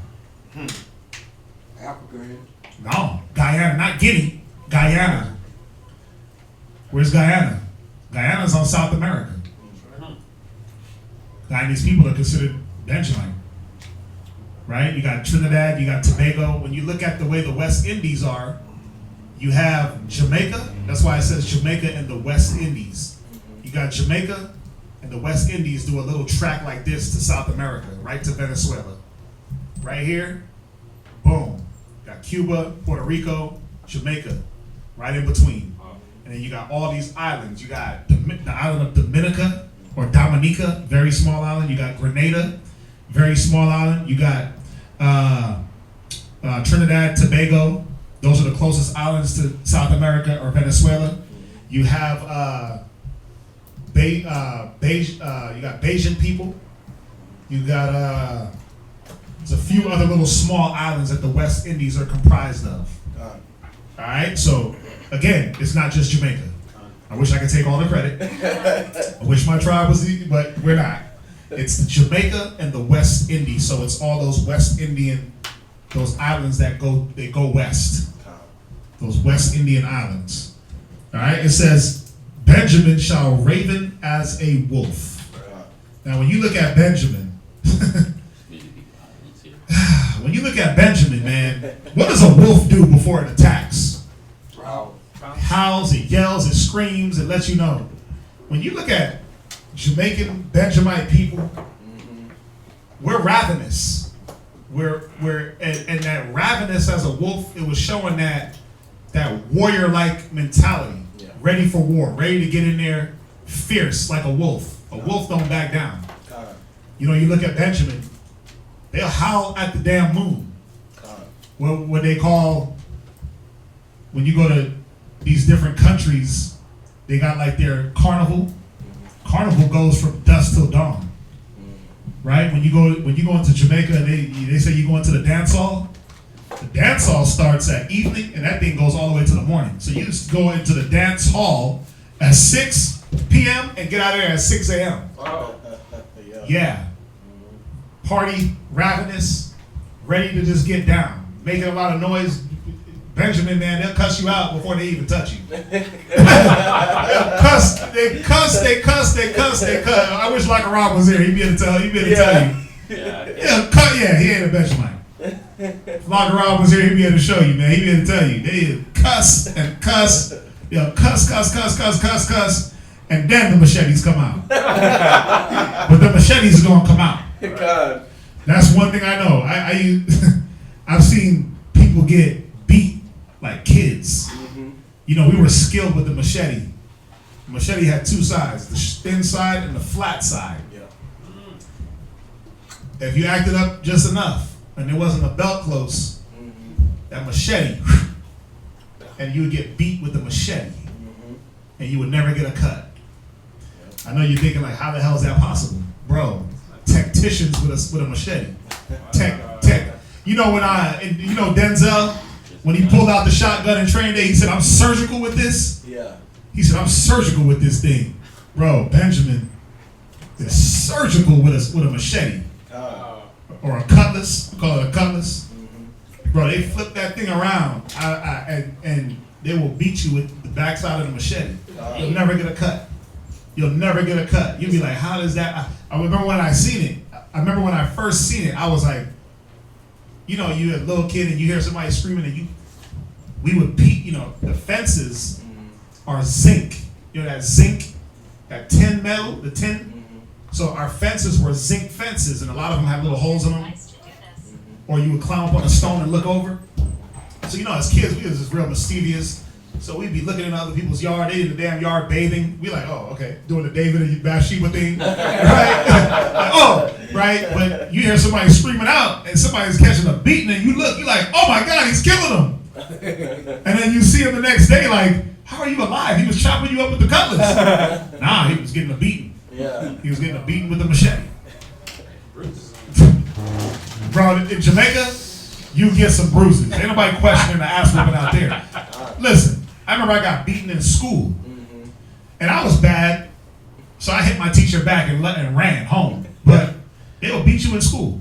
You get a beating in school, you get a beating in school, and then you get a beating from your grandparents, and then your mom come home, she beat you, then your dad come home, she beat you. If your aunts and uncles were there, they beat you. All for the same thing. I remember I got beaten. I used to get beaten. What'd you do, run back to school? Yeah, you might as well, right? Run back to school. Bro, I got beaten from the teacher, and everybody in the house beat me. And I lived with my grandparents. At that time, it was both my grandparents, my 2 aunts. So I got beaten from all of them. Yeah, I used to get beat. I used to get beat. Anyway, go ahead. Huh? Thinking about like right after I graduated high school, I used to be heavy in the reggae. Yeah. And one time Ecomos came to New Orleans and did a concert. I've been to a lot of concerts. Benjamin is ravenous. He sang, because we kept screaming encore, encore. So he said, I'm going to take a break, and when I come back, I'm going to sing till I can't sing no more. When we left out the club, it was like 6:30 in the morning. This dude sang all night. Bro, I remember one of my first club experiences. I was in New York. I probably had just hit like 21, and I went out with my sister. She's older than me. She's 42 now, so she's older than me, and she was used to going out to the clubs. Yeah. So she's like, yeah, we're going to go out tonight. I'm like, really? She's like, yeah. She's like, I'm going to take a nap. I'm like, but it's 9:30 at night. What you mean you're going to take a nap? Took a nap, a little 2-hour nap. We get ready, we get out there. Yeah. We get to the spot like 12:01. Bro, I ain't never left out of a club at 8 a.m. The sun, it was so dark in there, but we in there dancing. I sweated out all my cologne. I was just drenched. It was summertime. But when we walked out of there and the sun hit us, I was like, ah! Like covering your eyes like a vampire. I was like, whoa! And this is a reggae spot. I was like, oh my God, this was amazing. That's how we get down. But that's Benjamin right now. Benjamin is on that dusk till dawn, ravenous as wolves, howling and screaming, cussing you out, and then but ready to go to war. Again, if you look at the way Benjamin rolls, they roll in packs, right? And there was a lot of videos coming out on Facebook with Benjamin don't really mess with that homosexuality. They still stone people in Jamaica, amongst all things. And there was a whole couple of videos coming out with all these faggots, man, that they were like living in communities, and they would let them live. But then when they start touching on little boys and doing all that, bro, and when you see Benjamin wolf gang up on these dudes and drag them out the house and kill them, bro, more than that, they were taking cinder blocks to their head. They killed these dudes. They killed them on camera. Chopped them up. Throw them in the bush. Like, Benjamin is a beast, especially on that island. Jamaica is one of the worst islands to ever want to live on. It's one of the worst places. It's another country that's very poor on the Western Hemisphere, where the Most High is just judging them through the oppression and through the economy. And I mean, it's one of the only countries I know on the West that will have a shootout with the cops in broad daylight. It's one of the only countries I know in the West that's patrolled by military, as well as police. It's not just police out there. You will be sitting on your resort, you'll look behind you, there's a tank that's rolling by. And they got military out there because the island is just that rough. There's a lot of guns. It's compressed with people.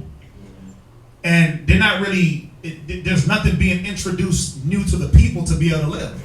So that island, you have the Chinese, they'll go in there and they're taking over all of the businesses because what's happening is they got coal mines in Jamaica.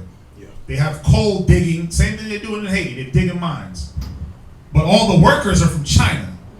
So they made a deal with China that, hey, if you bring workers, we'll give you deals, we'll give you tax breaks for your Chinese businesses. We'll give you all this, but then you got the same people that have been living there that got businesses that ain't getting no tax break. Come on. So the Chinese have taken over that island. So they're building it, but it's going to be little China in a minute. Jamaica is going to just be China. You see what I'm saying? So the oppression is at an all-time high. But when you deal with, again, we dealt with this breakdown of these people. Here, the concentration of them is on this west. Also, the Benjamites, right? We call them the West Indies. They're also known as the Arawak Indians. All right? So they're the Arawak Indians. And you can look into the Arawaks. You know, and they, listen, the one thing about, I'm going to say, the one thing about, like the Indian, if you want to call them Indians or so-called Indian tribes, they did not play. When it talks about the Seminole Indians, they try to give them malaria, they try to give them measles, they try to give them smallpox. They said that didn't even kill the Seminoles. They were immune. They said they were so powerful, they were, you reading that Black Indians, so they were immune to smallpox and measles. And they were beautiful people. They were big in stature. But the things that were killing off some tribes or killing off the white man, it couldn't even affect us. Because there was, again, the spirit that the Most High put on us, that warrior-like mentality that he put on us. Benjamin was a warrior tribe. They were the youngest, but they were also the most, they were young, they were rebellious. You can read about them in Judges. They went and fought just stupid little wars for no reason. That was Benjamin. You look at the people, you look at those people, that ravenousness, that dividing the spoil in the day, what does it say? Devouring the prey at night, dividing the spoil. Oh, that's showing that party life, man. Yeah. We like to stay up. Benjamin's a hardworking people also. You know, there was a joke on Benjamin. You got 3 jobs, 4 jobs, 10 jobs, right? So, you know, Benjamin was about getting that spoil. Staying up all hours, getting that spoil, making that money, party life, drinking. That's what they do. Remember, this is about now. This is what Benjamin is doing now. That's all they want to do. Eat, drink, party, and get money. All right, so go ahead, read on. I'm reading from top. Genesis chapter 3, verse 28. All these are the 12 tribes of Israel. Right. And this is it that their father spake unto them. Right. And blessed them. Everyone according to his blessing, he blessed them. Right. So, and the sister asked about the tribe of Dan. Why are they not on the 12 tribes? Well, the tribe of Dan, they basically got spread out amongst all the tribes. All right. So when you go to Revelation 7, the tribe of Dan is in all the tribes, man. They basically got engrafted into all and dispersed into all the different tribes. That's why you don't see them here. Because when you go into Revelation 7, read verse 4. Revelation chapter 7, verse 4. Right. And I heard the number of them which were sealed. Right. And there were sealed 144,000 right. of all the tribes of the children of Israel. Right. Read verse 5. Of the tribe of Judah were sealed 12,000. Read verse 6. Of the tribe of Asad were sealed 12,000. 7. Of the tribe of Simeon were sealed 12,000. 8. Of the tribe of Zebulun were sealed 12,000. 9. No, jump down.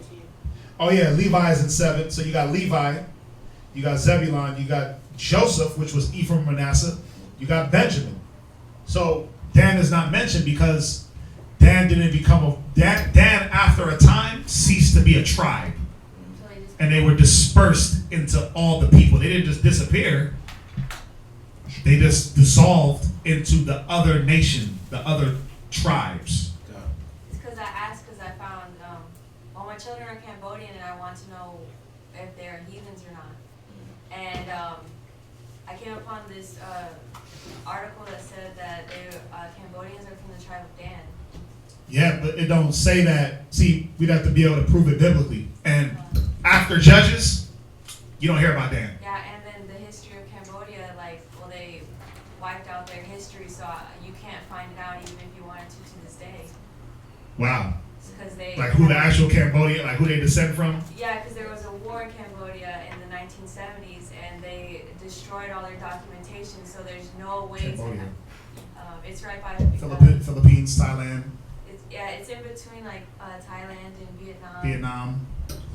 Yeah, I mean the majority of those people are heathens. A lot of those people. But the Cambodians, they say, are like a mixture of people. Like they can't even like, are they Chinese? No one knows what they actually are. Right. Yeah. I mean, a lot of them are heathens. Some of them are Israelites. Remember, we went over there. Israelites went there before Vietnam. We were scattered. We were there before Vietnam War. Before any wars in America, we were scattered to those places.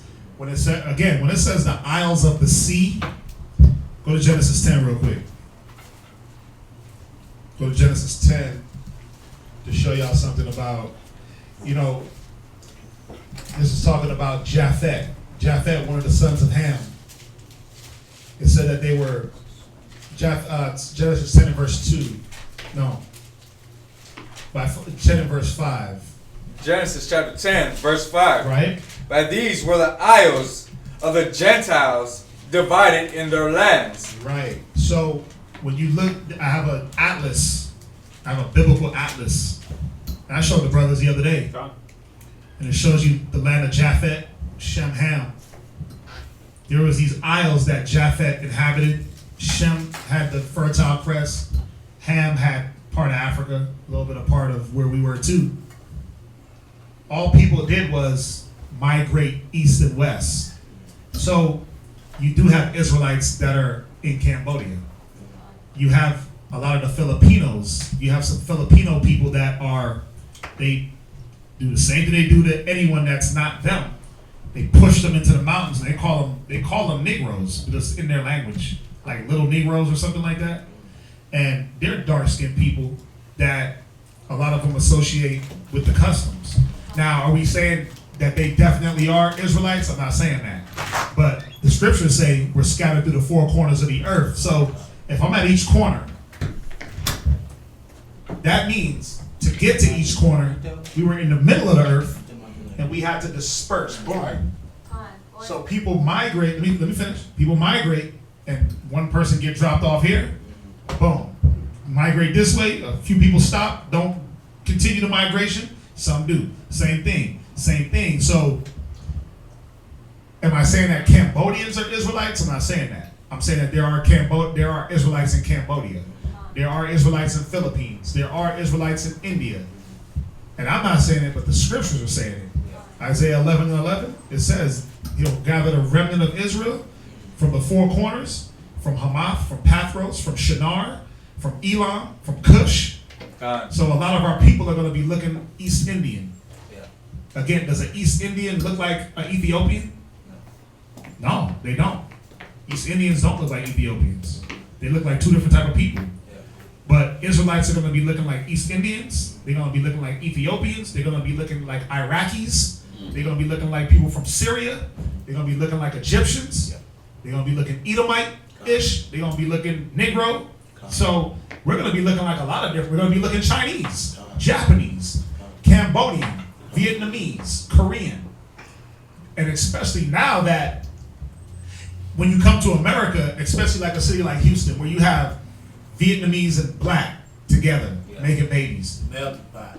It's a melting pot. You got white and black. That's the thing. You got black and Edomite. You got black. Everybody wants to be with a black man. Everybody wants to be with a black man, but don't want to be the black man. Right? They want to have them pretty black babies. So that's the key where, remember, it's about the spirit. And that's where the song said the other day that your father was from where? From Nigeria. Nigeria. And then breaking it down, the spirit within the spirit, and how like my children act towards. I know that my husband has a spirit, and how they act towards my husband is like unlike anyone they've ever acted towards. So trying to figure out whether they are not human. Well, the only way you figure it out, you got to introduce them to the word. And they've never been introduced to really anything. Watch. He's going to get it real quick in Romans. You got it? Spirit that bear witness? Romans, yeah. We'll get it real. You got it, Ricardo?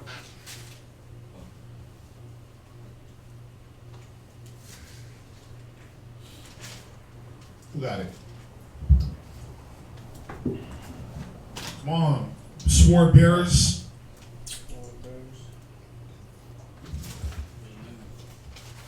Oh, it's 8 and 16. Read it. Romans 8:16. Romans chapter 8, verse 16. Yeah, there it is. The Spirit itself beareth witness with our spirit. Right, so this is how you're going to know. When you introduce them to the word, will their spirit bear witness? It don't matter what their dad does, says the spirit is going to bear witness whether this word will take and hold. So you can't get caught up. That's why Paul, the Most High, says don't get caught up in genealogies. Don't get caught up in endless genealogies. You know, if the whole nation of people can't trace back their lineage, there's no point in you trying to do it. Their whole history been wiped. You just got to go with what the Spirit says and let the Spirit bear witness. And if they happen to be tares or heathen, the Scripture said that the wheat and the tares grow together, and the shepherds or the reapers or the angels, they'll separate. Those are your kids, so you should be afforded the opportunity to raise them in the Word. If they take to it, you know how you'll know? As they grow up, you'll see what type of human beings There you go. that they become. Yes. That's it. You'll see. Okay, well, the Word is in them.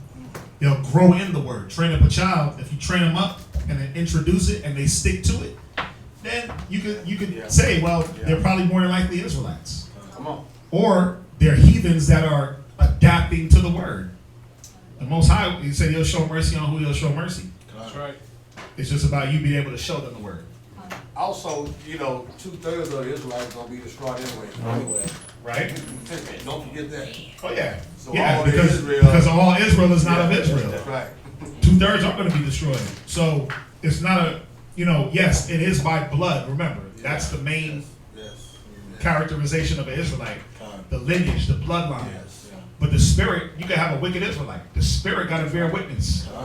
Not just the blood. The blood is automatically guaranteed. You're an Israelite because of blood. But then you could take yourself out of Israelite being wicked. And you be counted as a heathen. That's right. Right. It's just like let me just add this here. I told you wasn't on shut. No. I told you. No, I'm playing. Dave, you know I'm playing. We come back. I enjoy y'all. You know I'm playing, Dave. You see, I'm 15 years old, and it's just like this here.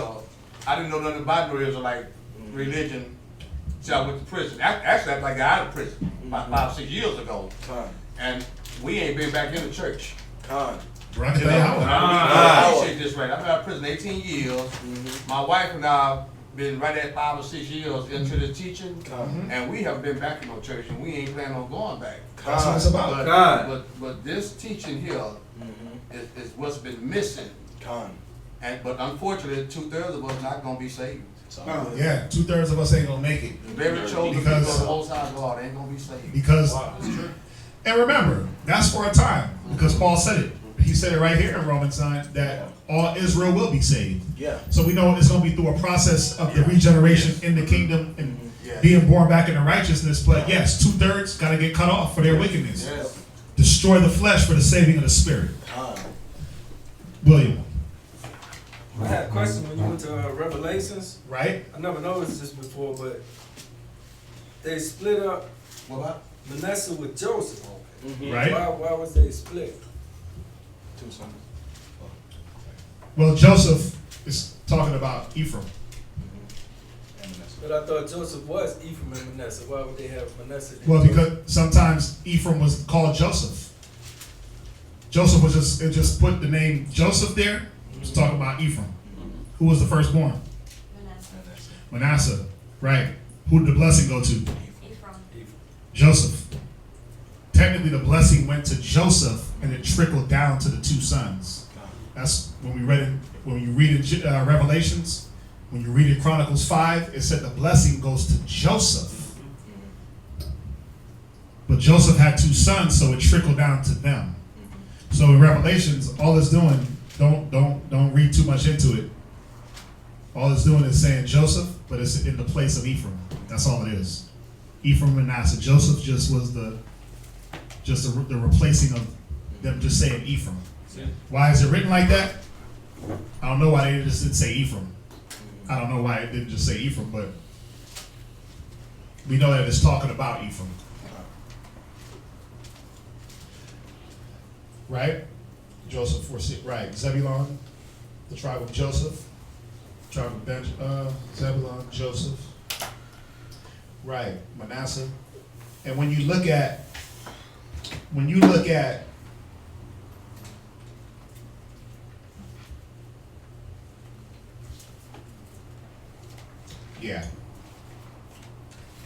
yeah, you got that right. Where we at in Genesis? We are at Genesis chapter 49, verse 29. Right. Go ahead. And he charged them and said unto them, I am to be gathered unto my people. Bury me with my fathers in the cave that is in the field of Ephron the Hittite, and the cave that is in the field of Machpelah, which is before Mamre, in the land of Canaan, which Abraham bought with the field of Ephron the Hittite for the possession of a burying place. So remember, Abraham bought a field, and who did he bury there first? Sarah. He buried Sarah. So Jacob is like, man, you better bury me with my great grandpa. That's when he said, I'm gonna be buried with my fathers.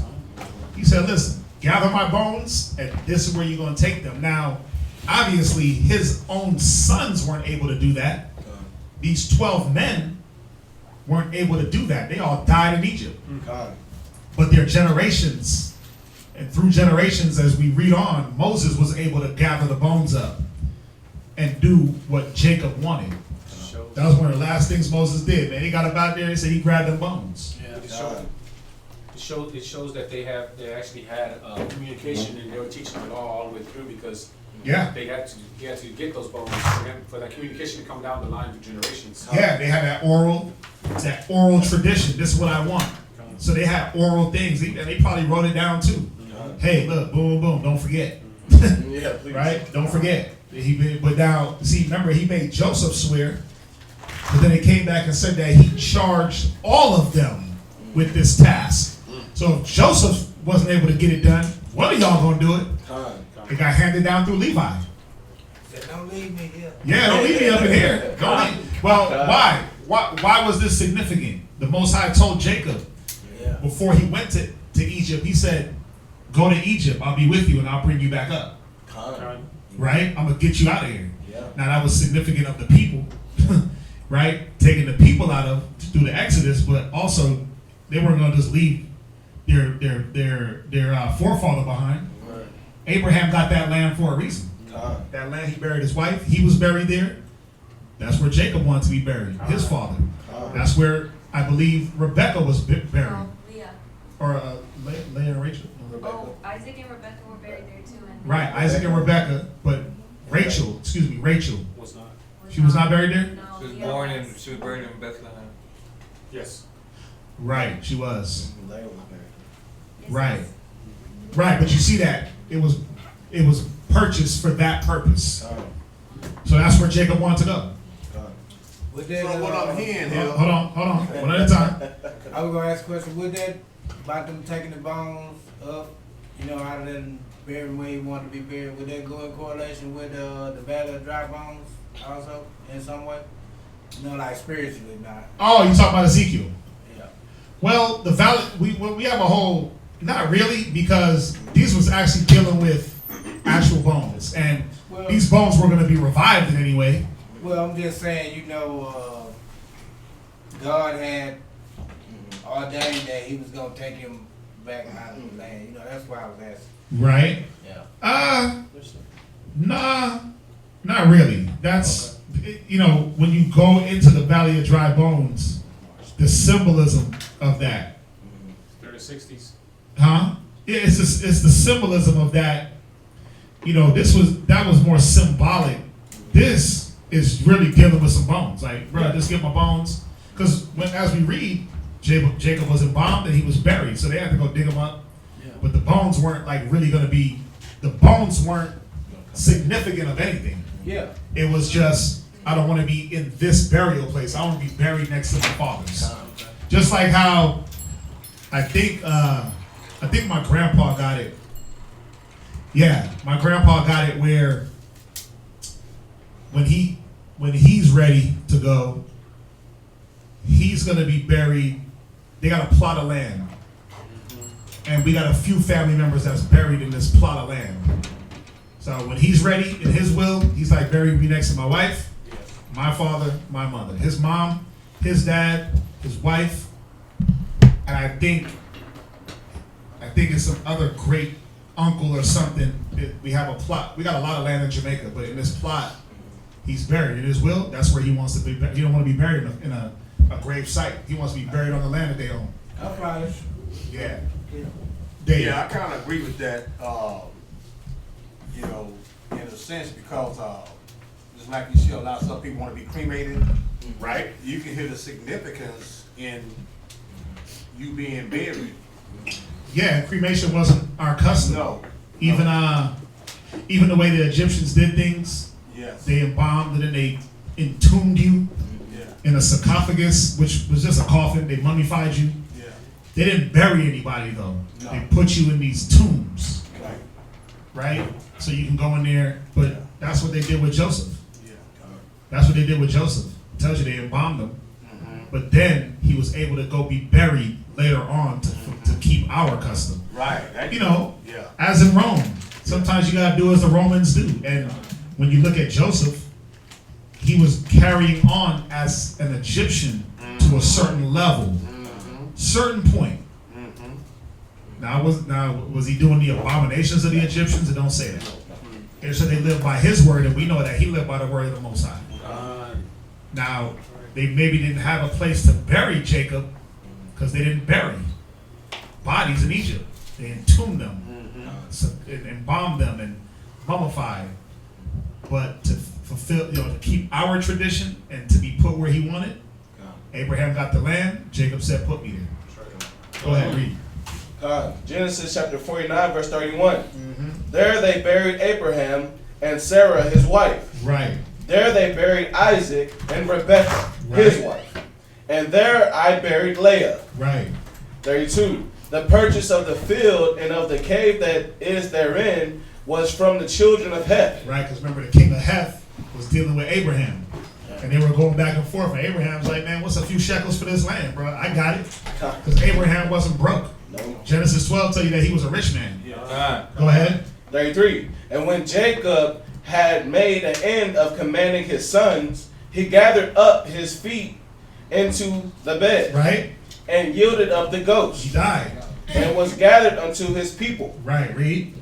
So you're going to go to 50 and verse 1, and then you'll take over. Genesis chapter 50, verse 1. And Joseph fell upon his father's face, and wept upon him, and kissed him. Genesis chapter 50 and verse 2. And Joseph commanded his servant. Any questions on that before we go on? Go ahead. It is 2:30. Yeah. Come up here real quick. Yeah. Go ahead, read on. Genesis chapter 50 and verse 2. And Joseph commanded his servants, the physicians, to embalm his father. Right.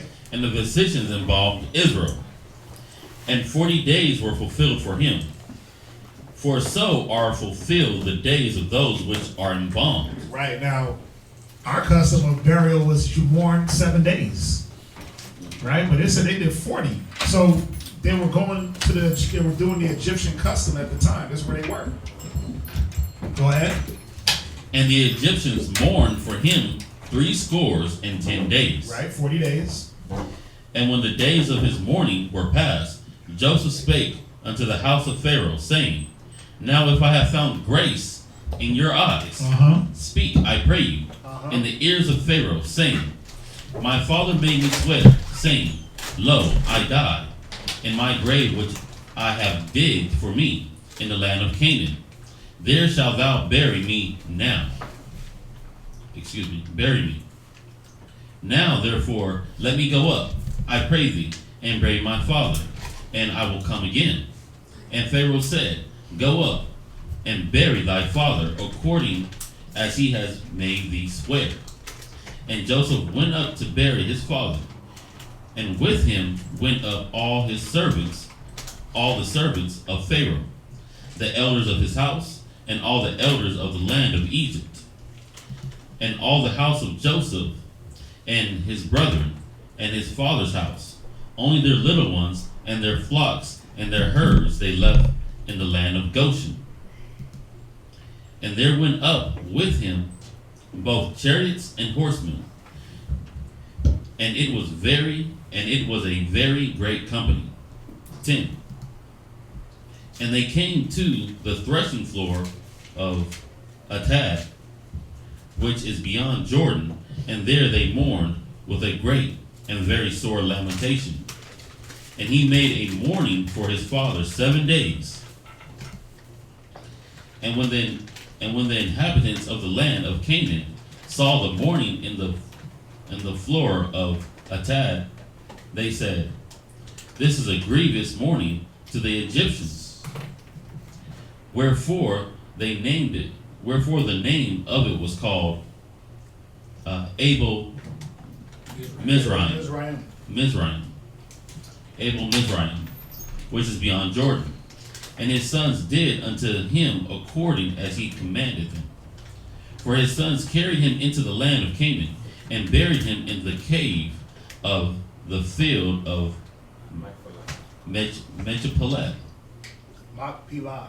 Machpelah, which Abraham bought for the field for a possession of a burying place, and Ephraim the Hittite, the Hittite, before Mamre.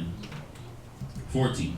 And Joseph returned into Egypt, he and his brethren, and all that went up with him to bury his father, after he had buried his father.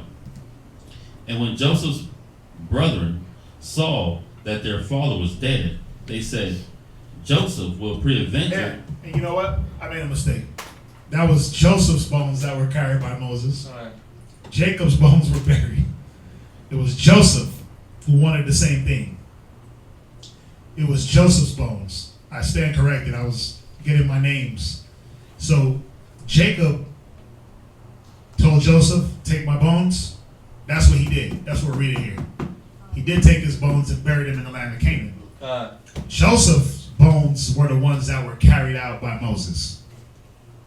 Forgive me. Got my names. I got my people mixed up. I'm reading too. I'm like, wait a minute. I know y'all are probably reading like, hold on. What's going on here? It was Joseph's bones that were taken by Moses. Jacob was taken by Joseph. So Joseph did fulfill the vow. He took his bones. He went to Pharaoh. Hey, I want to take my daddy's bones. We got to plot of land. Pharaoh was like, yeah, go ahead. Do your thing. You the man. Now, when it comes to Joseph, he wanted the same thing. Moses is the one that carried Joseph's bones. All right, so we got that? Clear? Okay. I stand corrected on that one. I just, wrong names. That's why I was confused when you said Moses took his bones. Yeah, wrong names. Wrong names. I'm sorry. The story was there, definitely. Yeah, the story still stands the same. Just the wrong J. Wrong J. It was so Jacob was buried by his sons in Machpelah. Joseph, his bones were carried out by Moses. Okay, Go ahead. And when Joseph's brethren saw that their father was dead, they said, Joseph will peradventure hate us, and will certainly requite us all the evil which we did unto him. 16. And they sent a messenger unto Joseph, saying, Thy father did command before he died, saying. You're going to verse 16. Actually, you're going to read to verse 26. Yeah, we're just going to end the chapter. Yep. Okay. We're going to read 2. Yep, go ahead. Verse 17.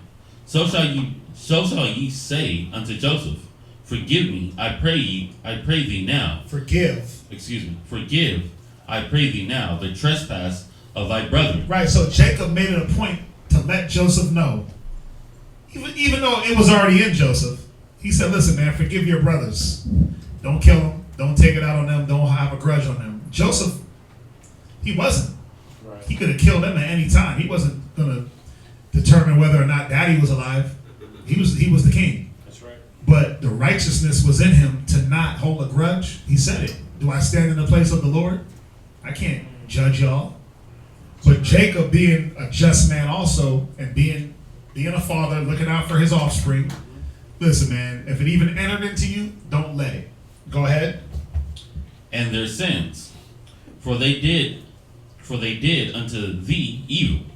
And now, we pray thee, forgive the trespass of the servants of the Most High of thy father. And Joseph wept when they spake unto him. Mm-hmm. And his brethren also. He had a conscience, man. Joseph had a conscience. He was a good brother. The tender and delicate man amongst you, that was Joseph. Mm-hmm. He was a tender, he was a delicate man. Yeah, he dealt with them rough at a time, but he had to. But he loved his brothers. Go ahead. And his brothers also went and fell down before his face. And they said, Behold, we be thy servants. Right. Remember when you read back in Genesis where Joseph had the dream? That they would fall down at his knees? Here it is. Through all those years. Prophecy. Go ahead. And Joseph said unto them, Fear not, for am I in the place of the Most High? Mm. But as for you, ye thought evil against me, but the Most High meant it unto good, to bring to pass, as it is this day, to save much people alive. Now therefore, fear ye not. I will nourish you and your little ones. And he comforted them, and spake kindly unto them. And Joseph dwelt in Egypt, he and his father's house. And Joseph lived 110 years. So Joseph lived a long life, man. 110? I mean, some of it was whack, being in jail and not being around your family, but the Most High made sure that his 110 years were good years. Good outweighed the bad. Yeah, I mean his 110. I mean, even when he was in a precocious or bad situation, I mean, bro, he was in the jail, but he was the ruler of the jail. He was in another land, but he was the ruler of the land. So it wasn't a bad 110. When he was with his brethren, he was the favorite of the dad. Dad made a coat of many colors, showed him a little favoritism, a little extra love. So Joseph lived a good life. And 80 years of being king. 80 years of king. I mean, think about it. When you read about Joseph, you don't really read about no sins that Joseph did. He almost lived perfect. He didn't even blaspheme or be mad at the Most High, put him in bad situations. When you read about Abraham, you don't read about, and I'm just saying what you read about and what you don't read about, you don't read about any sins that Abraham committed. Isaac, same thing. You see what type of prosperity we've come from? God. Yeah, man. It was something to behold. Go ahead. Somebody had their hand up. Oh, I was gonna say, like, he spent like relatively little bit of time in a hard spot. Yeah, I mean, yeah, he just had to go through the little parts of his captivity, but then once, like, he was in the jail, they raised him up. He got in Potiphar's house, they raised him up. You got in Pharaoh's presence, they raised him up. Wisdom lift up the head of him that is at low degree, and causeth him to sit amongst kings. Go ahead. Where you at? Genesis chapter 50 and verse 23. And Joseph saw Ephraim's children of the third generation. Think about that. Joseph saw 3 generations. That's deep. Man, Ephraim had 3 generations in Joseph's presence. That's dope. Yeah. Go ahead. The children also of Machar, the son of Manasseh, were brought up upon Joseph's knees. So he saw 2 generations of Manasseh. He saw Manasseh's grandson, great grandsons. So think about that. Because they were brought up on Joseph's knees. Hey, bounce him on the knee. Remember that? Yeah. You hold him by the shirt, bounce him. That just go crazy. Yeah. That's like, every time I hear, I read that, I'm like, little baby loose necks in there. yeah, he was bouncing him on his knees. Like, hey, bounce him up and down. Right. Granddaddy. Huh? You want to ride the horse? Yeah, you want to ride the horse? You hold him by the back of the shirt, you just bounce him. Just go crazy. Yeah, those are the fun games that grandpas played. But they were brought up, man. He was able to see his lineage. Go ahead. Verse 24. And Joseph said unto his brethren, I die, and the Most High will surely visit you. Wait, the Most High will what? Will surely visit you. Here goes some more prophecy. Joseph dropping them jewels. Go ahead. And bring you out of this land into the land which he sware unto Abraham, to Isaac, and to Jacob. And Joseph took an oath of the children of Israel, saying, the Most High will surely visit you, and he shall carry up my bones from thence. There it is. So he said, when the Most High visits you, you're going to carry my bones up at that point. When the Most High is ready to bring us out of this land, take my bones. Go ahead. And Joseph died, being 110 years old. And they embalmed him, and he was put in a coffin in Egypt. Right, so they put Joseph in the coffin. They embalmed him. They did what the Egyptians do. They treat him as an Egyptian. Wow. Right? That had to be pretty good. His bones lasted for 407 years for him to tote it out of there. Oh yeah, they pulling up mummies now. Yeah. And them bones are they still got skin on them. The embalming process is crazy. Like when you go through how the Egyptians would embalm, they do all that. They put like herbs and spices in you. They will pull your brain out through your nose. Your nose. They take out all your organs. Yeah, they take out all your organs. They get all that blood out. They pack you with spices and herbs and different oils to preserve you.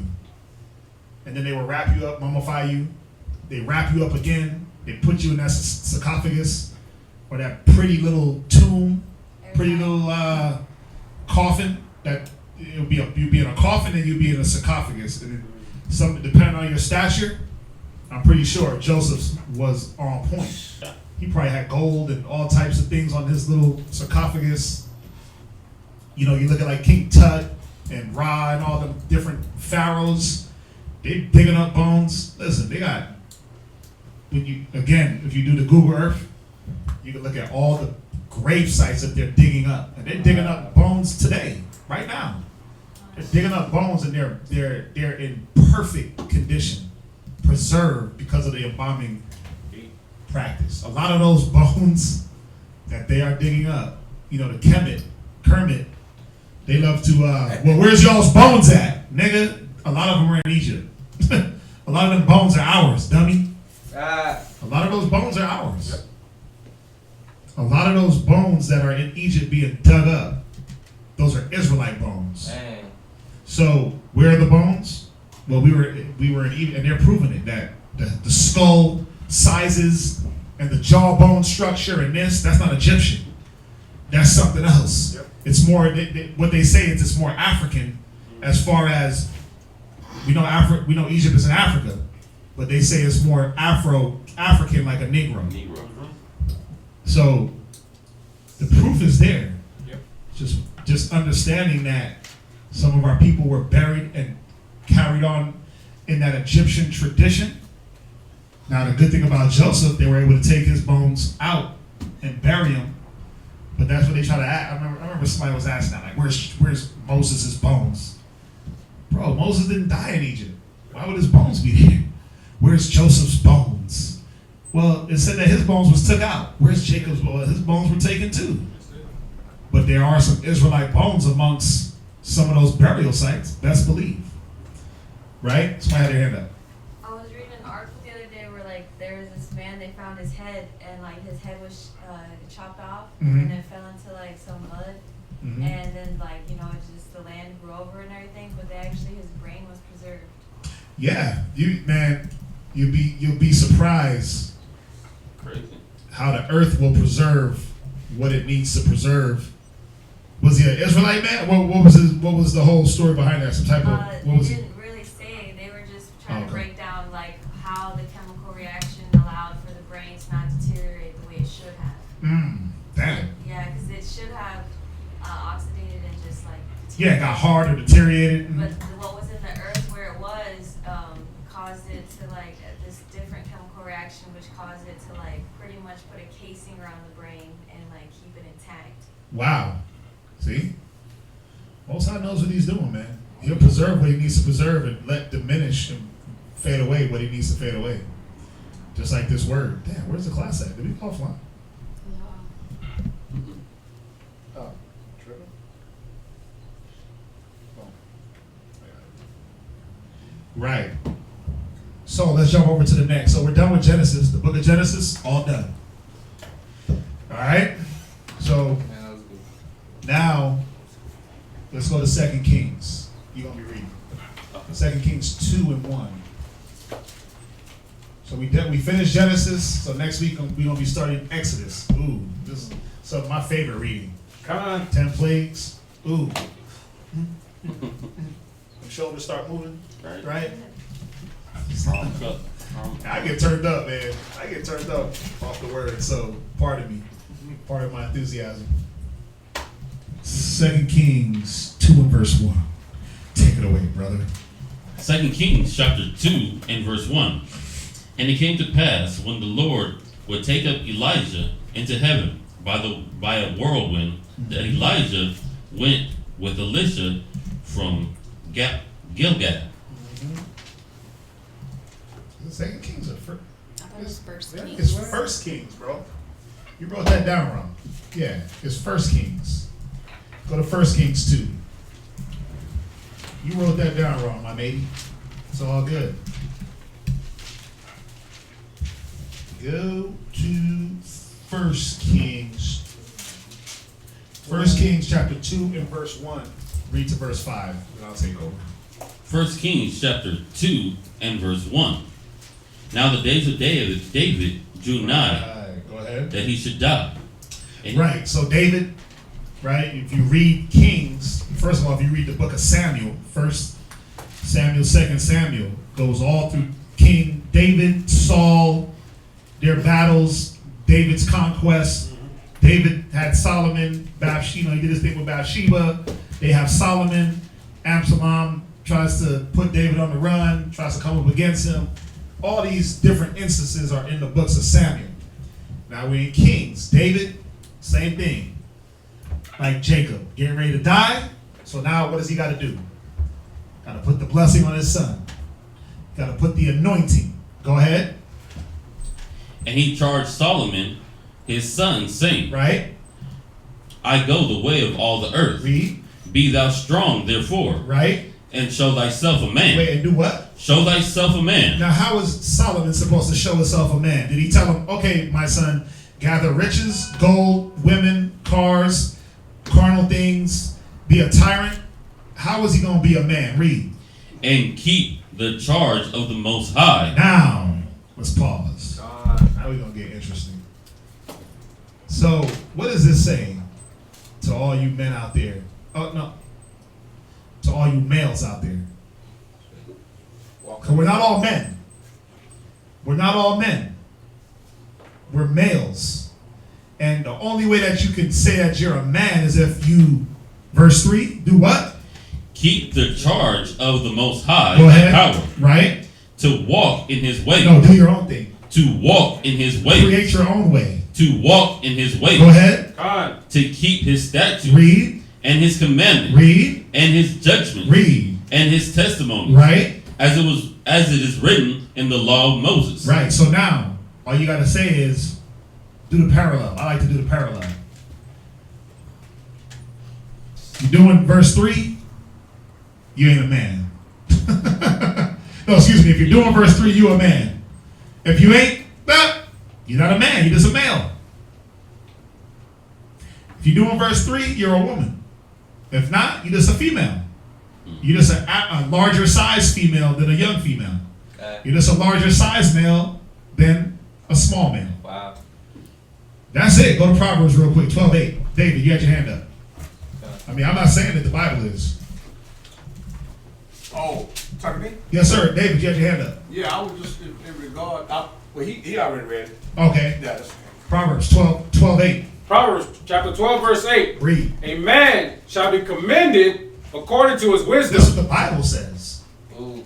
His wisdom according to what? Well, is he walking in the ways of the Lord? Is he keeping his statutes? Is he keeping his commandments, his judgments, and his testimonies?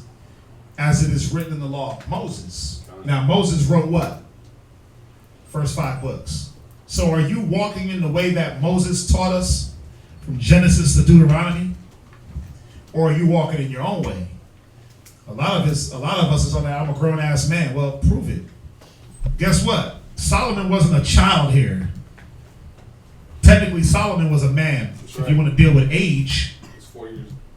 he was a man at this point when David was about to die and said, look, this is how you show yourself a man according to what the Most High is looking at. Where 20, you ever ask yourself this? They do say that you're a man at 21, 18. So I'm a boy at 17 at 11:59. But at 12:01, I'm a man automatically. Right. You ever think about that? Like my whole thought process changed in 2 minutes from boy to man. Because I went from 17 to 18 or 20 to 21. It's dumb as hell. I can buy a beer now. Right, I can go buy a beer now. So all of a sudden, my decision making and my processing of information has changed from boy to man in 2 minutes. 11:59 to 12:01. Come on, man. But it shows you that America, the way they tell you what a man is and their example of a man or a woman is skewed and is based off of nonsense. It's vanity. That's right. David said it. Show thyself a man. Keep the charge of the Lord, thy God. Do what the Most High wants. Show yourself a woman. Do what, if you're married. You know what's sad? Gosh. A lot of women want a man. A lot of you women want men. Take your time. I'm gonna definitely take my time. I gotta, let me breathe. Yeah, don't run through that. A lot of sisters. Oh, I need a good man. I want a good man. There's no good men in the earth. Right. And then what happens is you get this hairy black brother that yells the Bible, that is going to check your spirit, that's going to do these things. Keep the charge of the Lord. So, okay, sis, you got to watch the way you talk. You got to watch the way you breathe. You got to watch the way you look. You got to watch the way you carry yourself. I need you to communicate. I need you to do what the Bible says. God. Let's keep that charge of the Most High. Let's be in unison. Let's agree in one. Let's do that. Because the whole time you're like, there ain't no good men. Well, the Most High delivered, hand delivered. Like, like when he was presented to you, he made the noise of angels. Right. And there was a harp and string instruments in the background when y'all met. And an orchestra. It was like, there you are, my daughter. Right?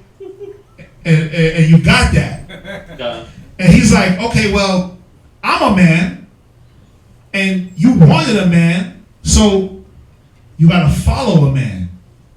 But this is how you do it. A lot of y'all want men in buffness. You want the Popeye with the big arms. Right? You want dreads. You want muscles.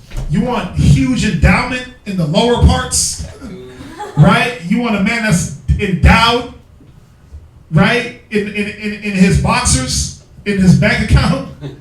That's how you look at a man, but then you want that, but then you don't want the man in the spirit. You don't want that man that's going to say, no, let's get in order. Let's keep the charge and the ways of the Most High. Let's put down Christmas, New Year's, Easter, pride, hate, envy, jealousy, misconception, evil suspicion. Let's put those things down real fast, because that's how girls operate. That's how boys operate. You get that, but all you want is muscle, physical man. But what about the spiritual man? And then when you do get him, you're like, oh, no, things were better with the other man that I had. Because he didn't check my spirit. He didn't keep things in line. He didn't want to communicate about things that were important. It's sad. Like, sisters be running away from communication. From simple, let's get things in order. The Most High is about order, not chaos. And all your husband is trying to do is say, hey, sis, hey, righteous daughter of Zion that the Most High has given me, let's keep things in order with the Most High. That way things can be, that thou mayest prosper in what you doest. Why aren't households prospering? Come on. Well, because the man that you want ain't the man that the Most High gave you. You want the man on TV, the glitz and the glamour, the big chest and the big arms. The Most High gave you the cat with the big spirit and the big Bible knowledge. That's what he gave you. That's what you got to roll with. But then you don't want to follow that. No, I don't want to follow that. No. That's not what my definition of a man is. Well, what is it? What is your definition of a man? He's the guy to take out the trash. Do I got to start pointing sisters out? What do I got to start asking? 1, 2, 3, 4, 5, 6 sisters up in here. Should I get everyone's account? I know what y'all gonna do. Y'all gonna give me what I just said. Oh, he's a man that checks my spirit. He's a man that's of the Lord. He's a man that's this. Man, listen. That's why I ain't even gonna ask y'all, because y'all gonna give me the cookie cutter answers. Y'all gonna give me that cookie cutter crap that you think I want to hear. But you can't sit back and say, I'm a woman and I want a good man. The Most High gives you one, and then you don't want to deal with the parts that come with a good man, like spiritual assessment, spiritual fortification, communication, exhorting you to do better than you were the day before. A lot of y'all run from like sacrifice. A lot of y'all is like, man, I don't want to sacrifice, but your husband's like, no, I'm sacrificing. Everyone else is you got to put a little bit. And all he's doing is saying, look, if we do it together, it's going to be okay. You ain't going to fall. You ain't going to lose nothing. You ain't going to miss out. And you're like, no, that's just not in my spirit. I just don't want to do that. Or this is not what a man is supposed to do for me. Listen, a lot of y'all done been through a lot of men. A lot of males. A lot of y'all have dealt with a lot of males, and all you got to say is, well, didst thou prosper? Didst thou prosper? Dang. Or did you get heartache, pain, abuse, ill feelings, grudging? Didst thou prosper? Who had their hand up? Could you say it like reverse too? Like, no, I'm not going to say it reverse. No, but I already said it. It could be like the same thing. You know, like there could be a righteous woman bringing. Well, there could be. There could be. But I don't want to say it reverse. Because then I'm just going to be repeating myself. All you got to do is reverse it. Because yes, she's right. It's not just all on the women. You got brothers, I want me a good woman. Well, what's a good woman? It's right here. This is what a good woman is. This scripture ain't just for men. Like show you, yeah, David was talking to his son, but this put your mom and your daughter in a situation. Show yourself a good woman by what? Following the Most High. If you're a good woman that has a husband that's a man, who are you supposed to follow? You or him? See, a lot of y'all want that good man, but you don't want to follow that good man. So what happens is the things around you start to break down and decay. So your situation turns to trash. It turns to rubble. And then you got the nerve to complain, like, see, the Lord don't like me. He didn't send me a good man. I prayed to the Most High, and he didn't do this, and he didn't do that. He did do it. You didn't want to follow the righteousness that he was showing you. You didn't want to follow the things that were uncomfortable, the things that you might have not understood at the time because they weren't for you to understand. Just follow. Sometimes it's about, hey, just follow. Have faith. You didn't want to have faith. You didn't want to have obedience. You didn't want to have, there's this thing. there's this thing. Anyway, what were you going to say, Abadai? You had your hand up. Well, just on the vein that you're going right now, that humility and not wanting to do your will but the will of the Most High. I was just about to say, there's this thing. It starts with an H. There's this one thing, right? And it starts with an H. And she said it though. Humility. Humility. And that's all it takes sometimes, a little bit of, let me take myself off of this whack, egotistical, narcissistic pedestal and let me take my husband and put him in that stead. And let him do him job. Let me let him do him job, which is to lead. Some of y'all be trying to lead, bruh, and it's like, wow. Like, just stop. Just let him do his job so that things can be prosperous. Don't you know how hard it is for a woman to be a man? Well, they're doing it right now, and it's hard. And these sisters is wrecked. I talk to my family, man. I talk to my sisters, my cousins. They got men that don't even want to step the hell up. They got men that rather play the background and be like, no, you take the lead. And they just sit back and all they want to do is watch ESPN. Niggas be watching ESPN on the phone, on the computer, and on the TV. And his wife is in the corner suffering. And he ain't like, hey, babe, what's going on? Because he don't give a damn. He don't care. And they're sitting here like, man, I just wish that I could have a proper conversation. Like, they have better conversations with me as a cousin, as a brother, than they do with their own husbands. Now, the scriptures say a wise man will look well to the going of his flock. That's a wise man, a man that's going to keep the charge of the Lord. That's right. Some of y'all got that, and you shun that. Well, why are you looking into what I'm thinking about? Nigga, what you mean, why? Because if your thoughts ain't lined up with my thoughts, it's confusion. If you ain't lined up with me and I'm lined up with the Most High, then who you lined up with? Satan. Lined up with somebody. Who you rolling with? Yeah. Satan? Because that's all it is. So of course I'm going to check your thought. Of course I'm going to ask you what's going on with you.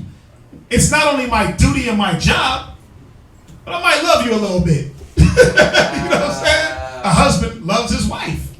So he's looking well to the estate, to the estate of his flock. It ain't just, oh, that's my duty. No, it ain't just that it's a duty. I actually care. Right? You got children involved. They become byproducts of this foolishness, man.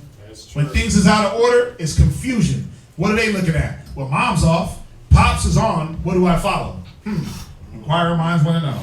Well, I'm going to follow whoever makes it easy for me. Yeah. Whoever gives me the most candy and gives me the most the most treats, right? And just pampers me. That's my favorite. There you go. That's my favorite. But y'all don't see that, man. It's like everything don't gotta be a curses. And it's the curses. Everything don't gotta be a knockdown battle, back and forth. I always say a battle of the minds, a battle of the egos. Right. Just do what the damn Bible says. And sometimes that is shutting down your mind and letting the one that has the wisdom push y'all through. That's all it is. Sometimes you gotta shut your mind down and not think so hard about something or about things. Let your husband help. Let him do him job. Who has their hand up? I did. Reed. David. Yeah, and you know a lot of that going in prison, brother. You said what? A lot of that going to prison. What's that? With the men, kind of like that joke you put out a while ago. Right. But I wanted to say that a lot that go on in prison with men not reaching themselves, not knowing who they are. You got a lot of confusion in prison, especially between the very people of the Most High, with so-called blacks and Hispanic, Mexicans. Yeah. And a lot of that go on in there, but we are the very people of God, but we don't know it. Right. No, you're absolutely right. And let's be real. It didn't start in prison. No. It started in the house. Yeah, you go. It started in the black house, the black and Hispanic household. And the church house. Where the woman said, you know what? That's right. I'm tired of you telling me what to do. Now, you know what's easy for me? I always do this like an old Judite woman. I don't know why I do this. I always grab my jacket. You know what's easy for me to do? Just shut it up and let you do whatever the hell you want. Yeah. And we're going to see how. Come on. It won't be long. We're going to see where we're going to get to. We're going to see what's going to prevail. Your logic or the logic of the Bible and the wisdom. We're going to see what. It's easy for me to be like. There you go. Wash my hands. Wash my hands. Just let it flow through. It's easy, right? Because that's what we're used to doing is, man, peace. Yep. But remember, it said to show yourself a man. That's it. So part of that is patience. Yep. Part of that is long suffering. Part of that is understanding that you have to give a person a chance and people a chance. And when they mess up or where they don't do exactly, you got to be there. And part of that being a man is having humility. Yep. Right? So the easy thing is to be like, well, F it. Throw my hands up. You do the, right? I don't know. What's up with her? I don't know. Right? That's easy. Yeah. But you got to see, some of you sisters got to even see that, the pushing and the nudging that your husband is doing in the, come on, babe, let's just keep walking, right? And you taking these little limp steps, and he's trying to walk with you, and man, just rest on my shoulder. Come on, I got you. We're going to make it. Right, we're going to make it. We're going to make right? it. We're going to make it. He's like, It's gonna come be on. okay. And he got you by the waist, and he's like, come on. And he's putting water down your throat, trying to hydrate you, and giving you not morphine. What's the one that makes the heart go? Adrenaline. He's pumping adrenaline into you with the word, and he's like, "Come on, sis, we got it. And you're just like, "Nah, we don't got it." You got to see that that's a man. He's willing to slow the pace. He's willing to condescend. He's willing to humble himself down. Like the scriptures say, condescending to men and women of low estate. That's right. To bring, not to, you're at low estate, you ain't crap. But here, so I can lift you up. It's like sisters don't want to be lifted up. Like, what the, man, come on. It's like y'all don't want to be lifted from the garbage that y'all came from. It's like, come on, man. Y'all can't, but you know what the problem? And I know I'm going off on a tangent. You know what the problem is? You don't realize that you came from filth. Yep. We all come from filth. That's it. We don't realize that we came from crap. That's it. And the Most High is like, you came from crap, I'm trying to wash you off. And you're like, no, I like the boo-boo. I like the mud. I like the dirt. You like that sow that just wants to roll around in its mire. This is the way I grew up. Right, you blame it on, well, my mama wasn't there, my daddy wasn't there, the product of my environment. You blame it on, well, I was on crack, and this person was on crack. And then, well, the person that you're around now, the people you're around now, they ain't on crack. They on spirit. So why not say, well, now I'll be a product of that environment and do what the spirit says. See, it's so easy to look into the past and say, I was a product of that, the negative. But what about the positive that the Most High is trying to show you? Why don't you give yourself and let yourself be a product of the positive? Overcoming evil with good. See, it's all a mind, though. It's all here. It's all here in what you really want to attain in this life. Now, I know what I want. I know what I'm fighting for. I know, and I know how to get it. You got to know that you came from filth. We all come from filth. Ain't none of us perfect. And that we're trying to fight for something greater than just what we have in front of us. That's it. We all got to realize that, man. You sisters got to... I don't know what y'all think sometimes. Like, y'all going to get into the kingdom off looks. And good hair. And skin tone. And a soft voice. And a petite body. And a good shape. Bruh, hell no. It's off works. It's off faith. That's it. It's off how you followed your husband. Not a wicked man, but this man. Read verse 3 one more time, and then we'll read on. And then I'm done talking. And keep the charge of the Most High, thy power. Right. To walk in his ways. Read. To keep his statutes, and his commandments, and his judgments, and his testimonies, as it is written in the law of Moses. Right. That thou mayest prosper in all that thou doest. And whithersoever thou turnest thyself, that the Lord may continue his word, which he spake concerning me, saying, if thy children take heed to their way, to walk before me in truth, with all their heart, and with all their soul, there shall not fail thee, said he, a man on the throne of Israel. Right. Read verse 5. Moreover, thou knowest also what Joab, the son of Zeruiah, did to me, and what he did to the 2 captains of the host of Israel, right? And to Abner, the son of Ner, and to Amasa, the son of Jether. Right. So if you know about the story with Joab and Abner, Joab unjustly killed Abner. He got up next to him. Joab was mad because Abner killed his brother. He killed his brother during war. He killed him during war. They were fighting. Now, Joab and Abner, Joab was, I believe, Saul's guy. Abner was David's guy.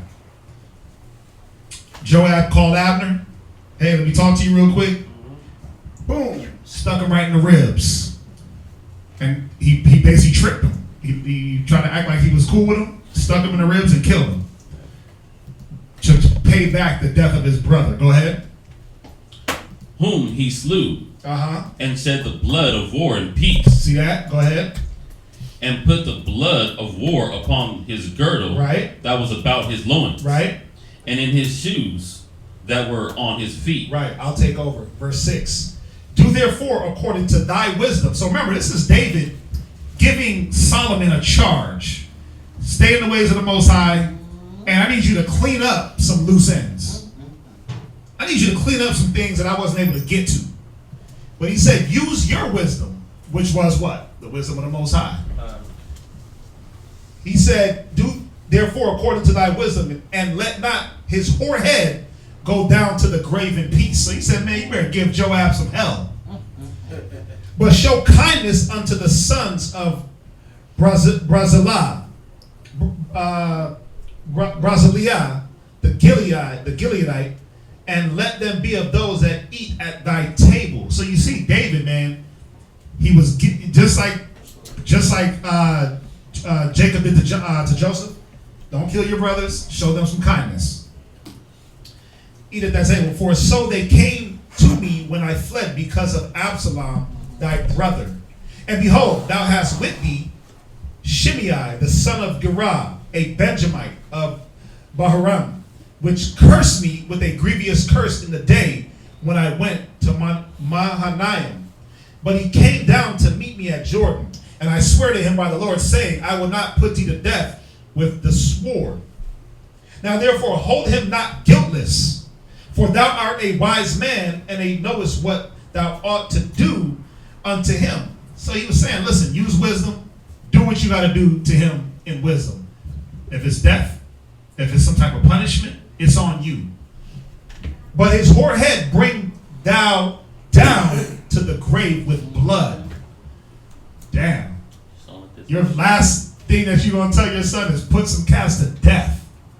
David was a gangster. And Solomon, bro, he didn't play. He did it. He didn't play. So David slept with his fathers and was buried in the city of David.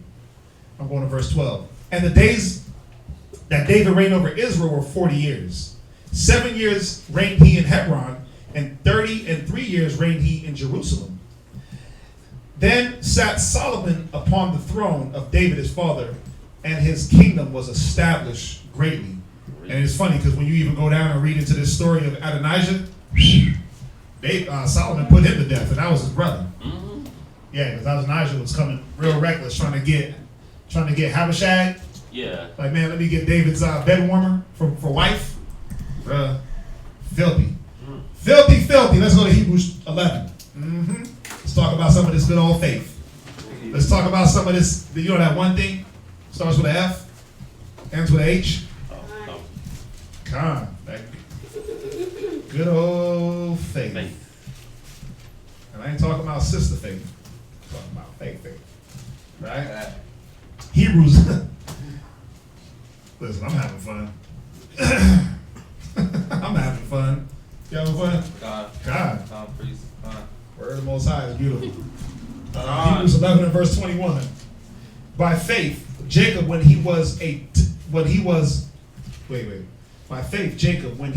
dying, blessed both the sons of Joseph and worshipped, leaning upon the top of his staff.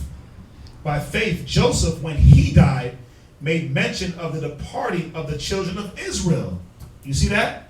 He said, listen, the Most High is going to take you out. When he does, at that time, bring my bones. And gave them commandment concerning his bones. Right. Now, so you see how the reading is tying in. The Kings was showing you about how David gave the charge of Solomon the same way Jacob gave the charge of the 12, and how they gave him instructions on what to do. I'm telling you, man, you got to read them Kings. Books of Kings are 1 Peter 3. 1 Peter chapter 1. That's where we jump over to next. 1 Peter chapter 1. 1 Peter chapter 1 and verse 3. Let's see here to 9. Blessed be the power and Father of our Lord Yahushua, which according to his abundant mercy hath begotten us again unto a lively hope by the resurrection of Yahushua from the dead, to an inheritance incorruptible and undefiled, and that fadeth not away, reserved in heaven for you.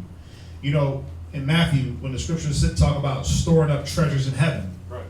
When you look at this is the ultimate treasure, an inheritance that can't be corrupted. He said, where moth and rust doeth not corrupt. Too many of us, again, you're storing up too many worldly treasures. And what do I mean by that? Well, your ego. Your ego and your pride, you're putting too much on that and your own thought process and not seeing that, wait a minute, I'm supposed to be storing up treasures in heaven. How well do I follow? Everybody want to be the chief, but nobody want to be the Indian. Everybody want to go to heaven, but nobody wants to die. Put in the work. You don't want to put in the work that it takes to put off that old man, but you want to reap the benefits. You want to have spiritual gifts, but what about spiritual thoughts? What about spiritual action? You're not going to be able to put flesh on spirit. Y'all see that? The things that can't be corrupted, man. Peace, joy, love, charity. Where's the joy? Where's the peace in some of y'all and some of us? Where is it? Well, some of us don't have it. Again, you know, me and Kazakia say it a lot. How can you be depressed in the word? We all deal with demons and spirits that try to hit. Right. And when I feel a little bit of that I almost slip looking at the wicked, I'm like, wait a minute. Let me get back in here. Let me stay in here. Let me get back. Let me knock those things off me. Let me get with someone. Or let me do what I got to do to make sure that the carnal thought, the carnal treasures aren't being stored, and I'm not relying on those things. Those spiritual gifts, man, joy, that's a big thing. The Most High wants us to have joy and peace. I don't remember if it was last Saturday or the Saturday before that when we were talking about when the men came upon heavy trials and tribulations, one of the first things they did was they prayed to the Most High. They didn't give in to their own thoughts. They didn't do their own thing. They sought the Most High. The Most High in the direction, and they were blessed and prayers were answered. Yeah, when you read it, when you read it's in Philippians. It says, "Be not ignorant." No, it says, "Be not anxious." It doesn't use the word anxious. It says 4 and 6. Yes, Philippians. It doesn't say anxious. No. Be careful for nothing, but in everything by prayer and supplication with thanksgiving. That's Philippians 4 and 6. That be not careful, that anxiety, that, oh my God, what's going to happen here? Oh my God, what about this? Oh my God, what about that? Oh, man, just shut your mind down and pray. Shut the hell up and pray. That's all you got to do. Stop trying to overthink your way out of a situation that you didn't even know how you got there. It's like, oh my God, what am I going to do? How did I get here? What am I going to do? How did I get here? What am I going to do? All you got to do is just, okay, Yahweh, I know you got me here. Show me the wisdom to get me out. Give me the wisdom to get me out. First and foremost, pray to the Most High. Secondly, counsel. Third of all, this. Watch, look, pray, fast, whatever it is. All the different things that we always talk about, spiritual things. You know it's a spiritual gift to be able to communicate, right? You got to be in the spirit to do that.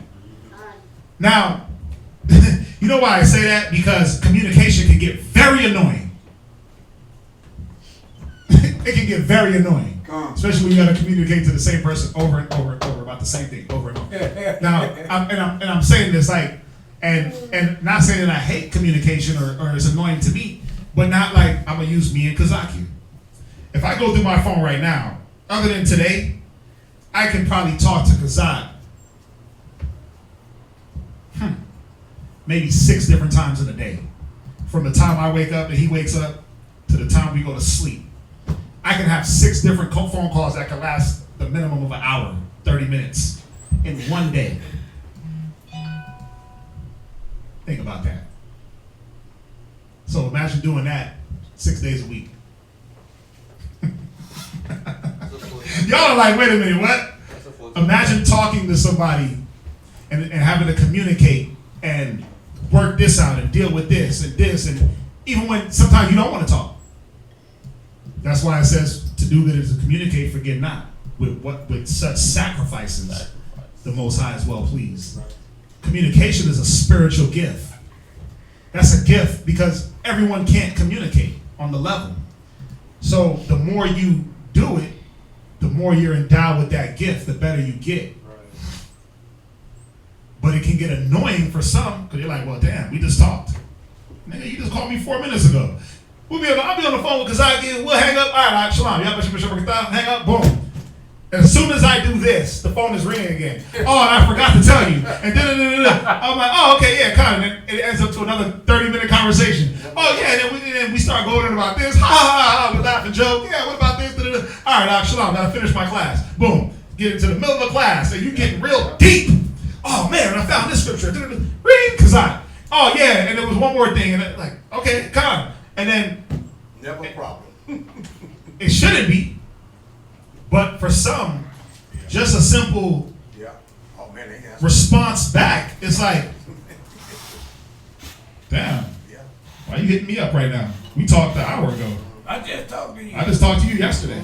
Nigga, did we talk last week? What the hell? Right. Yeah, that's true. Did we just talk last week? Or I already talked to you today, so everything's going to voicemail. Everything's going to be a text. Everything's going to be a non-response. It's a spiritual gift to communicate. Amen. You got to store those things up. It's, you know what's crazy? Like, the things that we want from our kids, we should want from ourselves. God. Like, who wants a relationship with your kid where it's like, hey, how you doing? Good. And they're just sitting there like, good. I ain't going to tell you nothing, nigga. But then they'll go to their friend. Oh, yeah, and Billy did this to me and did this and did that. And you sitting here like, wait, why you tell them everything but I asked you what was up? That's it. You can drop your whole brain to your friend, but that's how some women are. That's how some wives are. That's how some brothers are.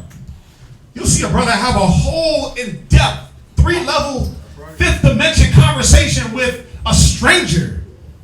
And you're like, damn, all that happened to you, but you asked him an hour ago, bro, how you feeling? Good. Good. Wait a minute. What about the spiritual gifts of communication? What about the spiritual gifts of counsel? What about those things? Those are spiritual gifts. To be able to counsel someone and to be able to receive, those are spiritual gifts. Those are the things you're supposed to store up, because those are the things that will preserve you. But too many of us are like, nah, I'm communicate, talk, counsel, give my mind up, come down off my ego. It's ego. It's narcissistic. It's disgusting. It's disgusting. Y'all get what I'm saying? Yeah. Let me go back to Peter's. Get a little bit too spiritual. I know. Feel like I'm. Is there such a thing? It's a spiritual gift to be spiritual. If there's such a thing. Yeah, man. Peter's, right? Remember, communication, counsel, joy, peace, charity.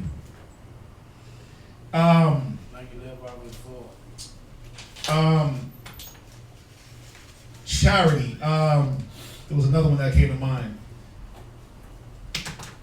It'll come back. Long suffering. Listen, the ability to not misjudge people in their mistakes is very important. That's a spiritual gift. To be able to look at a situation and say, okay, what am I supposed to learn? Am I supposed to learn to judge the next person wicked and off and garbage? Or am I supposed to learn, okay, well, they messed up, come in the best gifts and not do what they did? See, a lot of us misjudge because the spiritual gift of judgment is not with a lot of us. Proper righteous judgment, not after the sight of the eyes or the hearing of the ears, but the full 360 roundabout, quick understanding, the Spirit of the Most High, what it says in Isaiah 11:2. A lot of y'all be in situations where you're not supposed to look at a person and say, well, they're garbage. But you're supposed to say, wow, okay, well, they messed up. When I'm in the position, I'm not going, the lesson has been taught to not make the same mistake. Let me change things in a different way. Nobody changes off you wicked, you garbage, you nasty, you ugly, you dirty. No one changes from that. No one changes from that. Oh, damn, you should have answered that. That was a war. He was going to give me the Passover location. Hey, do me a favor. Take that. Right down. Yeah, that's a war. Right? I'm going to read on. Let them know that we're in class. Verse 4. Right? First Peter 3. 1 Peter 3 and verse 4. Verse 5. Who are kept by the power of Yahweh through faith unto salvation, ready to be revealed at the last time, wherein ye greatly rejoice. Though now for a season, if need be, you are in heaviness through manifold temptations. Because those things do weigh us down. They can, if you let them. But verse 7 tells you that the trial of your faith, being more precious than of gold that perisheth, though it be tried with fire, might be found unto praise and honor. So the things that are weighing you down, the temptations, don't let them.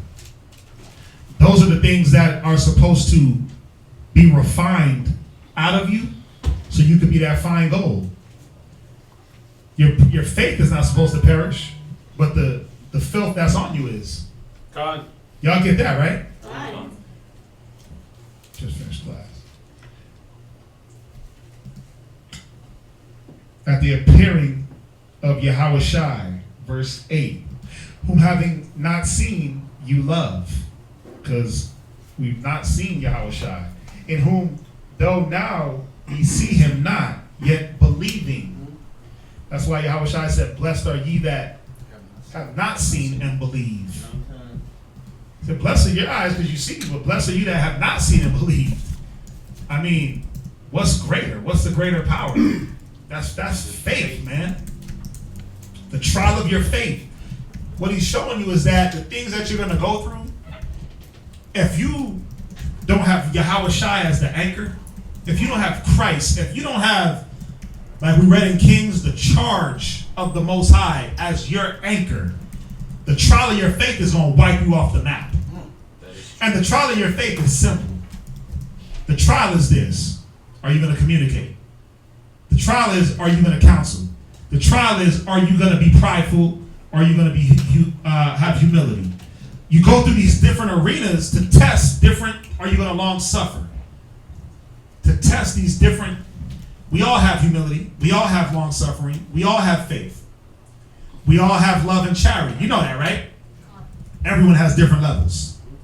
The trial of your faith is to test the level that you're at and bring you to the next level. Not test the level that you're at and then make you degrade back further. No, it doesn't work like that. It's supposed to be a test. You pass the test and you say, whoa, I got through that. My trial of last year, Ecclesiasticus 2, ain't my Ecclesiasticus the second chapter of this year. It's 2020. New year, new me. But listen, every year is a new trial. I'm not going off of 2020 January 1st. I'm just talking about a year in general. You shouldn't be on the same level as last year. None of us should be. So your trials are going to increase. The trial of your faith is going to increase. Why? Because every year after year, you're becoming more that gold. That dirty wedge of a man that you once were. As you go through your trial, whoa, I can see his gold feet. Dang, he went through that trial of the feet. Dang, I can see his legs. Them things are shiny. Whoa, he went through his trial. Wow, his face is glowing. Because the trials, the furnace of affliction is burning away the impurity. But it's not supposed to burn the gold. Gold don't burn. Gold melts. That's right. And then you shape it into what you need to shape it into. Gold ain't supposed to burn away in the furnace. It ain't gold. That's silver.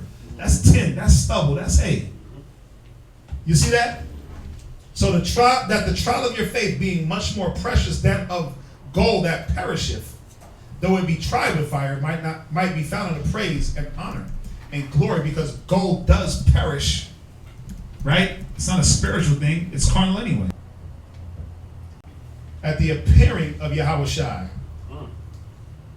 whom having not seen you love, in whom, though now you see him not, yet believing, you rejoice with joy unspeakable and full of glory, receiving the end of your faith, even the salvation of your spirits.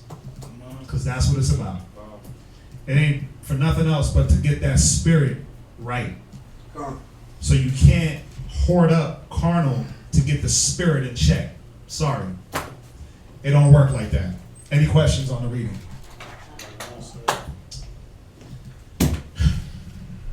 Any questions outside the reading? I mean, hey, look at the class. Very good class. Very good class. There was a lot of reading, but it was good. Always be glad. He said, oh, he didn't want to give you the info?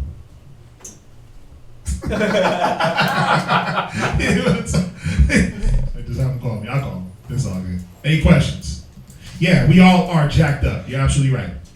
We all are jacked up. Me, I'm not worthy to be called an apostle. All right? I'm the least of the apostles. So I'm right there with y'all.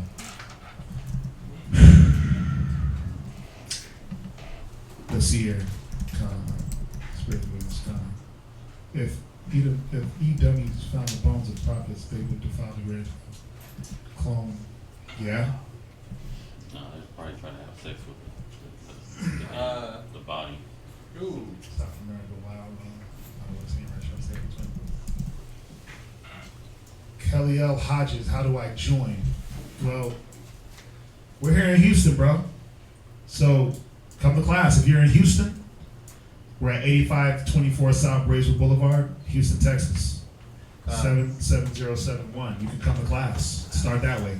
If I'm not sure where you are, If you're in Virginia or in that area, the East Coast, we got a school in Virginia. 2610 Granby, Norfolk, Virginia. 23517. We're also in San Antonio. 3333 Waltham. And we got things rolling in San. We're trying to get things rolling in Albuquerque. So, depending on where you're at or where you want to be, you know, start with class. If you can't get to a school, stay diligent online and let the Most High open doors for you. Be faithful in little, and He'll make you ruler over much. Is that it? All right, everyone. Imadium, Wapanya, Wadum. Let's rise and face the east. Let's set up the prayers to close out the Shabbat. I'm sorry. That's live. Super live. You can turn the camera to the east. Let them get their east on. Yeah, Ronnie, you got it. Yeah. Just like there. Let them get their east.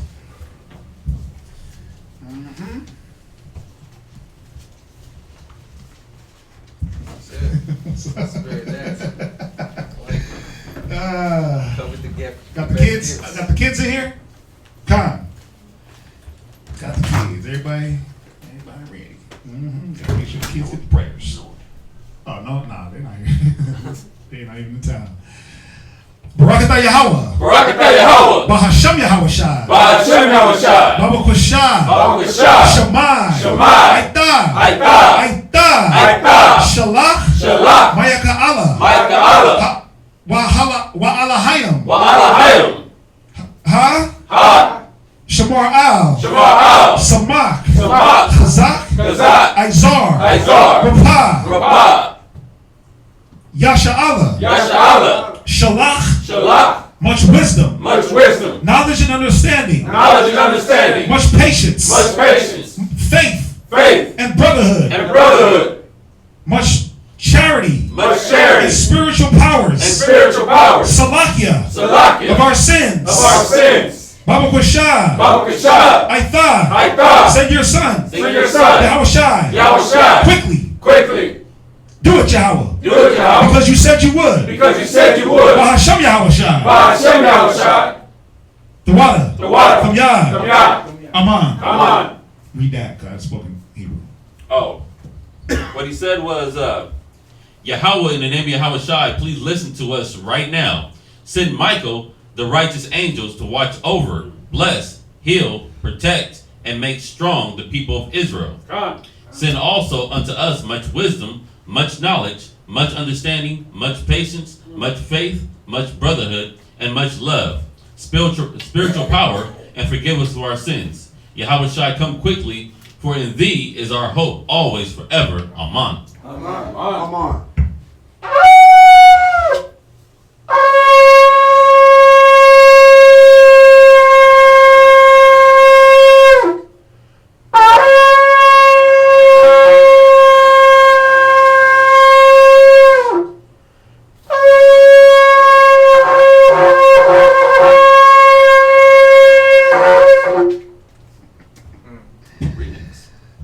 Barakatah Yahweh.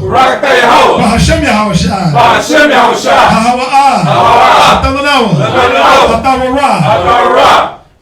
Bless you, Yahweh, in the name of Yahweh Shai, that gives to us the law. Barakatah Yahweh. Bahashem Yahweh Shai.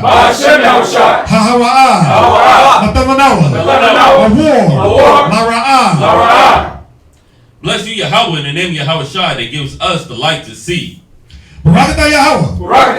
Bahashem Yahweh Shai.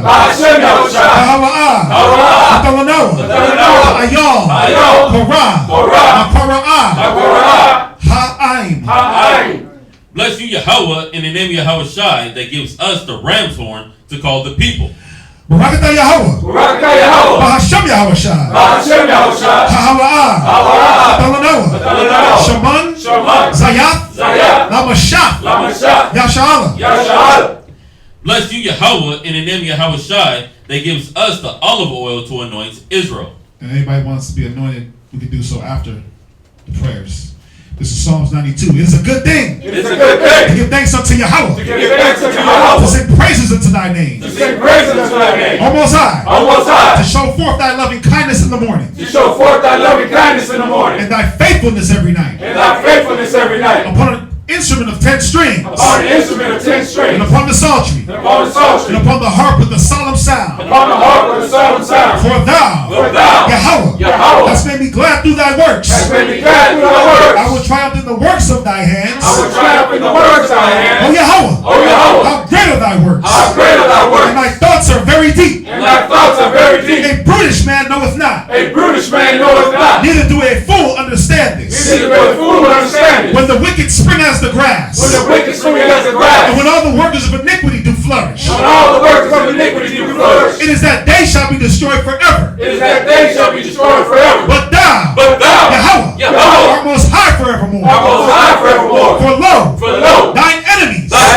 O Yahweh, for lo, thine enemies shall perish. Thine enemies shall perish. All the workers of iniquity shall be scattered. All the workers of iniquity shall be scattered. But my horn, shalt thou exalt like the horn of a unicorn. Shalt thou exalt like the horn of a unicorn. I shall be anointed with fresh oils. I shall be anointed with fresh oil. My eye also shall see. My eye also shall see. My desire of my enemies. My desire of my enemies. And my ears shall hear. And my ears shall hear. My desire of the wicked that rise up against me. My desire of the wicked that rise up against me. The righteous shall flourish like the palm tree. The righteous shall flourish like the palm tree. He shall grow like the cedar in Lebanon. He shall grow like the cedar in Lebanon. Those that be planted in the house of Yahweh Shai. Those that be planted in the house of Yahweh Shai. Shall flourish in the courts of the Most High. Shall flourish in the courts of the Most High. They shall still bring forth fruit in old age. They shall still bring forth fruit in old age. They shall be fat and flourishing. They shall be fat and flourishing. To show that Yahweh is upright. To show that Yahweh is upright. He is my rock. He is my rock. And there is no unrighteousness in him. And there is no unrighteousness in him. Bahashem Yahweh Shai. Bahashem Yahweh Shai. The water.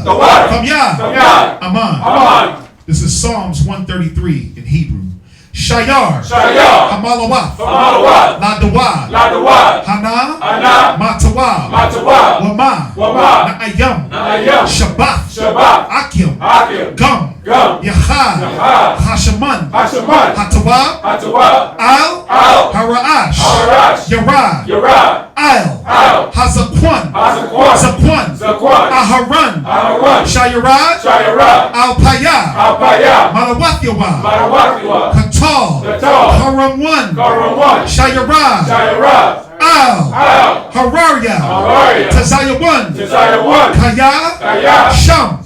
Tazawah. Yahweh. Habaraka. Hayab Yam. Ay. Hawalam. Psalms 133. Behold, how good and how pleasant it is for brethren to dwell together in unity. It is like the precious ointment upon the head, that ran down upon the beard, even Aaron's beard, that went down to the skirts of his garment, as the dew of Hermon, and as the dew that descendeth upon the mountains of Zion. For there the Lord commanded the blessing, even life forevermore. Bahashem Yahweh Shai. Bahashem Yahweh Shai. Shalom. The water? The water. From Yah. Aman. Aman. Let's circle up. Can you flip that to me real fast? Again, want to thank everybody for joining us. I know these Sabbath classes, they go long, but I mean, what else is there? What else is there but the wisdom and the word? Nothing. We're nothing without it. We got to get it. Yeah, David, get up in here. Just a reminder, pray for us. We're trying to get this school, this new location, a bigger school, more space. We could do a lot more in there. Pray, set up your prayers. If you want to contribute for the Passover, for the lamb, please do so. I'm going to get the address to the Passover by Monday. I'm going to actually get that right after class. I'll get it for Monday. That way you guys can make your reservations according to the location. I know you want to be close. San Antonio is big. You don't want to be on the west side and be on the east side. So I'll get that for y'all on Monday. And then Kazakia will share it on Tuesday also. What else? Yeah, that's it. The big thing right now is this school, man. So pray for us on that. Pray that we get that. so we can get that rolling. All right. Have they put out the calendar for this year? I think we have it. I think the sisters might have it. Martha, y'all got that calendar? No, not yet. Okay, not yet. We'll get as soon as we get it, y'all will get it. All right. All right.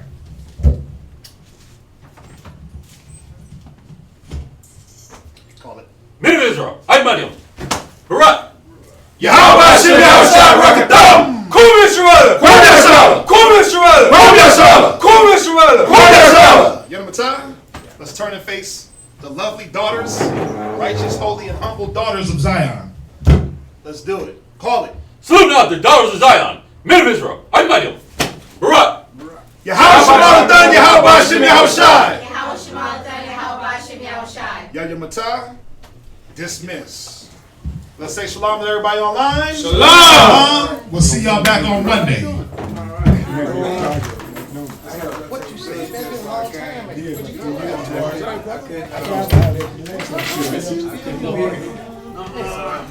can't remember.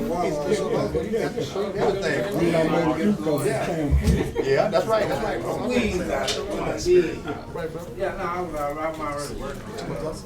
What's up, Dave?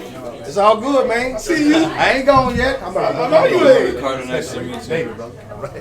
The Most High is my rock. In the name of Messiah. The Most High is my rock. Rock. The Most High is my rock. My rock. The Most High is my rock. Yeah. The Most High is my rock. I keep my Bible on top. The Most High is my rock. No time for cupcake and the cutting. Hit the streets and start cutting. The Israelites are bubbling. The Israelites are coming. I don't celebrate Thanksgiving. You can keep the stuffing. It's pagan, disdain, it's vain, it's nothing. The European Union about to hit the button. And I feel sorry for you if you think the Lord is bluffing. That's why I hit the booth and I tell the truth. Are you fishing with the truth? Homie, where's your fruit? If the Most High is your rock, don't treat him like a side piece. Come in this truth plan and treat you like a side piece. He's the God of mercy and wrath. So do you want to fly or do you keep the Bible on cop? The Most High is my rock. TK. Rock. The Most High is my rock. The Most High is my rock.